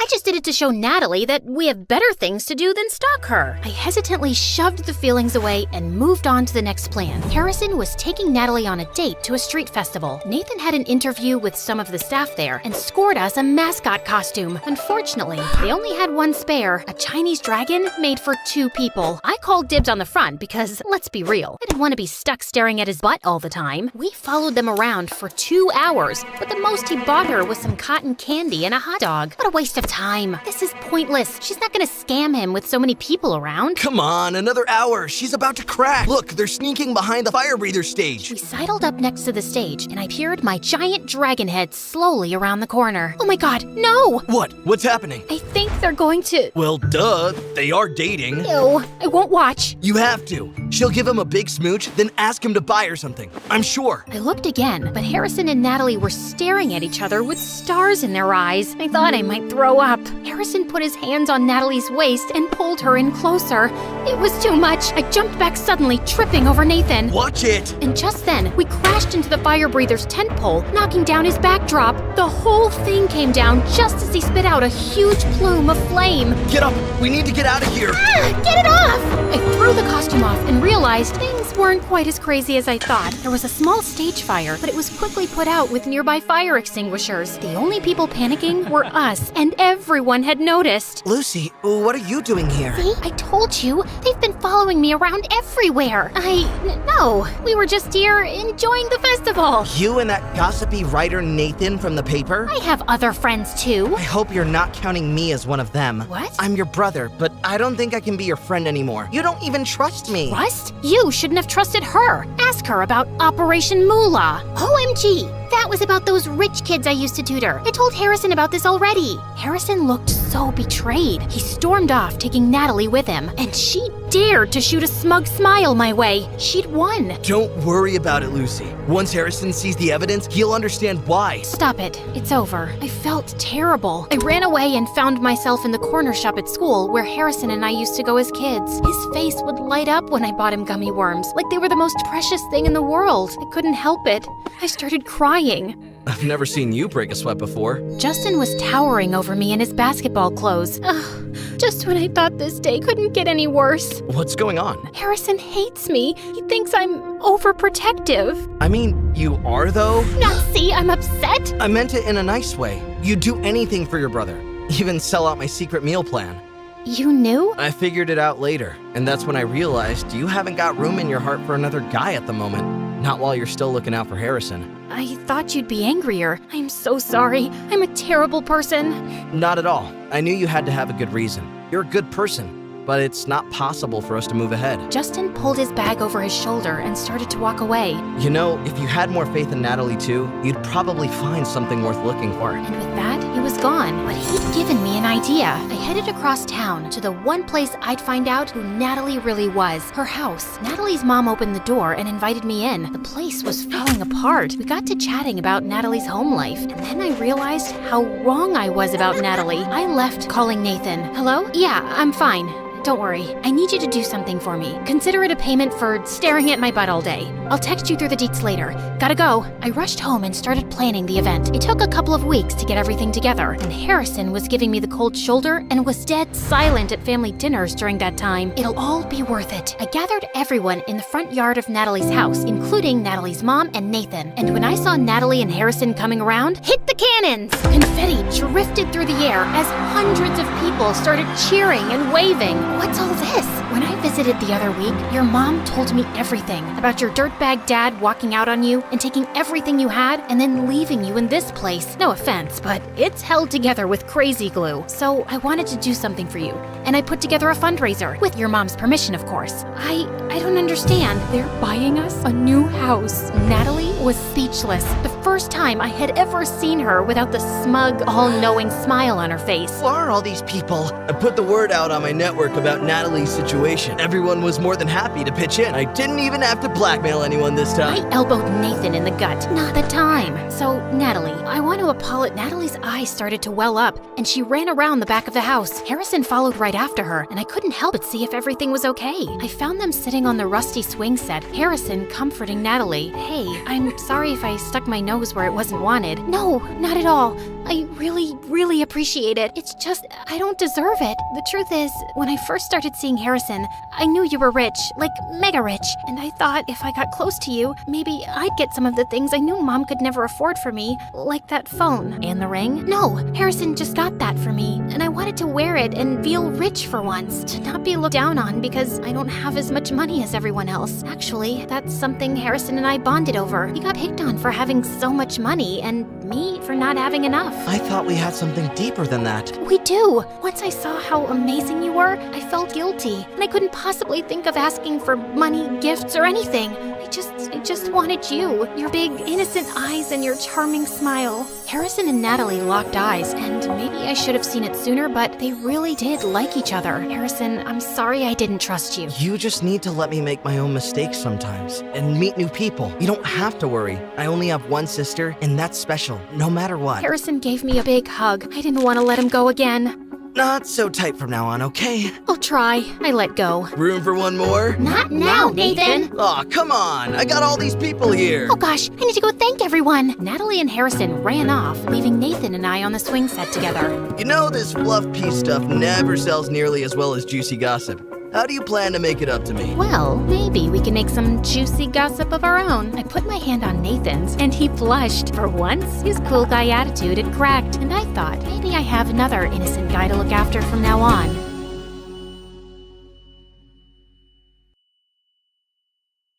Hi, I'm Becca from Wisconsin, and this is the story of how I finally left my comfort zone and what I found on the other side. I grew up very comfortable on a lovely farm in the country. Our family had cows, chickens, and even two pretty silly pet alpacas, Salt and Pepper. When I was little, Dad let me steer our huge yellow tractor on his lap. It was thrilling. Whee! I'm on top of the world! Becca, when you're in the driver's seat, you can steer in any direction of your choosing. Always remember that. But when I steered us right into an apple tree, oops, my bad. Dad banned me from touching the tractor again. Being independent and doing something new meant disaster and punishment. I remembered that. But after so many years, I was starting to crave adventure, though it scared me to death, especially since the girls at school would always make fun of my ripped overalls and faded sneakers. Look at her face. Was she scrubbing the fireplace? Nah, she's probably playing with her farm animals. They're her only friends after all. They called me Beccarella, like Cinderella. It wasn't very original, but the name stuck. But things finally turned around one day when an exchange student arrived at our school from Germany. I had never met anyone from another country before. I loved that book. Isn't Mr. Darcy dreamy? He's so romantic. We became fast friends. Lena visited the farm and met my alpacas. We'd go shopping and stay up all night having sleepovers while reading about flirting in girly magazines. It says here that flirting is all about eye contact. Like this? Maybe dial it down a little. You look crazy. Lena was all about trying new things, unusual foods, taking risks, visiting new places. I can't wait to see New York one day. New York? I could never. I liked comfort and predictability. When Lena asked me to try a German dish I'd never heard of before, I wasn't so into the idea.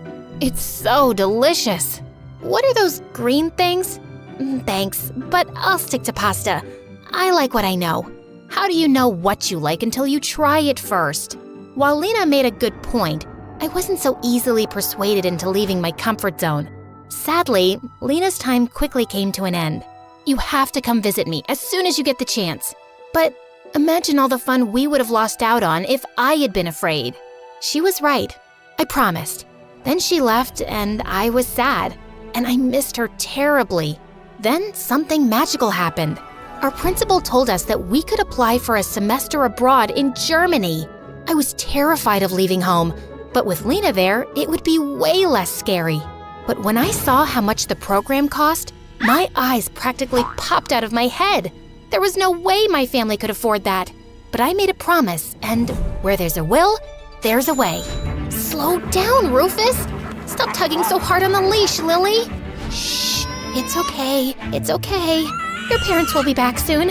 Should I sing you a lullaby? Ka-ching! Another knitted hat coming right up. My plan was working. I was making money. Germany, here I come. But on the morning I was supposed to fly to Europe, Lena called. It sounded like she'd been crying. Becca, I'm so sorry, but my mom just accepted a teaching position in Australia. We leave tomorrow. Tomorrow? But what about our plans? Our adventures? I'm so sorry. This was all so unexpected and last minute. But you made a promise. Yeah, to you. And I expect you to keep it. You can't stay on the farm your whole life. Go live, see the world. I told her I would think about it, but the idea of going to a new country alone without my friend there was way too scary. So I told the study abroad coordinator that I wanted to back out of the trip. She told me she wished she traveled more when she was younger. And then Lena's words rang in my head again. How do you know what you like unless you try it first? Reluctantly, I agreed. I boarded the plane with tears in my eyes. I was going to a country where I knew no one, to live with a German family I had never met, in a place where I didn't even speak the language. I was gonna be all alone, without my family, my farm, my alpacas, and without Lena. I arrived at noon the following day in Munich. I had been too sad to sleep on the flight, so I was totally exhausted. My host family picked me up at the airport with a cardboard sign that read, "Welcome to Germany, Becca." They were really kind, but my host brother Klaus rolled his eyes at me when I asked him why Europeans use military time. I couldn't help but notice he was cute, but his rudeness mostly distracted me from that observation. Everything felt unfamiliar and confusing. I didn't understand how the windows in the house worked, how to set the thermostat, or why my clothes came out crispy after washing. I began to feel very homesick. I missed my parents, my siblings, salt and pepper, my cozy bedroom, even my school. But I told myself that I'd try to enjoy the experience to the best of my ability. I had worked so hard to get here, and I wasn't going to waste all that money and sacrifice. The next morning at the breakfast table before school, Klaus joined me and stuffed scrambled eggs into his mouth like he hadn't eaten in days. I barely nibbled at mine. Why don't you refrigerate your eggs here? You really know nothing about Germany, do you? It's just a question. And why does Germany use Celsius and not Fahrenheit? Let's go. We're gonna be late for school. He drove us to school every morning, and I pestered him with questions about his home country. His cold demeanor melted a bit, and he started actually answering my questions, and even started asking me some questions back. I couldn't help but notice how attractive he looked in his knit sweaters that emphasized his pronounced biceps. So, do you really refrigerate your eggs in America? How unusual. Mm-hmm. And the grocery store even designates people to bag our groceries. If I come to America, would you be my one-on-one tour guide? I need to see this for myself. I'd love to show you around. I couldn't tell if he was flirting with me or not. Was he making eye contact? I was pretty sure he was, and I had to admit, I didn't mind it. School was a mixed bag. Learning German with a tutor was difficult. It felt like I was born with the wrong tongue. But I studied each night and began to master the basics. I even had a short conversation with the bus driver in German about the weather, which was exciting. At lunch one day at school, Klaus handed me the house keys and told me he wouldn't be able to take me home as usual. He had to study with a few friends for a math test. I told him it was fine, but I ended up taking the wrong train home and ended up in a totally different city. I called him, and he had to pick me up instead of studying. I'm so sorry, truly. That was my only time to study. I can't fail. I've been so busy with swim practice. You're ruining everything. I'm sorry. I'm still learning how to navigate here. I don't know my way around yet.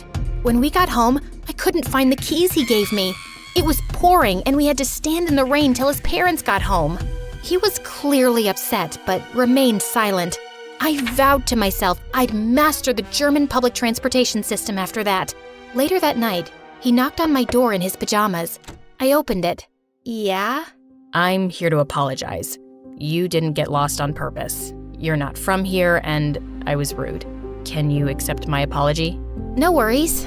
All is forgiven. He cracked a smile that made me feel like melting ice cream on a hot summer's day. Do you need a study buddy? Actually, I'd appreciate that. We spent the night on the couch. I quizzed him with flashcards, and then we spent the rest of the night just laughing and talking and sharing stories. It was so romantic, but I wasn't sure if he still just saw me as a friend. The girls were really nice to me. They asked me to sit with them at lunch, but often they'd speak German really quickly, and I had no idea what was going on. The whole experience made me admire Lena even more. She didn't seem to be fazed when she had been in America. She had adapted quickly, yet I felt like I was majorly struggling. I felt like a baby. I called Lena. Was it scary for you to live in the States? Of course, but you're building strength and resilience. You can do this. I'm proud of you, and I know we'll reunite one day. Talking to Lena always made me feel better.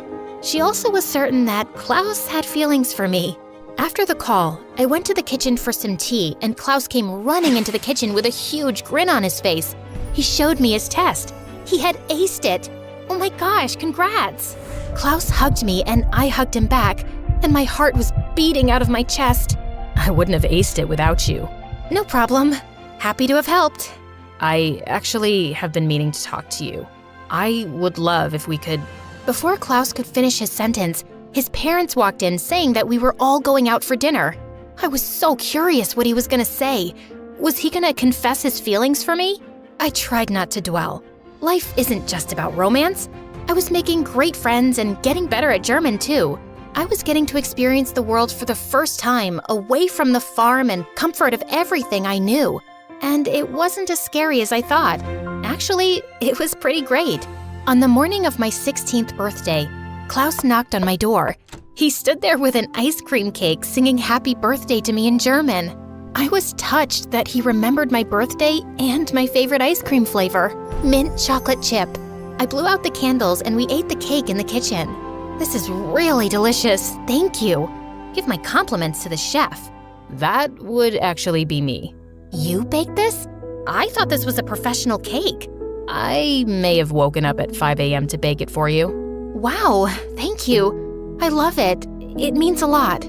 Since my birthday was on a Saturday, he drove me to the city where we shopped, took photos, and explored some art museums. We were having a lot of fun together. Maybe he did see me as more than a friend. Are you having a good birthday? Yeah, it's the best day ever. Thank you. I really like you, Becca. You do? Yeah. You're interesting and beautiful and unexpected. I wanted to tell you a while ago, but I chickened out. I thought maybe you saw me as a friend. I've liked you for some time, but since we both live under the same roof, I didn't want to make things awkward. but I can't hold back my true feelings any longer. I really like you too, Klaus. I felt like I was in a Jane Austen novel, but without the uncomfortable clothing. Here he was confessing his feelings, and here I was confessing mine. He took me to the movies. While we were sitting in the theater, he reached for my hand. The warmth of his hand sent electric bolts throughout my whole body. Afterwards, he took me to a gorgeous park overlooking the city. I was so grateful at that moment to be spending time in a different country. I was so proud of myself for having the courage to leave everything I knew behind. I was learning so much and becoming the person I was meant to be. So, what did you think of the film? To be honest, I was a little too distracted to focus. Me too. And then he kissed me. My first real kiss on my birthday of all days. His lips were so soft. I hoped I was kissing correctly, and I tried to remember what the magazines I had read with Lena advised, but I got so lost in the moment, and it was magical. He put his arm around me and we watched the sunset. It was the most romantic moment of my life and the best birthday ever. I was so happy.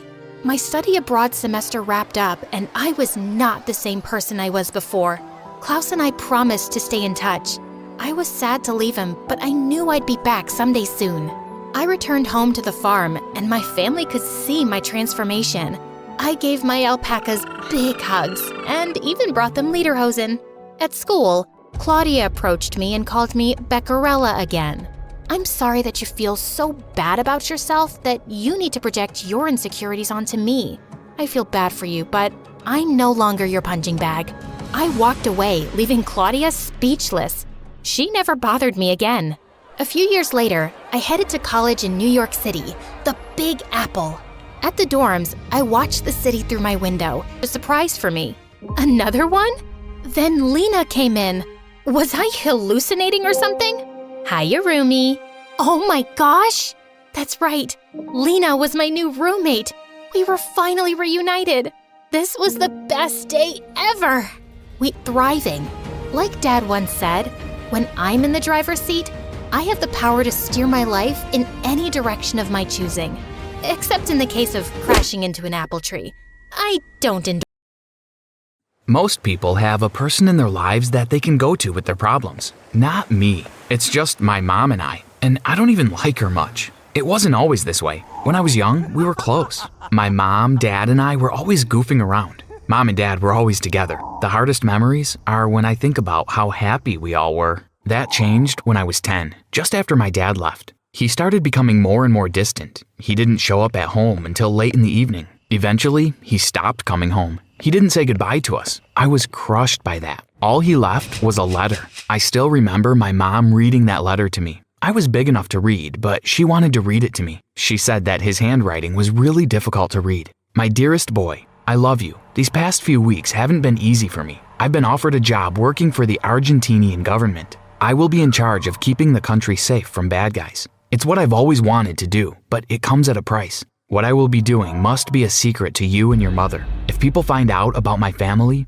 you will be in danger. I can't come back home anymore, and you cannot come to visit me. But don't worry, I will continue to write you. I will even call when I can. Love you always, Dad. I cried when she finished the letter. My mom instinctively gave me a hug. Halfway through that hug, she pulled away. Little did I know that it was the last time that she would ever hug me. From that day on, whenever I cried, she avoided me. And whenever I tried to hug her, she retreated away from me and changed the subject with a flash of a smile. The next few months were tough. I did everything I could to get my mom's attention, but she became more and more distant. I wasn't willing to give up though. Mother's Day was coming up. I spent weeks preparing a handwritten card, along with a treasure hunt around the house for my mom. I saved up every cent that I had to buy her the perfume that she liked, even going into the city alone to buy it. It was scary, but I did it all for her. I believed that if I made this Mother's Day amazing, I'd get through to her, and we'd go back to some kind of normal. Mother's Day arrived, and my mother was out of the house early, before I was awake. She arrived at 10 p.m. that evening. I was waiting up for her. "Happy Mother's Day, Mom," I said, giving her the gift. She gave me a weak smile and said thank you. "I've had a long day, kiddo. I'm going to sleep now." She left me standing there, alone, wondering what I had done wrong. I was broken and hurt. From that day on, things changed between us. Every so often, I got a postcard from my dad from Argentina. The postcards contained nothing personal, only famous quotes. Things like, "Don't judge each day by the harvest you reap, but by the seeds that you plant." When I was young, I thought these were wonderful pieces of wisdom that my dad had discovered, but I soon realized that he'd found them on a quick Google search. On my 11th birthday, he called me. He sounded different, but I was excited to speak to him. He wished me a happy birthday. "Thanks, Dad. How are you? How is work going in Argentina? I miss you so much. When are you coming home?" I had so many questions, but my dad didn't have many answers. He stuttered out a few answers and then said he had to go. I put down the phone, beating myself up. All my questions had chased him away. By the time I was 12, the postcards stopped. They were replaced by emails. My dad wrote once a month, always the same. "Hey, how are you? How's school going?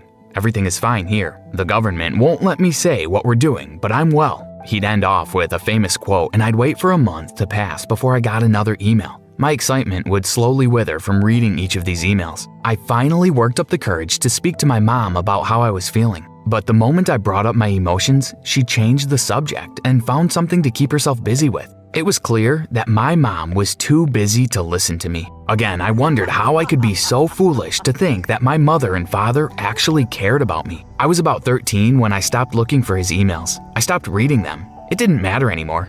In my mind, they were spam now. My mom was much busier now. She had taken on another job and she was hardly ever home. She hired a babysitter to take care of me in the evenings. The babysitter and I became good friends, but I soon outgrew her care. I could take care of myself now. I was growing up quickly. As I grew older, things got even worse. I became more and more invisible to my mother. She would only notice me and speak to me when it was absolutely necessary. It made me angry, so I made it necessary for her to speak to me. I started fights at school.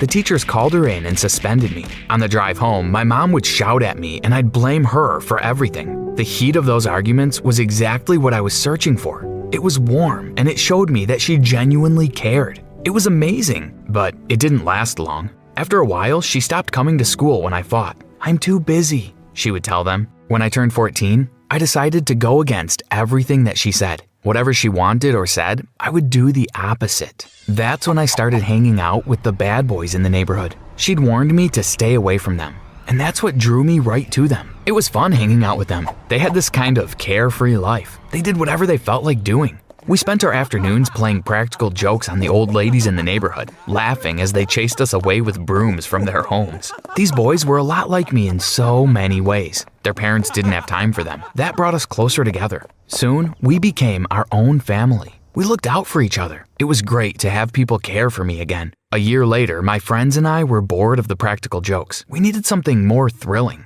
We started sneaking into people's houses and looking through their things. It was exciting knowing that we were always seconds away from being caught. But even if we did get caught, it was okay. We had a code of silence. We were brothers and we'd always look out for each other. Soon, the sneaking turned into breaking into houses. We kept pushing the boundaries, looking for more ways to get the biggest thrills. Up until that point, it was a game that I enjoyed playing. It was when one of my brothers fell for a girl that things turned ugly. As much as he adored this girl, she wanted nothing to do with him. We laughed about it.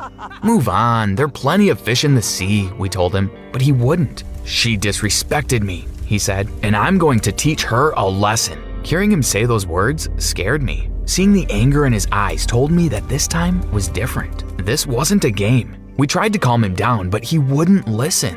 Worst of all, he wanted us to help him teach her a lesson. After reminding us of our brotherly code, we agreed. That night, I couldn't sleep. My stomach was tied up in vicious knots. I didn't want to go ahead with the plan, but I didn't want to upset my brothers. More than ever, I wished I could talk to my mom or my dad. But here I was, alone. What had my life come to? I barely made it through the school day. I was so distracted by my brother's plan. We waited for her in an alleyway near the school. The girl passed this way on her walk home. My job was to lure her into the alley. I saw her walking by and called her. She saw me and smiled, and she started to walk towards me. I lost my nerve. I couldn't do this. "Run! Get out of here!" I screamed. I felt relieved to see her run. But my brothers weren't happy. They made me pay. They beat me up and told me that I was dead to them. I was no longer one of their brothers. "We'll get her without you," he said to me as they left me lying in the alley beaten and bruised. I didn't sleep well that night and skipped school the next day. My mom didn't know and didn't care either. I kept hearing my brother's words in my head. We'll get her without you. I knew that they were serious, and I knew that they were angry enough to seriously hurt her. I had to do something about it. I went to the police station and told them about my friend's plan. They took me inside the station and sent me over to a detective. He took my statement and asked me lots of questions about the names of my friends and the girl, where we went to school, etc. Then he asked me to give him a minute. I need a cup of coffee. The detective's desk was a mess of files. I decided to help him out. While fixing them up, one of the files caught my attention. I recognized the name. It was my father. I opened it up and there he was. It turns out he wasn't in Argentina. He was here. I took a photo of his address and finished up my interview with the detective. He told me that he'd call my brothers in and give them a good scare. I walked to my dad's house. My mind was racing with so many ideas. Why hadn't my mother told me that he was here? I knocked on the door. It took him a minute to answer, but he did. He was surprised to see me. "Son?" he said. He was a bit of a mess. It looked like he had just woken up. He was unshaven and his clothes were stained. "It's me, Dad. What are you doing here? Did they send you back from Argentina?" He was confused. "Argentina? You work for the Argentinian government," I said. "The work you do protects the people." My dad told me to be quiet. He pulled me into his house. It was an even bigger mess than he was. "You're right, son. I escaped, and they're out to get me. That's why I'm hiding out in this dump. I'm going to need your help. Is your mom still around?" I nodded. "I need $10,000. Call your mom and ask her to send me the money." The more he spoke, the more I could tell that he was lying to me. I listened for a while and told him that I'd come back. I went back to the detective and asked him about my father. "I'm sorry to hear that he's your dad. He's a con man. He's been pulling cons for 15 years now. In and out of jail for the last 7. I couldn't believe it. My head was a blur, filled with all the lies I'd been fed, from my mother and now my father. I felt ashamed, angry, and confused. I was waiting for my mother when she arrived home. It was after 10 p.m. and she was exhausted. She didn't want to talk, but I didn't give her an option. I told her I'd found my dad. "That was someone trying to take advantage of you," she said. But I could tell that she wasn't expecting this.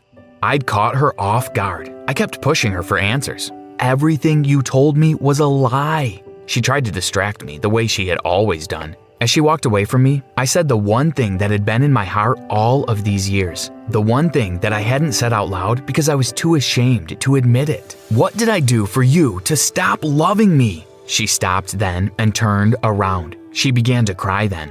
The tears coursed down her face. For the first time in years, she was seeing me, actually seeing me. "I never stopped loving you. I was trying to save you," she said. "From who?" I asked. "From me."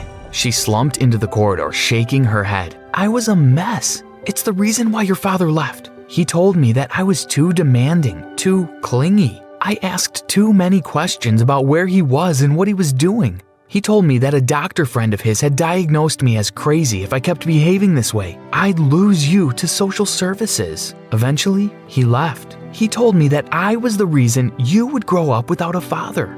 And if I knew what was good for me, I'd leave you alone before I chased you away as well." But that wasn't all. Before he left, he gave me a letter to give you. "I remember that letter," I said. "But you don't know that what I read to you was a lie." I didn't believe her. I didn't believe any of this. I asked her to show me. Reluctantly, she did. The letter said, "Son, got to go, Dad." I read it over and over, and now I started to cry.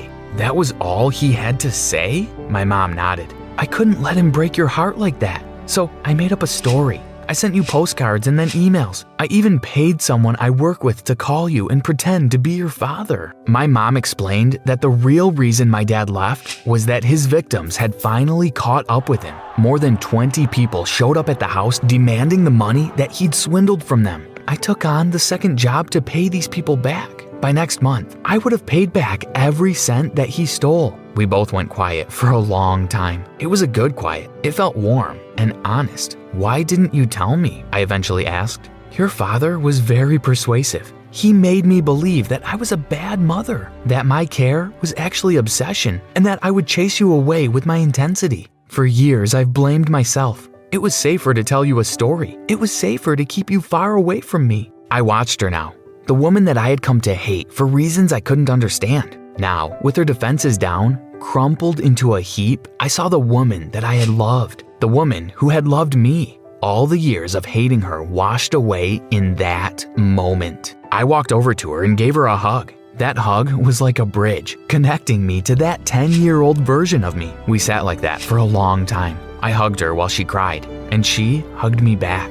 The next day, we went to the police station and spoke to the detective. My mom had enough evidence of my dad's scams to get him arrested for good. He had spent every cent of the money he had stolen, but that didn't matter. My mom stopped working her second job after she'd finished paying my dad's final debt. We used the free time that she now had to reconnect. The detective was true to his word. He scared my brothers so badly that they stopped messing around. They even stopped talking to each other. They never spoke to me again, but I don't care. Silence has a way of destroying beautiful things. The truth is so much better. The end. Hi, my name is Andrea. Throughout our lives, we encountered many people who are jealous of us for various reasons. For me, it was, unfortunately, my mother. I know it sounds weird, but it's true. She never liked me because she was jealous of how pretty I was. When I was 13, Mom was taking me on a train somewhere. We changed cities and jobs often, sometimes in less than a year. Oh, and there was one other thing. She had never told me who my dad was. At the train station, this lady came up to me when Mom had just left to buy snacks and asked if I'd ever thought about modeling. When I shook my head, she gave me a card and explained that she was a talent manager and saw potential in me. I'd been called pretty before. I was very attractive also. When Mom saw her with me, she snatched the card away from the woman and asked what I was doing with her. I tried to explain, but she was too angry. She literally pushed the woman aside, grabbed my hand, and marched away. When we got to the train, she asked me if I had told the woman anything about me. I shook my head and said she only wanted to ask me if I wanted to model. "You're not even pretty enough to be a model," Mom said. But I knew this just wasn't true, as I've heard many people tell me I was the prettiest girl they'd ever seen. Mom was so mean. From that day onwards, she made me dress in baggy clothes, 3 sizes bigger than me, and didn't let me get a decent haircut. She always insisted on cutting my hair extremely short, so my bangs had never actually grown past my shoulders, and I had uneven bangs. She never even let me buy makeup, not even lip gloss. I was the only girl who went to school without any makeup. She didn't even let me have my own phone or have any presence on social media. With the ugly clothes Mom wore, she was hardly noticeable. Sometimes I would catch her looking out the window with tears in her eyes, but when I asked her about it, she never said anything. But even though I dressed like a total homeless person, boys huddled around my locker to get my number just to talk to me. Some of the girls envied me while others wanted to be my friend, but it was for all the wrong reasons. They thought they would get more popular if they stuck with me, but those friendships didn't last when they realized that I rarely left my home during the weekends because of my strict mother. In my sophomore year, a senior guy named Daniel asked me to the town ball. He was a football player. A few of the girls in my class were jealous of me since getting invited was a big deal as it was a televised event with news coverage. They told me not to bother going to the dance since I couldn't afford a nice dress anyway. I knew this was true, but I had always been good at creative things. I quickly looked up tutorials on sewing and then went down to the local thrift store and bought meters of lace and satin among other things. The next few weeks, I was cooped up in my room trying to finish my dress. I started daydreaming about it and picturing myself having it on. For once in my life, I would have something pretty to wear. I didn't have appropriate shoes, so I knew I had to borrow one of my mom's. I sneaked up to the attic where I knew she kept her things locked away and started looking for shoes. I picked up what I thought was a shoebox, but inside there were a bunch of photographs, many of them of my mother. I was surprised to see the pictures, as my mom appeared to be around my age, and she looked a lot like me now in those pictures. In some of them, she was with a guy, and I wondered if it was my dad. Over time, her beauty had faded, and she did nothing to care for herself either. I kind of figured out why she was jealous of me. I found a pair of silver shoes I liked and wondered how she could manage to buy it, as it looked quite expensive. The day of the dance came around, and I woke with the biggest smile on my face, but it was replaced by a shriek when I noticed my dress. Someone had cut it in various places. The satin was mangled and torn, and there was no way I could fix this disaster. My beautiful dress was ruined, but I immediately knew who had done it. I went to my mom and demanded answers. She didn't even try to deny it.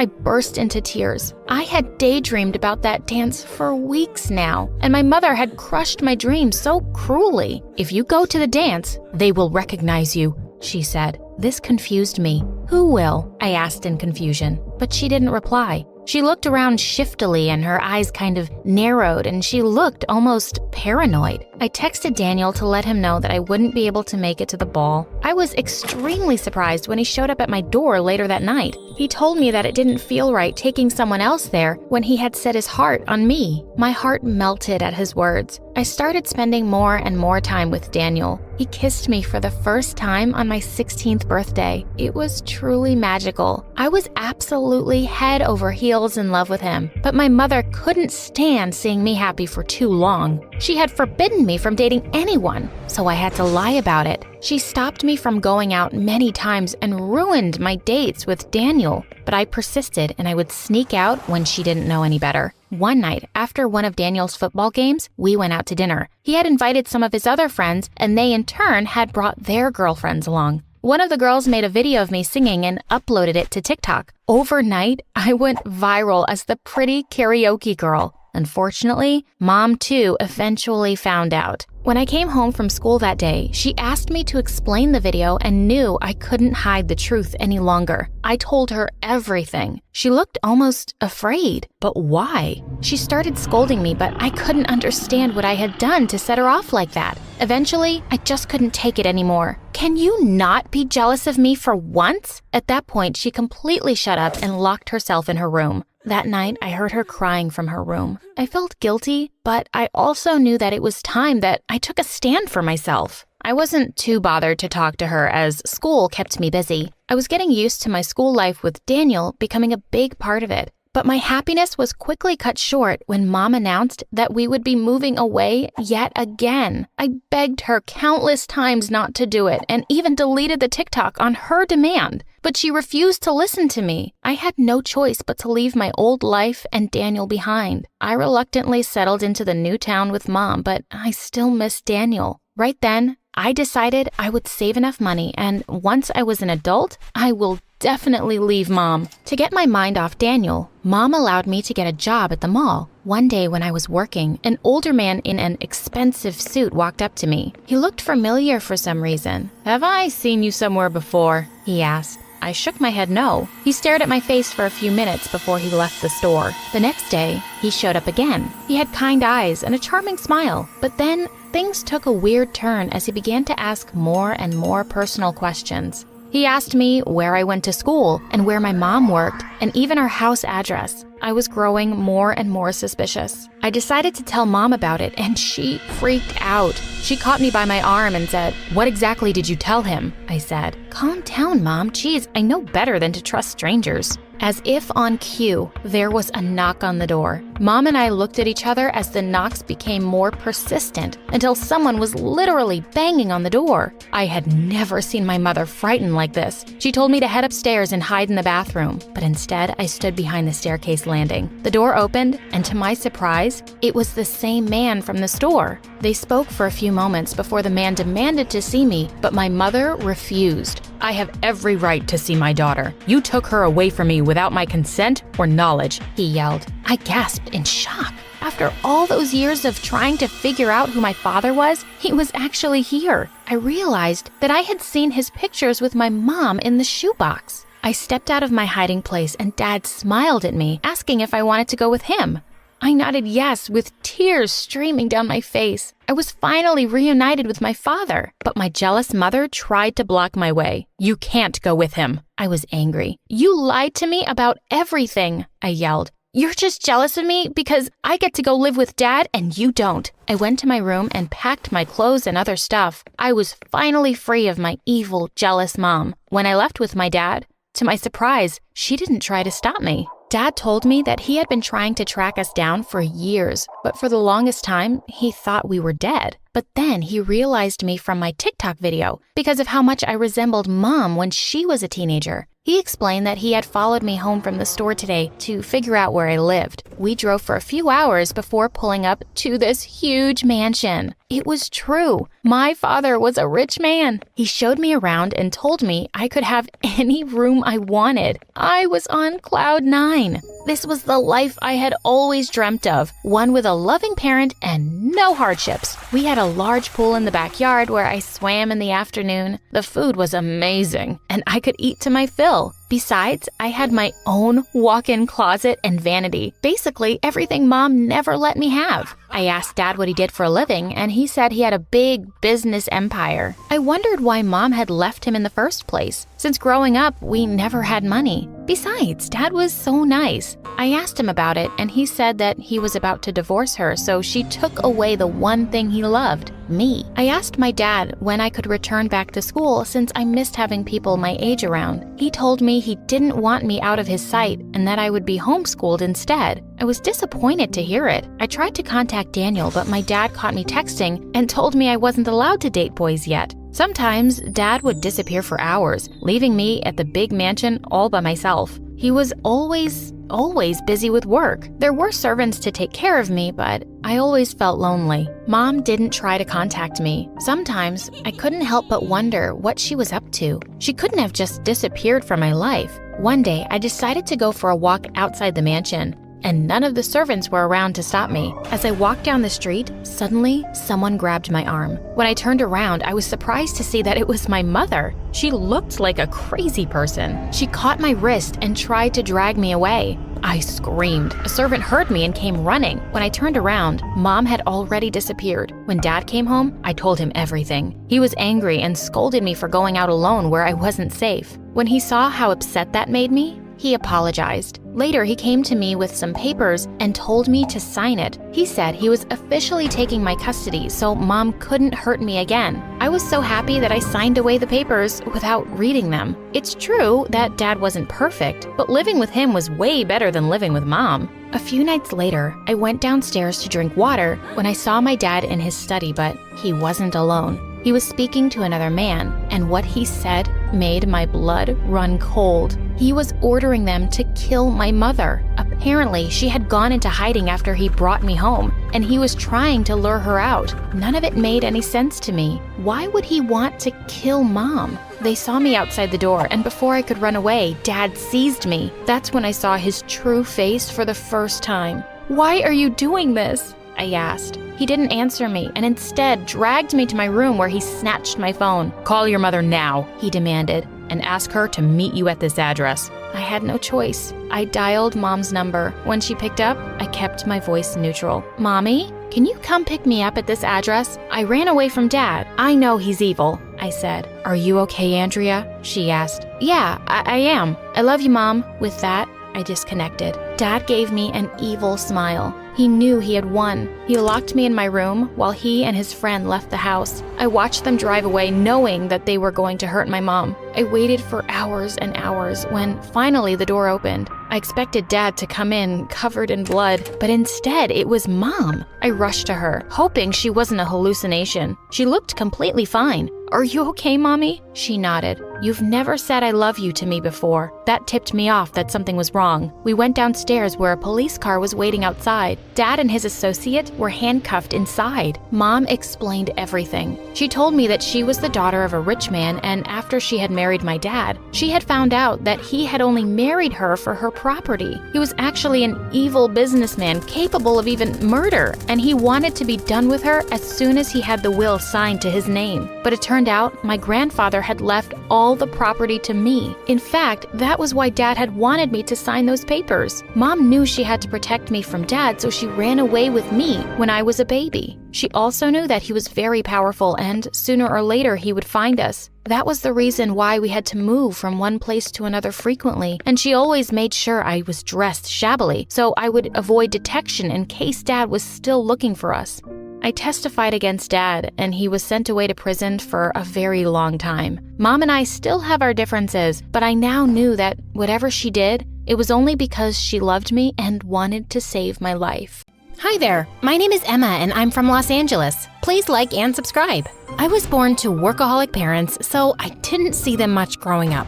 My babysitter didn't find me too interesting either. She'd spend hours watching TV, watching weird wrestling competitions on the TV, while I would spend endless hours drowning my face in fashion magazines. It was my dream to start my own clothing line someday, and it would be so successful that my parents wouldn't have to work another day in their life and spend all their time with me. When I turned 16, Mom and Dad got me admitted into one of the best schools in the city and took me shopping to get some new stuff. I was smitten by this gorgeous designer handbag. Mom, can I have this, please? Emma, that's $3,000. We can't afford that. Not after that expensive school. Really? You work so much, I thought we were rich. Mom gave me a weird look and we left, but I couldn't take the bag off my mind, so I decided to make my own money. I made lemonade stands, mowed lawns, and walked every rich person's dog that needed a run, even ones twice my size. Wait, boy, not so fast! Right before the term started, I'd earned enough to buy a fake bag, and it looked somewhat similar. My first day, the entire parking lot was packed, but just then I found a cozy spot in corner. Slowly, I made my way in, feeling like a pro, until I heard an awful screeching sound. I'd hit a car and made a huge dent. While I was reeling in shock, calculating the damage, a tall boy stopped and stared at me. Wow, that's as big as the Grand Canyon. Good job. Sarcasm is not helping, dude. Do you have any idea whose car this is? Let me see. Looks like mine. Sure enough, he unlocked the door and tossed his backpack inside. My mind went into overdrive. How could he be so indifferent after I dented his very pricey-looking car? I'm so sorry. This is totally my fault. I'll make it up to you. Cool. Get it repaired then. I looked at him confused. There was no way I could afford to repair the damages. Before I could respond, he inched closer, and I swear he smelled like oranges. Or you could agree to go on a date with me. Your call. Take your time. There's no rush. I'm Caleb, by the way. He was cute, but I'd barely met the guy. I thought about it hard before saying yes, and later found out that Caleb was freaking rich. His dad owned a multi-million-dollar company, and basically everyone's parents at school worked for his father. He was like a huge deal. Caleb and I went on several dates after that, and I grew to like him. He was a great listener and totally grounded. I want to start a business of my own one day, like a super cute fashion line. That sounds ambitious, but I'm sure you'll pull through. I can feel it. A month later, when he asked me to be his girlfriend, he filled my car with roses and a giant stuffed teddy bear. I was happy, but the girls in school just went bonkers. On our first date as a couple, Caleb gifted me an expensive handbag, the original version of my fake one. Wow, that's awesome, but I can't take this. You're my girlfriend now, and you only deserve the best. Caleb insisted, and I couldn't say no. It was my favorite brand after all. One day after school, Caleb invited me to his place where he lived all by himself. While he swam in his private pool, I sketched new fashion designs in my journal. What do you think? Very chic. You know you don't have to work, right? I'll have more than enough money to support us. I know, but this is my dream, and I want to do this for myself. Whatever floats your boat, love. Just remember, I'll always be there for you. That summer, I decided to take a business class at a local community college, and I was by far the youngest one there. Not that I cared. I belonged there. I was busy concentrating on what the professor was saying when a heavy voice interrupted me. So, Professor, you know all this from your successful businesses? I turned around to see a cute guy in the back corner, leaning in his chair with his feet propped up on the desk. Excuse me? I'm just saying, if you knew anything about marketing, you wouldn't be teaching. They went back and forth for a while. My professor got angrier and angrier while the boy remained calm. I couldn't believe how rude he was, but I had to agree. He wasn't entirely wrong. After class, I decided to grab lunch at the college dining hall. I was finishing a sketch in my journal when that rude boy came behind me in line. Is that meant for a unicorn? Excuse me? So now you're a PhD in designing too? That's designing? Let me show you something. Listen, I don't know what your deal is, but you cannot insult. Before I could finish, he pulled out his phone and showed me a clothing website filled with plain black t-shirts, and they were listed at over $100 each. This is my business. These boring black tees? You could get these anywhere. He clicked a few apps and showed me his bank statements. The number almost made me fall backwards. How could this guy be making thousands of dollars selling regular old t-shirts? I don't get it. Why are you even taking classes? What can I say? I'm a sucker for knowledge.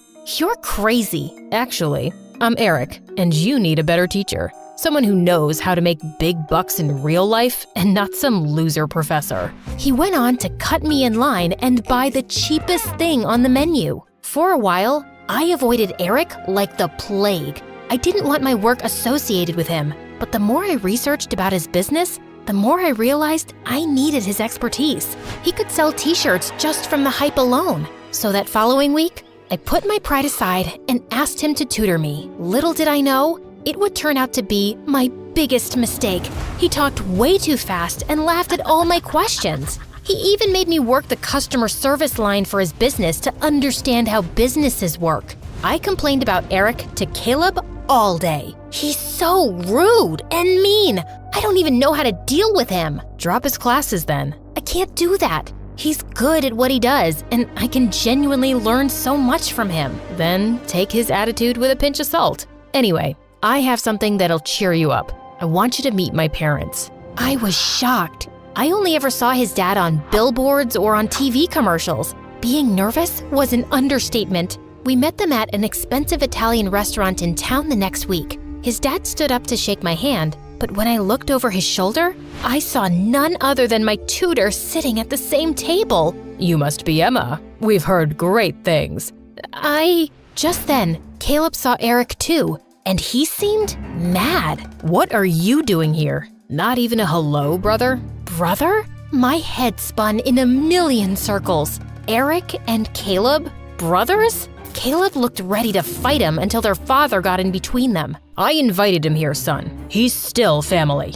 Caleb backed off, but I was still in shock. And to make matters worse, Eric pretended he'd never met me. Caleb's parents ordered me all kinds of delicious courses, but I couldn't find the stomach to eat anything. And after dinner, Caleb took me straight home and angrily drove off without saying goodbye. During our next tutoring session, I was still fuming when Eric walked up. Why didn't you tell me about your family? You never asked. And besides, I didn't think we're that close. What do you mean? You're related to my boyfriend and you… Yeah, that's kind of unfortunate. You're not really his type, to be honest. That's not the point. I can't deal with this. I'm leaving. Wait, Emma, I'm sorry. I was just being a jerk. I calmed down as Eric spoke that he had been estranged from his family for 2 years because he refused to take over the family business. His clothing line was a result of wanting to prove he could make something successful without being connected to them. Part of me understood. I still wanted to pursue my clothing line dream, even though Caleb said I didn't have to. When I told Eric, he didn't laugh, but he seemed impressed. Take out your computer. You're making a website today. Eric helped me create my website from scratch. As usual, he was going super fast and I scrambled to keep up. But when I looked in my laptop reflection and saw him laugh, he looked different to me, almost attractive. Snap out of it, Emma. He's your boyfriend's brother. My website was good, but for the first few days, I didn't get many orders. But I didn't lose hope and continued sketching and building my brand. I worked on them for days until one night I got a call from Caleb and he sounded a bit off. Want to talk about it? Not really, but I have a surprise for you. Caleb told me that he'd put my name in a small fashion show for new designers. I couldn't believe it. Oh, you really shouldn't have. Yes, I should, and yes, I will. I've decided to be more supportive of your dream. Thank you. I was over the moon that day, but when I told Eric, he didn't sound as impressed. It's just a small show. Yeah, but it's big for me. And maybe after this, I might actually get some customers. You will come to the show, won't you? You're inviting me? Well, you've helped me get this far. It would be rude of me not to. When the day came, I peered at the audience behind the curtain. I was blown away to see Eric sitting in the back row. I was glad he showed up. Too glad to admit. Once my models were ready, they were off strutting down the catwalk wearing my designs. Surprisingly, the audience went crazy. I walked out and bowed with the last model and then jumped into Caleb's arms. Behind his shoulder, Eric was watching and he looked irritated. By the time I made my way to the back of the room, Eric was gone. The show had tremendously boosted my sales. Caleb invited me to his parents' home to celebrate. My brother will be there. Sorry. Why do you hate him so much? He's a total jerk. Anyone would kill to get my father's business, but he would rather do his own thing. Whatever. Joke's on him. I get the business now. Caleb's words didn't sit right with me, but I kept it to myself. We got to his mansion, and my eyes instantly started searching for Eric, but he didn't show up. We were halfway into the party when Eric strode through the door with a girl. Guess I wasn't missed. Mom, Dad, this is Angelica. My stomach turned. Since when did Eric have a girlfriend? By the looks on everyone's faces, they were thinking the same thing. Angelica's a model from New York. She has her own beauty brand. The more I watched them interact, the more I felt sick. It didn't make sense to me why I cared so much. Caleb, however, seemed to care for different reasons. That's so typical. Inviting people without asking Dad? Ugh, spare me for not being Dad's little saint. Suddenly, Caleb's dad flew into a rage, making Eric's date shrink away from the scene. That's enough, Eric. If you don't want to be part of this family, then stay out. Gladly, Father, gladly. He turned and left the party. I found myself following him. Eric, wait, I'm sure he didn't mean it. And you've known them for what, a week? Now you're an expert? I looked into his eyes and saw there was pain there, even though he tried to hide it. You do care. You act like you don't, but you do. His face was so tense, I thought he would snap. Instead, he sighed and turned away. Just leave me alone. Listen, I need to... As I rushed behind Eric, my toe caught on a bump in the sidewalk and the ground rushed up to me. When I sat up, my ankle was throbbing, and Eric swooped me up in his arms. As he carried me back, I couldn't stop myself from falling for him. I knew this was wrong. I was with Caleb, but Eric was so much kinder and helpful and sort of a jerk, but he was always there when I needed him. After that day, I decided to keep my distance from Eric. Caleb was my boyfriend, and I couldn't betray him. I spent my days working on making my business better, and one day, my brand ended up exploding all over social media. I had to investigate, so I went online and did some online digging. The root of it, I discovered, was none other than Eric's site where he'd promoted my line. He also left me an email in my inbox. I know you don't want any boosts or freebies, but us entrepreneurs have to stick together. Enjoy the extra press. You've worked hard and you deserve it. Sincerely, your tutor. I wanted to find him and thank him, but Caleb told me he was leaving the country to open up a store in England, and he was taking off that night. Good riddance. You don't care that you'll never see your own brother again? Not really, no. But why do you care so much? I don't. I was just...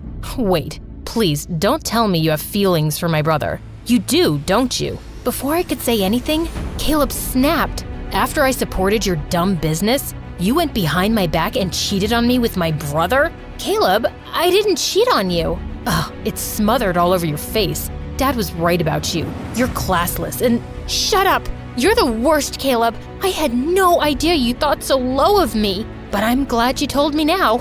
And by the way, eat bugs. We're done. I was horrified with how mean Caleb was. And after that day, I broke all ties with him. I tried calling Eric multiple times, but he never returned my call. So, I guess that was done too. Some months later, I opened up a popular boutique in the city, keeping Eric's note at the bottom of my register. I tried to keep my mind off him as best as I could, and decorated my office with selfies of my parents enjoying their vacation in Greece. One night, just as I was closing the boutique, I heard a voice behind me. Does this come in amends? Eric! I rushed and hugged him tight. That's a reaction I could live for. Now tell me, do you have a size larger? I ate too many burgers in England. Taking the shirt he was holding, I went into the back room and found a large for him to try on. He too handed me one of his overpriced t-shirts. How is it? I feel like a unicorn. What about yours? Oh, you know, feels like a regular old t-shirt. Laughing, he grabbed my shirt and pulled me in for a kiss.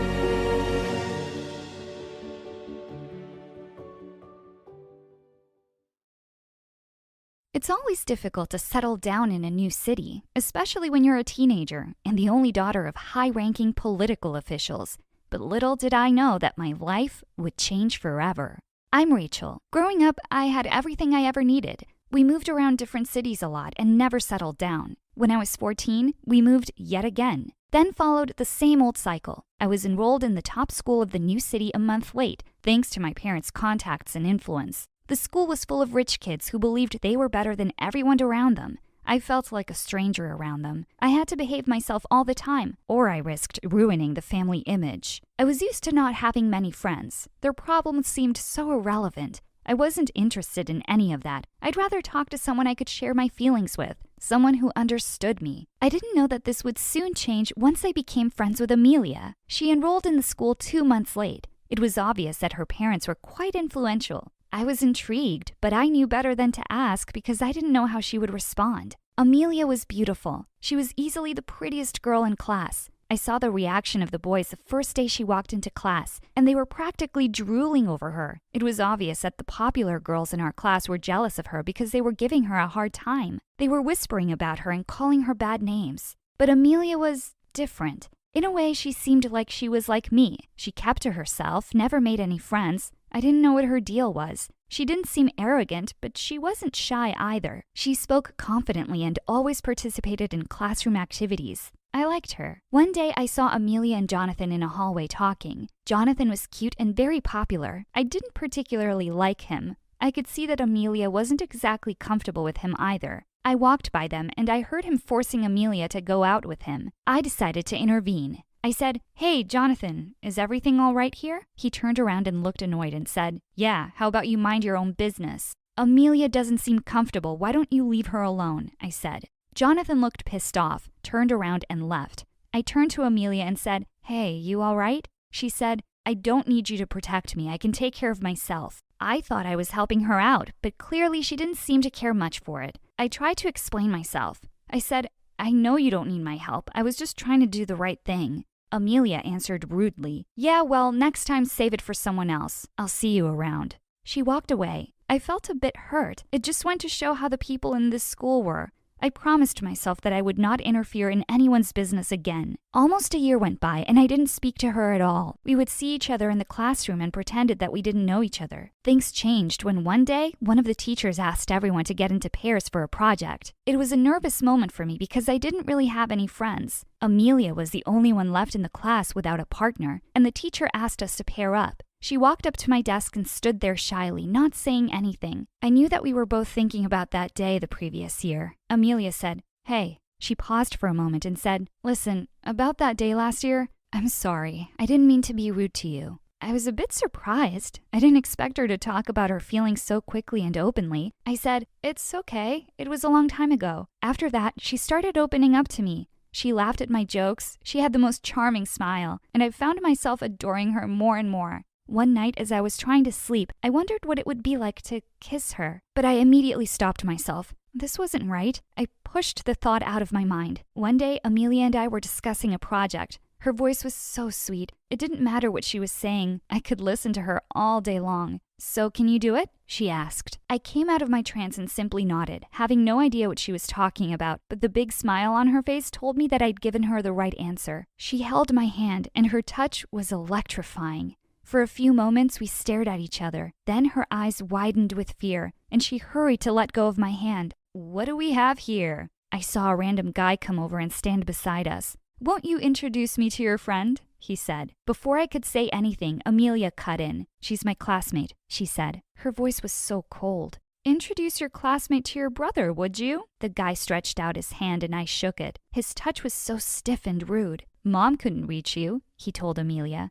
"So I came to pick you up. Let's go." And so without a hint of resistance, Amelia left with her brother, not even bothering with a last look. I was left speechless and alone. After that day, I decided to keep things professional and suppress the butterflies in my stomach. But then she apologized to me and smiled, and all I could think of was our time together. Amelia and I got closer. The project went on for a month and a half, and by the end, I had started noticing a lot of strange things about her. She was very guarded about her personal space. She would flinch anytime someone touched her. She would never let anyone touch her bag or any of her belongings. Anytime there was a question about her personal life, she would brush it off with an excuse. Me and Amelia had been friends for 2 months now, but I knew absolutely nothing about her. She was nice to be around, and I didn't want to push her by asking her anything she wasn't comfortable with. One day I got to school very early, and I saw a black car drop her off. It stayed there until she was inside the main gates, then left. Now that I thought about it, she was always the first one in class, without fail. Who was this girl? What was she hiding? By this point, I was almost sure that she was hiding a big secret, but I had no idea how to find out what it was. I got really curious about what she had to hide. I walked into the classroom and almost didn't see. She was sitting on a bench and gently shaking. She didn't hear me come in. I took a few steps towards her and realized she was sobbing. She was shaking uncontrollably, and for a second, I froze. I asked, "Amelia, are you okay?" She jumped up from her seat and wiped her face, but she knew that it was too late to make an excuse. I walked up to her and gave her a hug. That was when she completely broke down, and in the middle of sobbing, she told me the most incredible story about her life. Her parents were both members of the Secret Service, and they had forbidden her from getting close to anybody. They used to move around a lot, constantly changing their identities so that nobody could track them. Amelia wasn't even her real name. Her real name was Samantha. She was not allowed to go on nights out or have any friends because her parents had always told her that nobody could be trusted. One time, just before she enrolled in this school, she had been dating a boy, and her parents had found out about him. The boy and his family moved away from the city in less than a week, and Sam came here. I felt sorry for her. What kind of childhood was this? I gave her another hug. I said, "Samantha, don't cry. I understand. I'm here for you." She said, "Please don't call me that. I don't want anyone to know. I hope I can trust you with this, Rachel. I haven't told anybody in my life about this, and if this gets out, my parents will be very angry." I said, "Yes, you can trust me. I will never open my mouth about this." She pulled away from the hug, and I reluctantly let go. She smelled so nice. We were really close. She had stopped crying, and she still looked so beautiful. She looked into my eyes, gave me a small smile, and then leaned in and pressed her lips against mine. I didn't even flinch. At that moment, I knew that this was what I wanted. It felt right. I gave in completely to her embrace. After all this time of confusion and nervousness, I finally knew what I wanted. I wanted to be with her. This strange, beautiful girl with her incredible story had brought it out of me, and I promised myself that I would carry her secret to the grave for both our sakes. The next day, Sam didn't show up at school. I knew something was wrong the minute I walked in and didn't find her there. The day after that, still no sign of Sam. I feared the worst, thinking that her parents had found out about us. The day after that, she showed up, but acted cold and distant, like nothing had happened between us. She ignored me when I smiled at her. Something was terribly wrong. I tried to talk to her after class, but she didn't give me a response and walked away. I was devastated. I was in love with this girl who I thought was my best friend, and the memory of that kiss was still on my mind. Was it a lie? Had I imagined it all? This went on for a few days. I couldn't imagine what had gotten into her and why she was acting this way. My questions were answered a few days later as Sam caught up with me in the hallway after gym when nobody was around. "Rachel!" she called me. I saw her hurrying towards me, whispering my name urgently. She checked around to see that nobody was looking and pulled me into a corner. "I'm sorry about that. I heard one of my mom's assistants talking to the teacher on the phone, and it seemed like they were talking about you. I didn't want them to know anything about you. If they find out about us, it won't end well. I hope you understand," she said. She gave me a swift peck on my lips, whispered, "I love you," and rushed off. I couldn't help but smile. It was real. I was even more fortunate that she loved me back. This could be a lasting relationship, but we had a long way to go before we could figure out how we were going to make this work. But for now, it was our little secret. We would steal kisses in the privacy of washrooms and empty classrooms, but nobody, and I mean nobody, could ever know about us. Then something weird happened. Sam asked me to meet up with her, and I kept thinking, date, date, date. I put on my cutest dress and went to meet her. She had told me to meet her at a coffee shop in the farthest corner of the town. It made sense as she was trying to be discreet. I arrived to find her waiting for me, more cheerful than I had ever seen her before. She got up from her seat and hugged me as I approached her. "You're glowing," I told her. She blushed. "I'm so happy we're finally away from everyone," she said, grabbing my hand tightly. "So am I," said, squeezing her hand back. I sat down with my back to a big glass window while she sat facing it opposite me. We couldn't stop smiling. She ordered us coffees. "I had to search very hard to find this place," she said. "It's one of the most out-of-the-way hidden places ever. No one will think of looking for us here." Sam beamed. "Someone's looking for us?" I gasped. "Obviously." Her eyes sparkled. "There's no way they won't notice I'm missing. but I know how to protect those I love. After those words, she looked into my eyes ever so shyly. I felt overwhelming love for her. I started, but stopped midway. She was suddenly frowning. Her happy, dreamy look was replaced with anger? What's wrong? I asked. She was staring over my head angrily. I didn't know it would upset you. We've been followed. She was practically growling. All of a sudden, she jumped to her feet. We need to get out. She was bracing herself to run.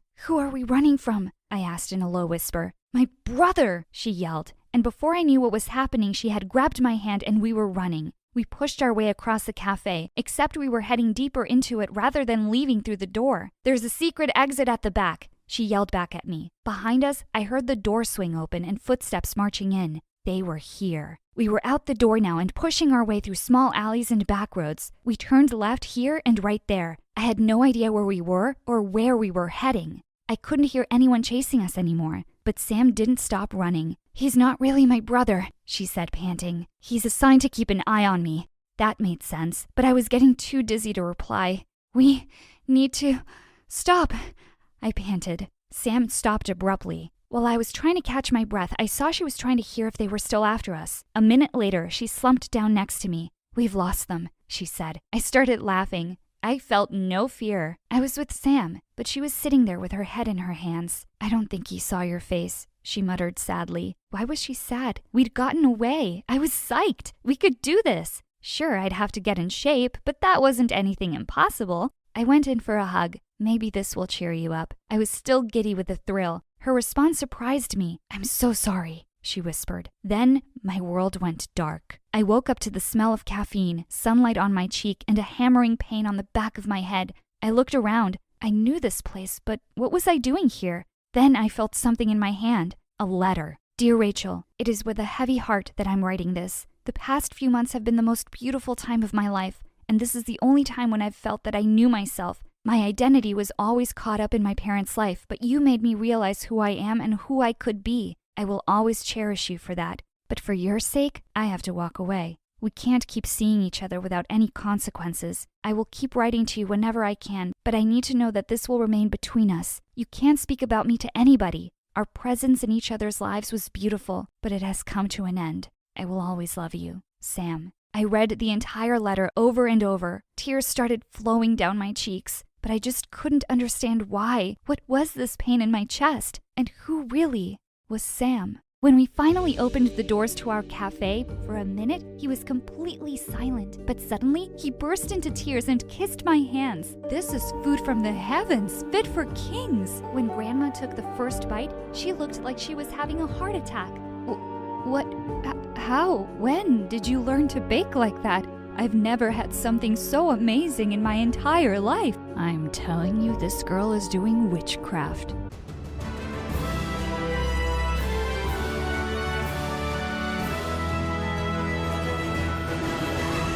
It wasn't just any ordinary morning. The birds were chirping, the sun was shining. I had turned 16 yesterday, and last night, my first love, Ryan, had finally kissed me. Life was perfect. Well, at least for 5 minutes. Because as soon as I stepped out of my room, Mom rushed to me, crying like a baby. What's wrong, Mom? She told me that Aunt Melissa, her best friend, was moving away because her husband got a job transfer. What? Just when we had saved up enough to start our own cafe. As sorry as I was for Mom, I had bigger problems. You see, Aunt Mel was Ryan's mom. I rushed out of the house. I had to see Ryan. He was playing video games when I entered his room, looking completely unbothered. What's wrong, babe? Why are you crying? Because you're going. Please don't. Ryan put down the game and took my hands in his. I don't really have a choice, babe. But you and I are soulmates. We'll make long distance work. After a few days, Ryan stopped calling or replying to my messages. He said too much screen time wasn't good for either of us. But there he was, uploading pictures on Facebook with a new girl every day. And that's how I had my first heartbreak. Hi, I'm Carrie, and this is the story of how I transformed my life and had boys drooling over me at the same time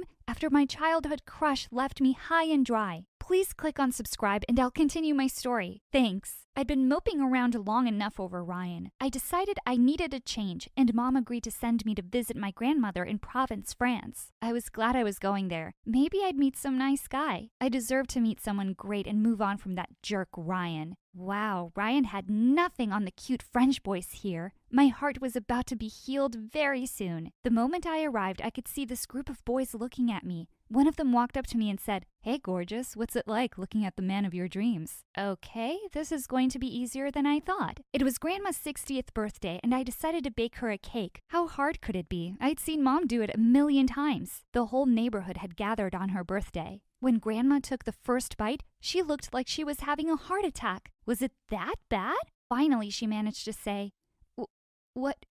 How? When did you learn to bake like that? I've never had something so amazing in my entire life." She hugged me so hard I could hardly breathe, and the whole neighborhood went gaga over the cake. A fight nearly broke out with people trying to get another piece. I spent the rest of the summer baking like my life depended on it, because there was always a crowd of people outside Grandma's house waiting to try my stuff. Grandma's crazy old neighbor would come over every day to have my desserts, while she'd glare at me and grumble, "I'm telling you, this girl is doing witchcraft." The minute I landed back home, I knew what I wanted to do for the rest of my life. I convinced Mom to take a loan to make up for Aunt Mel's share and start her dream cafe with me. When we finally opened the doors to our cafe, both of us held our breath as our very first customer took a bite of the chocolate eclair. For a minute, he was completely silent. Oh no. He hated it, but suddenly he burst into tears and kissed my hands. "This is food from the heavens, fit for kings." Turns out he was a famous food critic. After his review, word of our quaint French cafe spread like wildfire. People were lining up to the end of the street to try my desserts. But soon enough, I realized they kept coming back for me too. Boys would hang out around the cafe for hours just to catch a glimpse of me. "How are you so perfect? You've got the face of an angel and the hands of one too." By the end of the month, Time magazine had me and my creations on the front cover with the title Beauty and Her Feast. And Cosmopolitan said that at Sweet 16, I was all the sweetness people needed in their lives. My Instagram followers shot up, and my mailbox was getting flooded with love letters. One day, as I was unloading flour sacks out of the van, I saw a group of school kids come around the corner. Among them was the school heartthrob, Sean. As our eyes met, he smiled at me. I turned away when I saw one of the girls with him glaring at me with crazy jealous eyes. I knew she was his ex. Didn't need any of that drama. 5 seconds later, as they came closer, she accidentally pushed me. "Watch out!" Sean jumped forward to catch the sack, and before we knew it, we were both on the ground, covered in flour from head to toe and looking like ghosts. We glanced at each other and burst out laughing. I told him he could come inside to clean up, and he asked his friends to go on without him. His ex looked like her head was gonna explode.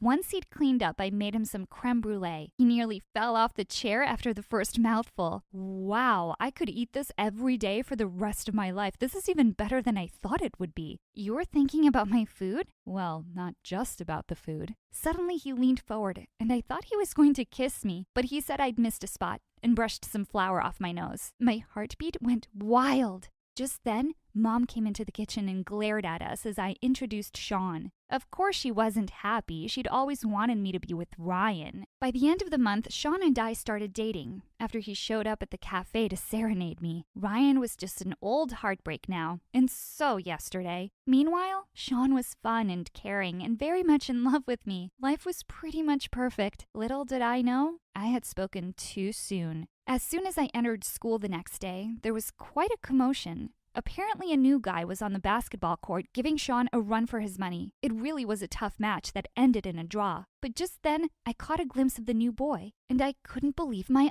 eyes. It was Ryan! It had been over a year since I'd last heard from him. Why had he come back? Sean saw me and came running over. "He's really good, isn't he? We'll be a much stronger team with him around." Before I could say anything, Ryan jumped to hug me. "Carrie, I missed you!" And instantly I pulled away from him. "I'm sorry, I think you have the wrong person." I walked away as fast as I could. I needed time to process this. I took a sick leave and went home early. I went running to Mom's room and stopped in my tracks when I saw Aunt Mel sitting with her. She pulled me in for a hug. Did you see Ryan in school? He wanted to surprise you. Surprise me he did. I was just telling Aunt Mel how much you missed Ryan. I did not. Aunt Mel acted like she hadn't even heard me. It's a good thing we're back then. Then she said that she and Mom would finally be able to run their dream cafe together. Wait, what? Thanks for helping out when I wasn't around, kiddo. But it's my cafe. It's famous because of me. But I'm sure you have your hands full with school, sweetheart. Don't worry, Aunt Mel is here now. I was so annoyed. Later that day, Sean dropped by to see me. We were sitting on the porch when a car came into my driveway. I didn't need to look twice to see who it was. Ryan walked up to us, completely ignoring Sean. Babe, I've been looking for you everywhere. I felt Sean get tense as he put his arm around me. How do you know each other again? Oh, we go way back. We have a shared past. Yeah, and that's where I'd like to leave you too, in the past. I told Sean I'd call him later and went inside. Ryan immediately followed, the little leech. The minute he saw Mom, though, he practically pushed me aside and went screaming to hug her tight. Oh, you're even handsomer than before, and have you grown taller? Stupid vain boy. He started making crepes along with Mom, and watching him in our kitchen just made me feel angrier. Thinking about me? You wish. I'm not going to forgive you just because you're making me crepes once. Then I'll keep making them till you do. But don't eat too many. We don't want you getting fat. And he finally left. My mom couldn't stop talking about how wonderful it would be if the two of us got together. Mom, I'm with Sean now. Well, yes, but you can break up with him. Both Mel and I would be thrilled. I stormed off to my room. Why did Mom keep forgetting Ryan was a jerk who broke my heart? Come to think of it, Aunt Mel was a bit of a jerk too. And a bossy one at that. She wanted to change everything about the cafe. One day I came home from school to find her painting the beautiful lavender walls an ugly shade of pink. She kept picking faults with the menu, but she still always wanted to know more about my recipes. One afternoon, I came to the cafe and was horrified to see that she had changed the signboard outside. Now her name was on it too. She had even managed to convince Mom to open another bank account. Without me. Another day, I walked into the kitchen to hear her saying to Mom, I saw that you recently had a couple of bad reviews online. That's what happens when you let a child do everything. I hated her poking her nose in my business, but that's not all I had to worry about. One Saturday, when I went to open up the cafe with Mom, we stopped short in horror. All across the window, someone had painted, "Take your stupid desserts and leave our town." Just then, Aunt Mel turned up behind us, staring at the view in shock, and then she burst into tears. Who would do such a horrible thing to me? I bet it's that old witch down the street who keeps complaining our customers are too noisy. While Mom consoled her, I tried not to imagine what it would be like to punch her, and I couldn't help wondering who would do such a thing to my cafe. As if all this wasn't annoying enough, Ryan had begun to constantly hover around me. He started following me around in school, not leaving me alone with Sean for a second. I was sitting with Sean one day and having French fries when he popped up out of nowhere and took away my plate. You shouldn't be eating fried food. Sean, how could you let her? I'm not her dad, and neither are you. Before I could even say anything, he threw the fries in the garbage and put a salad in front of me. And why aren't you wearing sunscreen? Your skin looks spotty. After school, he was always over at the cafe, telling everyone he worked there as a waiter. And later, he'd turn up at my place in the evening, sticking to me like glue while Mom and I were watching TV. One evening when Mom was out, I called Sean over to a romantic dinner for two. Just as he was leaning over the table to kiss me, and I closed my eyes, I felt a hand pushing my face away. My eyes flew open, and I nearly fell back to see it was Ryan. Isn't it kind of gross to kiss without having some breath mints first? Man, are you crazy? Yes, crazy in love. Ryan, I've just had it. Get out. Okay, just let me take my phone from under the table. Sean literally had to stop me from throwing a plate at Ryan as he ran out. I was trying to keep my cool, but he was really crossing a line and then some. One night, I woke up to the sound of something being dragged across the room. I sat up in bed and let out a loud scream. Who's there? And then I saw a shadow move and a voice called in the darkness. Hello, Carrie. I nearly had a heart attack. Ryan! He was sitting in a chair staring at me like a creep. He had a box in his hands. What are you doing in my room? I came to give you this. I know it's that time of the month for you and you need some extra love. What the?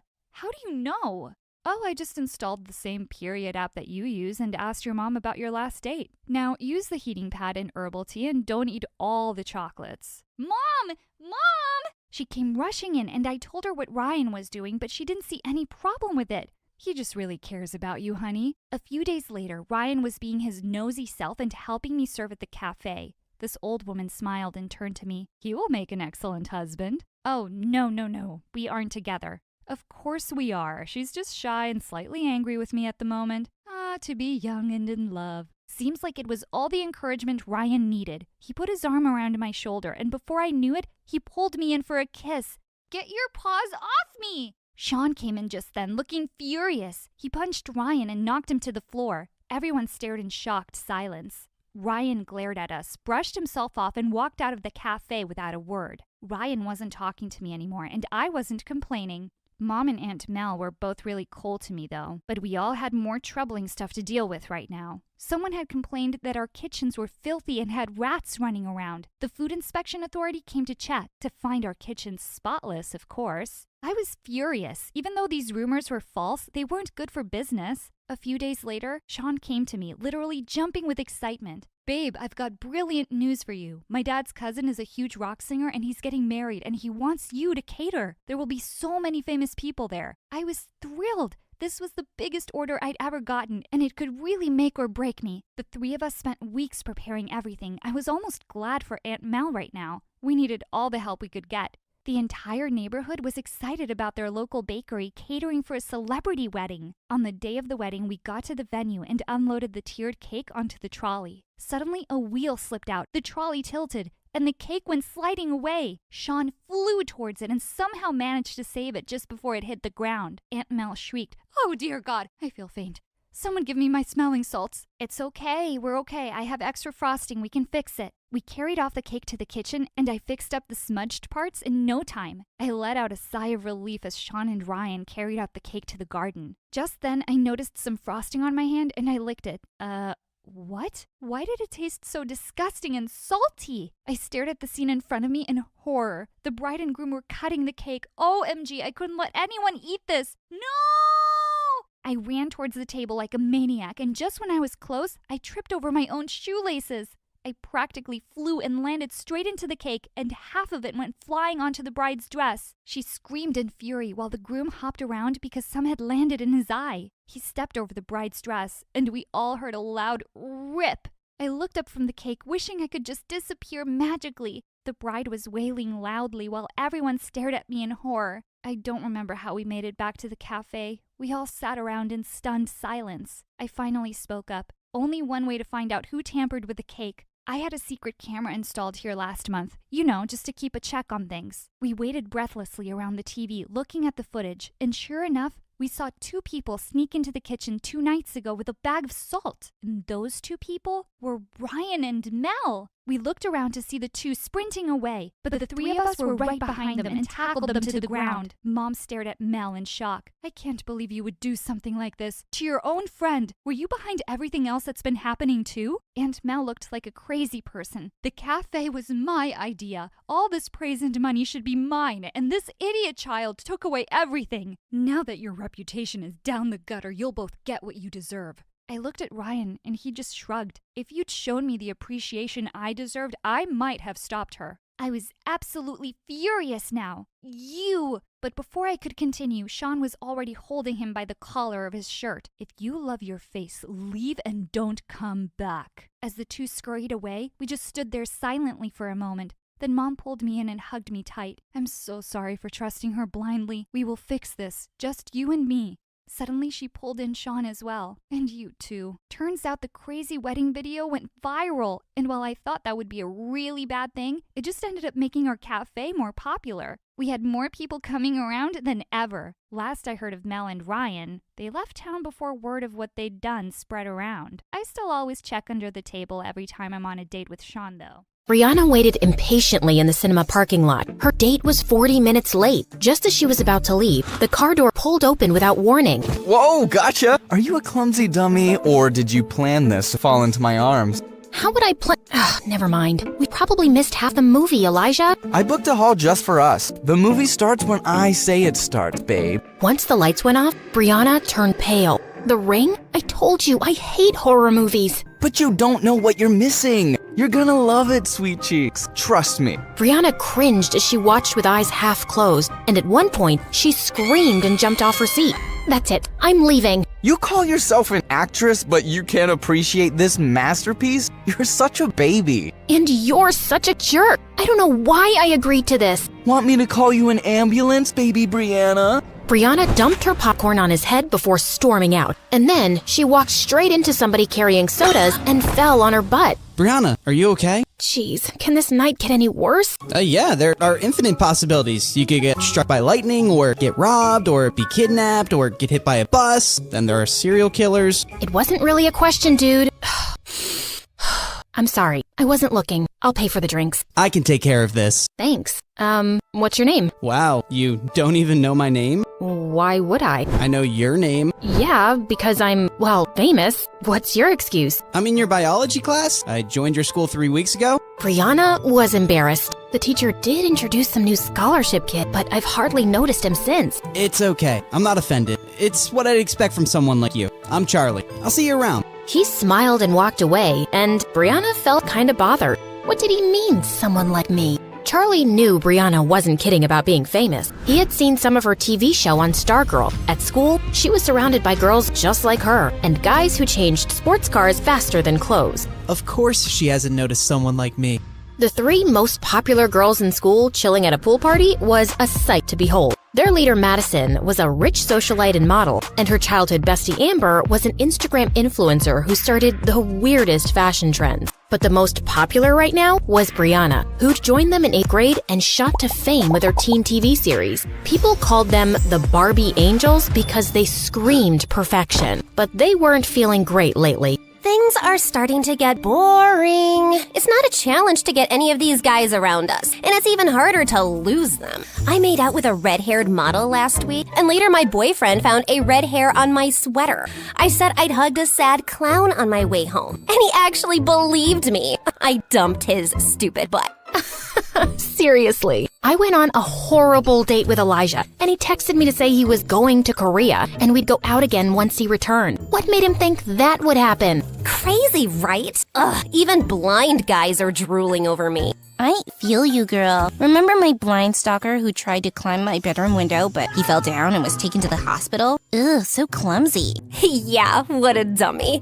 Girls, we need to spice things up. I want to find someone really different. Make him fall in love with me, mess around with him, and then dump him. Wouldn't that be fun for us? OMG, yes. I haven't felt this excited since the 11th Harry Potter book came out. Just then, something caught Brianna's eye, and she left. I wasn't even done talking. Amber, do you feel sometimes that she isn't as nice as before and her fame's gone to her head? Her head does look a bit smaller than usual. Anyway, who cares, Maddie? You've got me. I'm your favorite girl, right? You know you are, babe. Brianna had spotted the DJ at the party, and it was Charlie, looking much cuter. Wow, you're full of surprises, DJ Charlie. What? I said, you're full of surprises, DJ Charlie. Brianna, I heard you the first time. Then why did you say what? I just meant, what's the surprise? Oh, well, you're a scholarship student, so I thought you'd be a nerd. Didn't imagine you as a DJ.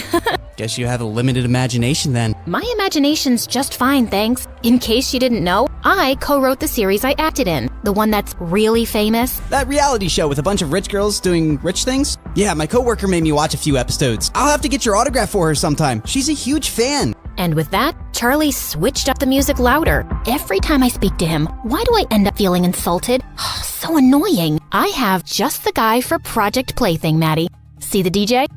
His tacky t-shirt. But he's kinda cute. Why him? He's nothing like the guys we date. He's a scholarship student in my bio class, and he seems unimpressed by everyone at our school, including us. Well, that's new. I love a good challenge. The question is, will he buy it? The most popular girl in school suddenly notices him? He might think it's a prank. We'll just have to make it believable then. Plus, no guy is immune to my charms, Brie Brie. He'll be eating out of my hands in no time. Like a baby shark. I don't think it'll be so easy, but I'm looking forward to it. The girl's first move was to get Madison on Charlie's radar and paint her as an angel. So 2 days later, Charlie found Madison walking into the cinema, who he instantly recognized as Brianna's friend, and she had a line of kids behind her. Hi, could I please have 30 tickets for the new Minion movie? And whatever snacks the kids want. Are these kids from an orphanage? Yeah, I volunteer there, and I thought I'd treat them. It's not often that they get to go out, so I want them to have a really good time. Wow, she doesn't even have a PR team taking pictures. Charlie led the excited kids into the theater, and as he was leaving, Madison touched his arm. Wait, you were the DJ at a pool party recently, right? Right. I also go to your school. How did I not know that? Oh, don't beat yourself up. I'm super easy to miss. I'm like a pigeon in a school of peacocks, but I prefer my own company anyway. It's the best. I'm sure it is. Well, thanks for your help today. Madison kissed him on the cheek, and Charlie smiled awkwardly before running off. Was the most popular girl in school just flirting with me? Nah, she probably flirts with everybody. Later, Maddie called the others to update them. Do you think he bought your act? Of course. I'm beginning to think I'm a better actress than you are, and this is gonna be a lot easier than I thought. The next day, when Madison walked into the cafeteria, she spotted Charlie in a corner, and his eyes were already on her. She helped a kid with crutches get his lunch and tipped a janitor generously before making her way to Charlie's table. Hi, do you mind if I sit here? Of course not. Yes, please sit. I am sitting. Oh, righto. You want half my sandwich? My grandma made it. The filling is probably this week's leftovers mixed together, and the bread is a bit stale, but it's not bad. I think the gravy she put inside is making it, what's the word I'm looking for? Moist. Yeah, it's moist. Tempting, but I haven't had bread in years. Just then, Charlie noticed that half the cafeteria was staring at them. They're thinking what I'm thinking. What is a beautiful, rich model doing with me? This is clearly a prank. You know, I just remembered. The librarian asked me to feed her fish, and they'll die if I don't do it right now. Really? Well, I can come with you. No! I'd rather you didn't, okay? They like their privacy. The fish. They're private people. She stared at him, and he felt more flustered as he reached for his bag and ended up stepping hard on her toe. He turned to apologize and knocked his sandwich on her clothes. I am so sorry. So sorry. Gotta run. And later in the bathroom, as Maddie cleaned up, Brianna and Amber howled. Will you two stop laughing? He had to feed the librarian's fish? Girl, that is the lamest thing I have ever heard. He couldn't get away fast enough. Oh, that was so funny too. My grandma made me this gravy sandwich. Yeah, right. His grandma came back from the dead to make him a sandwich. Maybe his grandma is just alive? But both my grandmas are dead. Aren't everyone's grandmas dead? Oh my god, focus! He seemed smitten with me when I took those gross kids to the movies. Why is he running away from me now? Maybe I just make him really nervous. Or maybe he isn't stupid and he's not buying your sudden interest in him. Well, you're in the same class with him. Do something. I'll get the teacher to make me his lab partner tomorrow. Let's see what I can pull off. Charlie just wanted some peace, but the universe literally said no when he got paired up in the lab with Brianna. Are we really gonna open up that frog? There's no way I'm touching that thing. Charlie ignored her and started doing it himself. Oh my god, look at those intestines. Ew, I'm gonna throw up. Why don't you just stop looking at the frog? It's not like you're helping me. Yeah, that sounds good. Anyway, I have to talk to you about something. I think Madison's really into you. Don't ask me why. The heart wants what it wants. So, I was wondering, what do you think about her? Brianna, I don't know what you girls are up to, but I don't have time for this. I'm just here to study hard so I can get into a good college, and Madison can literally have any guy. What do girls like you want with a poor nobody like me? Wow, you just made us sound so arrogant and judgmental. But you've basically written us off without even knowing us. Look, I didn't mean... Yeah, you did. You think girls like us wouldn't like a poor guy since we're shallow, right? And yeah, Maddie could have any guy, but maybe she saw something different in you. Trust me, if it was fancy things we wanted, we don't need a guy for that. Charlie felt unsure.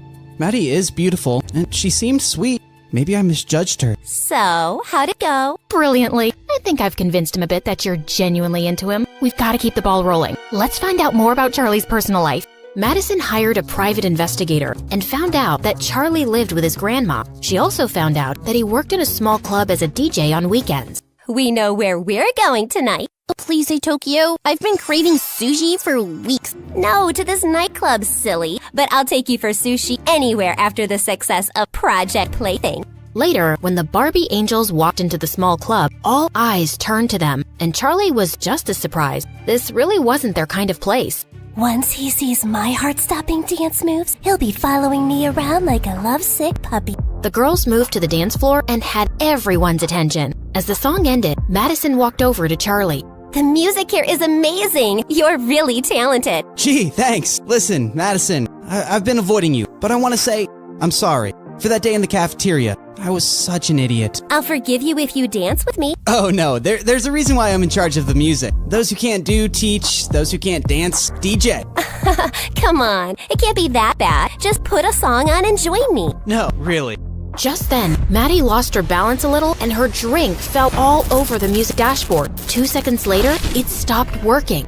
Oh my god, what did you do? It was an accident. The system's fried. The club owner's gonna fire me. You came in here just for your fun and games, but this is serious business for me, Madison. Thanks for nothing. Charlie instantly felt awful as he realized everybody was staring at them, and Madison stood frozen in her spot. Then she burst into tears and ran out. Amber and Brianna ran after Madison to her car, where she lost it. Who the heck does he think he is? You're not crying? Of course not. And it took all my willpower to not claw his eyes out. How dare he humiliate me like that? Oh, once he falls in love with me, I'm gonna squish him like a bug. That was brilliant. Now he's gonna feel terrible because you didn't even lash out at him. And he'll think you're the sweetest angel on earth. Oh, I underestimated you, Maddie. You're the worst. I am the worst. And when I'm done with him, he's gonna wish he was dead. Charlie just couldn't face Madison in school the next day, and after a lot of begging, he finally managed to get her number from Brianna. Little did he know, the girls had decided that Brianna would be the one to talk to him, pretending to be Maddie, because she was the smoothest talker. Charlie felt super nervous as he called her that night. Hello? Hello? Hi, hello, hi. Madison? It's me. Charlie. What do you want? Listen, before you hang up, please don't hang up. I'm really, really sorry. I just lost it and you didn't deserve that. And you didn't even scream at me or hit me, which you should have. You still can. Charlie, I get it. You freaked out. I hope you didn't get fired. I did. But it's okay. I'll find another gig. I'm sorry. Are you for real? Don't say sorry to me. Do you think we could just start over? Yeah, I'd like that. Hi, I'm Charlie. Nerd by day, DJ by night, and I get free popcorn once a month at the cinema. You go. I'm Madison, and I'm a famous model. Also, I've been on a diet since forever, so I don't remember what popcorn tastes like anymore. That's the saddest thing I've ever heard. The two ended up talking and laughing for hours, and she kept surprising him. She was funny, well-read, and had great taste in music. It was 4 a.m. when they finally said goodnight. I can't remember the last time I had such a good conversation with someone. The next day, Brianna updated Maddie on everything they'd talked about, but she didn't see Charlie in her biology class. The girls hadn't seen him at recess either, so Brianna sent him a text as Maddie, and he replied, "Grandma broke her hip this morning. I'm at the hospital. If you really want to seal the deal with Charlie, you should go see his grandma." Ew, I hate old people with their wrinkly skins and their weird smell. Come on, they're cute. Just be nice to her. Charlie will love it. Should I really interact with her? I don't think I could be nice to an old woman. Brianna then thought of a better idea. After 3 days, Charlie's grandma was discharged, but he had one problem, the hospital bill. He decided to talk to the hospital staff about paying in installments, but then they told him that someone had already settled it. What? Who? The person had chosen to be anonymous, but Charlie insisted so much that the staff revealed the sender's identity, Madison. Why did you do it, Madison? What do you mean? You paid my grandmom's hospital bill and tried to hide it. Why? Because I knew you wouldn't accept money if I offered it to you, and I made you lose your gig. It's the least I could do. I care about you, Charlie. You can have any guy you want, Maddie. Why me? Well, I've dated enough guys from my circle to know they're not very nice people. They're mostly after my money or fame or my parents' influence, and you don't care about any of that. You're like a breath of fresh air. But if you don't feel the same way, I won't hold it against you. Charlie was about to reply when his grandma called him, but he couldn't stop thinking about Maddie. What you did for me is amazing, but I feel scared about falling for someone like her. Charlie hadn't come back to school for a week, but he and Brianna had been exchanging texts, as Maddie, of course. She was laughing at a meme he'd just sent when she found Elijah by her locker. Ugh, why is he back? Just read something funny? Tell me, babe. I love a good joke. Excuse me? You were just laughing at your phone? I hope it's a joke and not a boy whose butt I have to kick. What are you, my dad? Because you're definitely not my boyfriend. Stay out of my business and don't call me babe again. I've forgiven you for the last tantrum, Bree. Now tell me where you'd like to have our next date. How do I spell this out for you? There won't be a next... Brianna, is this guy bothering you? Charlie, you're back. No, we're done here. Who's this loser? Did you wander here by mistake from some homeless shelter? Just leave him alone, Elijah. Charlie turned around to see Maddie, and his heart skipped a beat. What happened while I was gone? Since when did you girls start mingling with nobodies like him? Suddenly, Charlie walked over to Maddie, and he pulled her close. There you are. I've been looking for you everywhere. I've missed you. And then he kissed her on the lips, and Brianna was even more surprised than Maddie at Charlie's move.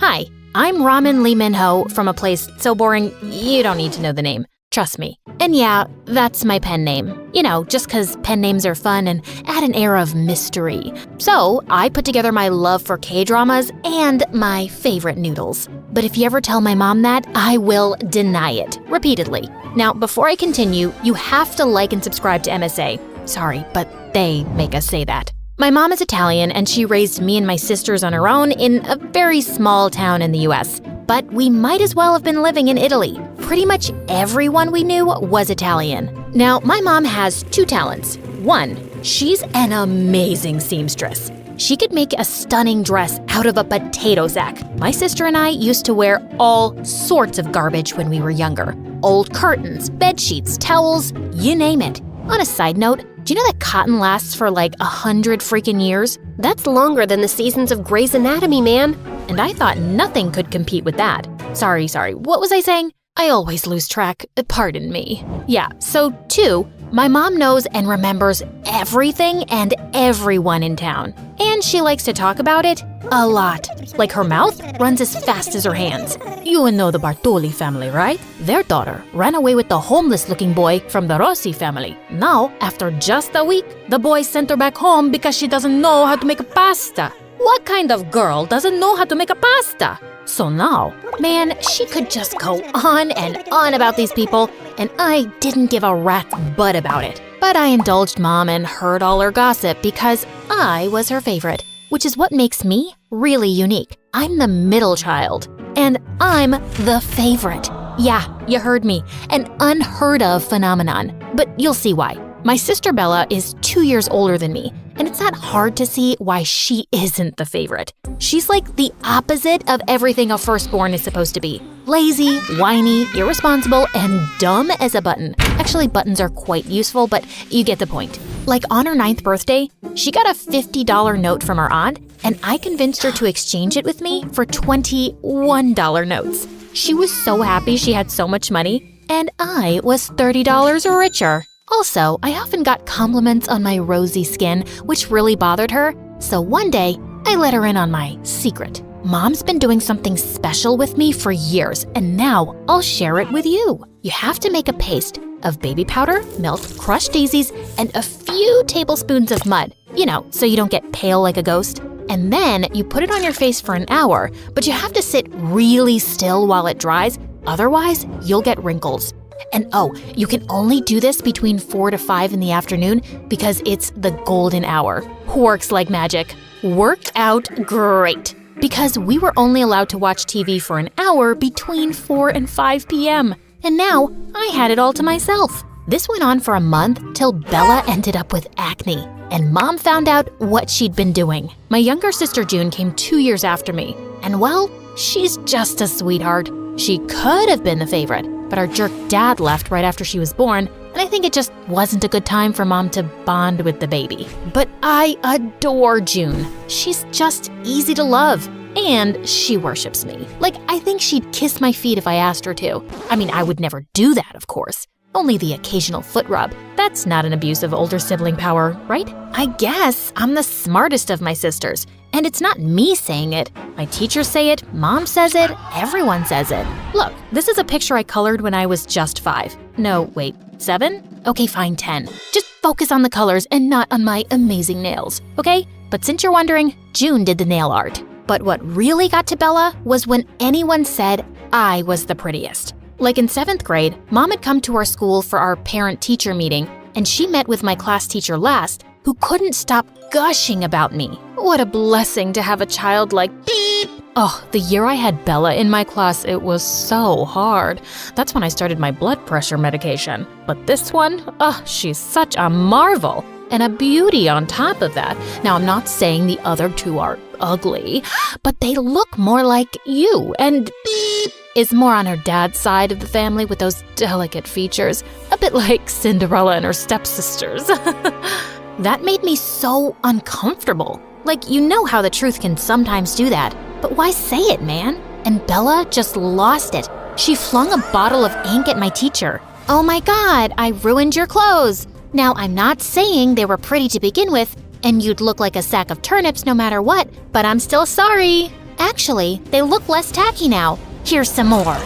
Oh man, I laughed so hard, I peed a little. That was my fondest Bella memory ever. And yeah, there aren't many to choose from, but that one's pretty cool. Mom was really embarrassed though, and Bella got her reputation in town for being a little cray-cray. I honestly never cared that much about looks, but I understand why people are obsessed with being pretty. You get doors opened for you, someone will give you their place in a long line, offer to carry your stuff, or give up their umbrella for you and get soaked themselves. And sometimes you try to refuse, but people won't take no for an answer. Also, pretty people are almost seen as superhumans. I mean, think of some beautiful person, and then think about them burping or farting or pooping. You can't imagine it, right? Because how could someone that pretty do something so nasty and basic? No, they must poop litter.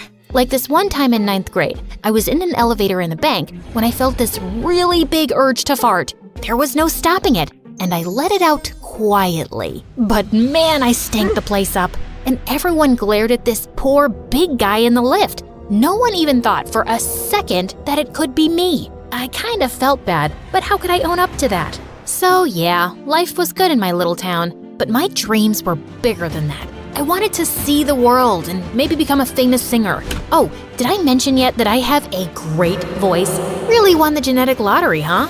Please don't hate me, y'all. I'd sing at every school event and even participate in local talent shows or sing at some restaurants. And any money I made, I put away in my piggy bank. I was saving up to go to LA one day to be a star. But things took a wild turn in 11th grade. One day at breakfast, Mom was going through the mail when she nearly choked. Oh Lord, my prayers have been answered. Which ones? You pray a lot, Mom. Like seriously, God must be tired of you asking for so many things all the time. Will you just listen? You know our distant family friends, the Ricci family. Those really rich people? They once came to town 10 years ago and we went on a picnic with them. And that Mrs. Ricci kept trying to get my mother's lasagna recipe from me. But I told her it was going to me with my grave. And then she tried to— Get to the point, Mom! All right! Anyway, they have a son who's a year older than Bella. And she wrote to me saying that she wants to come and see my girls. And hopefully choose one to get married to him. Isn't that amazing? Mom, this is America, and it's 2022. No teenager gets married. Oh my God, it's all I ever wanted. I've always wanted to be Mrs. Richie Rich. Yes, 100 times yes. Oh, it's like I'm Cinderella. I'll never have to work a day in my life again. You already never worked a day in your life, Bella. Look, Bella is almost 20. She barely passed school, she's useless around the house, and she'll never get a job. Also, people in town still think she's, unstable. Getting her married off to someone who isn't from around here is the best we can do. For us. Hear. Now listen, the only problem in this plan is you. I don't want to have you around when they come over. They might choose you instead, and I don't want to ruin this chance for us. I mean, for Bella. Fine by me. The Ritchie family was coming over that weekend, so Mom sent me off to my aunt a day in advance, right to the other end of town. I was in for a relaxing weekend. Aunt's house was close to a lake, so the next afternoon, I was sitting by the water practicing my singing when I spotted a boy swimming. And oh, mother may I, his blonde hair shone in the sunlight and the water rippled smoothly over his strong arms. Wow. Now, don't think I'm boy crazy. I find most guys annoying, actually. And who knew? Maybe this one was annoying too. But who minds a little eye candy? It's the only candy that's good for you. But suddenly, he let out a sound I've only ever heard a cow make in labor. A jellyfish bit me! He passed out and started sinking. I swam like a graceful mermaid towards him. Man, he weighed a ton. I managed to drag him to the shore and checked his heartbeat. Yeah, he was gonna live. And up close, he did look kind of annoying. You know, those boys who are too pretty and think the universe revolves around them? Yeah, he was definitely giving off those vibes. thought I'd wait around till he came out of his beauty nap, so I started singing one of my original songs. You wanna hear about this girl who makes jealous witches hurl? She had beauty, she had brains, there was talent in her veins. Not that everyone was dumb, but the town made her numb. What? Stay here forever, that made her feel bummed. She knew that there was more, so much more to her life than the gossip and the small talk, being a dumb man's dumb wife. It's not hard to see, the girl I'm talking about is me. So if you wanna hear the rest, pay up now, it's not for free. Suddenly, I felt something touch my foot.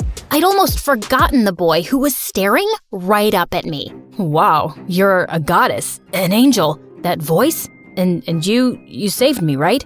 Yeah, but anyone would have done the same in my place. It's not special. Of course it's special. You saved my life. I think I'm in love with you. Aw, man. This boy was dumber than I'd thought.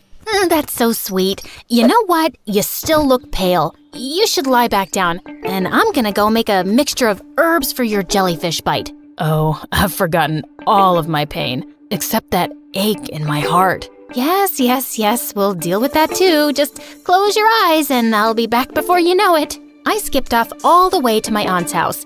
I'd be gone in 2 days from here, and I'd never bump into him. When I returned home, I went through the back door into the kitchen. Just as I popped a muffin in my mouth, Mom walked in. What are you doing here? Hello, I live here? I'm your favorite child, remember? Shh, keep your voice low. The Ritchie family came for a second visit today, and they're in the house right now. You better not come out. Okay, I'll just stay here. Just leave the cakes, woman. Oh, sorry, I was looking for the bath. Oh my god, it's you, the rapping angel. What the freaking fruitcake? The Ritchie boy was the guy I'd saved from the lake? Apparently, he'd stopped for a swim on their way here. His name was Luca, and he told his parents he was in love with me, and he'd marry me, or marry no one. Such a drama queen. He cried, Bella cried, his parents begged, Mom panicked, and she sent them away saying, we need time to think. You really went out of your way for these guests, Mom. You never make pasta for me. And yum, I haven't had this pastry in ages. Will you please get serious for a minute? What are we going to do? About what, Mom? I'm not getting married, duh. You don't have to get married. It could just be an engagement till you know him better. Okay, fine. Just be his girlfriend. It's too good a proposal to pass. And I wanted it for Bella, but if it's not happening for her, you have to accept it. Before I could reply, Bella came flying at me. You stupid witch! I'm not letting you get away with this. Gosh, Bella, have you gained weight? Get off, you baby cow. I was so close to getting everything I've ever wanted, and you ruined it. I didn't do anything, and Luca is an idiot. Don't say that. He and I are perfect for each other. You're actually just reinforcing my point. Ow! Just stop it, the both of you. I'll never forgive you, beep, and I'll curse you every single day for the rest of my life. I wish that you gain stubborn fat on your thighs that never leaves you. Well, I won't bore you with the details of what happened after. You know those annoying people who say, long story short, and then tell you every detail and all the bonus scenes? Yeah, I hate that. Anyway, I turned down the proposal, the Ritchie family left, but Luca sent letters non-stop. Bella stopped talking to me, which was amazing, but Mom stopped talking to me too. And then a month later, she got really sick. I ended up using all my savings for her treatment, and somehow, she emotionally blackmailed me into agreeing to date Luca. See, with great favoritism comes great responsibility. Mom favored me all her life, and as her perfect child, I felt the responsibility to make her happy now. Really, it's not easy being me. Of course, Bella was furious, and after she gave all my clothes to the neighborhood dogs, she started muttering things under her breath whenever she saw me. Gosh, so immature. Thankfully, Luca lived very far away and we just talked on the phone. But he called so much that eventually I made June take his calls and say, every other minute. He never knew it wasn't me. But he was supportive of all my singing dreams and said we could move anywhere I wanted to pursue them. Maybe sometimes your dreams come true in a way you didn't expect? Then one morning, I woke up with a really sore throat. I tried calling out to June for water, but my voice was gone. It turned out that I had laryngitis, and I was mute. The doctor said they couldn't say if my voice would come back. This was the first time in my life I was truly depressed. I could see all my dreams slipping away. Mom announced excitedly that Luca was coming, like that was supposed to cheer me up, and Bella's smug face made everything 10 times worse. One day at dinner, she turned to me. See, I told you I'd curse you. You've lost your precious voice because of my curses. Or maybe it's just karma. For the first time in your life, you get what you deserve. For once, you lose. And something inside me just snapped. I threw my pasta at her face and then jumped on her.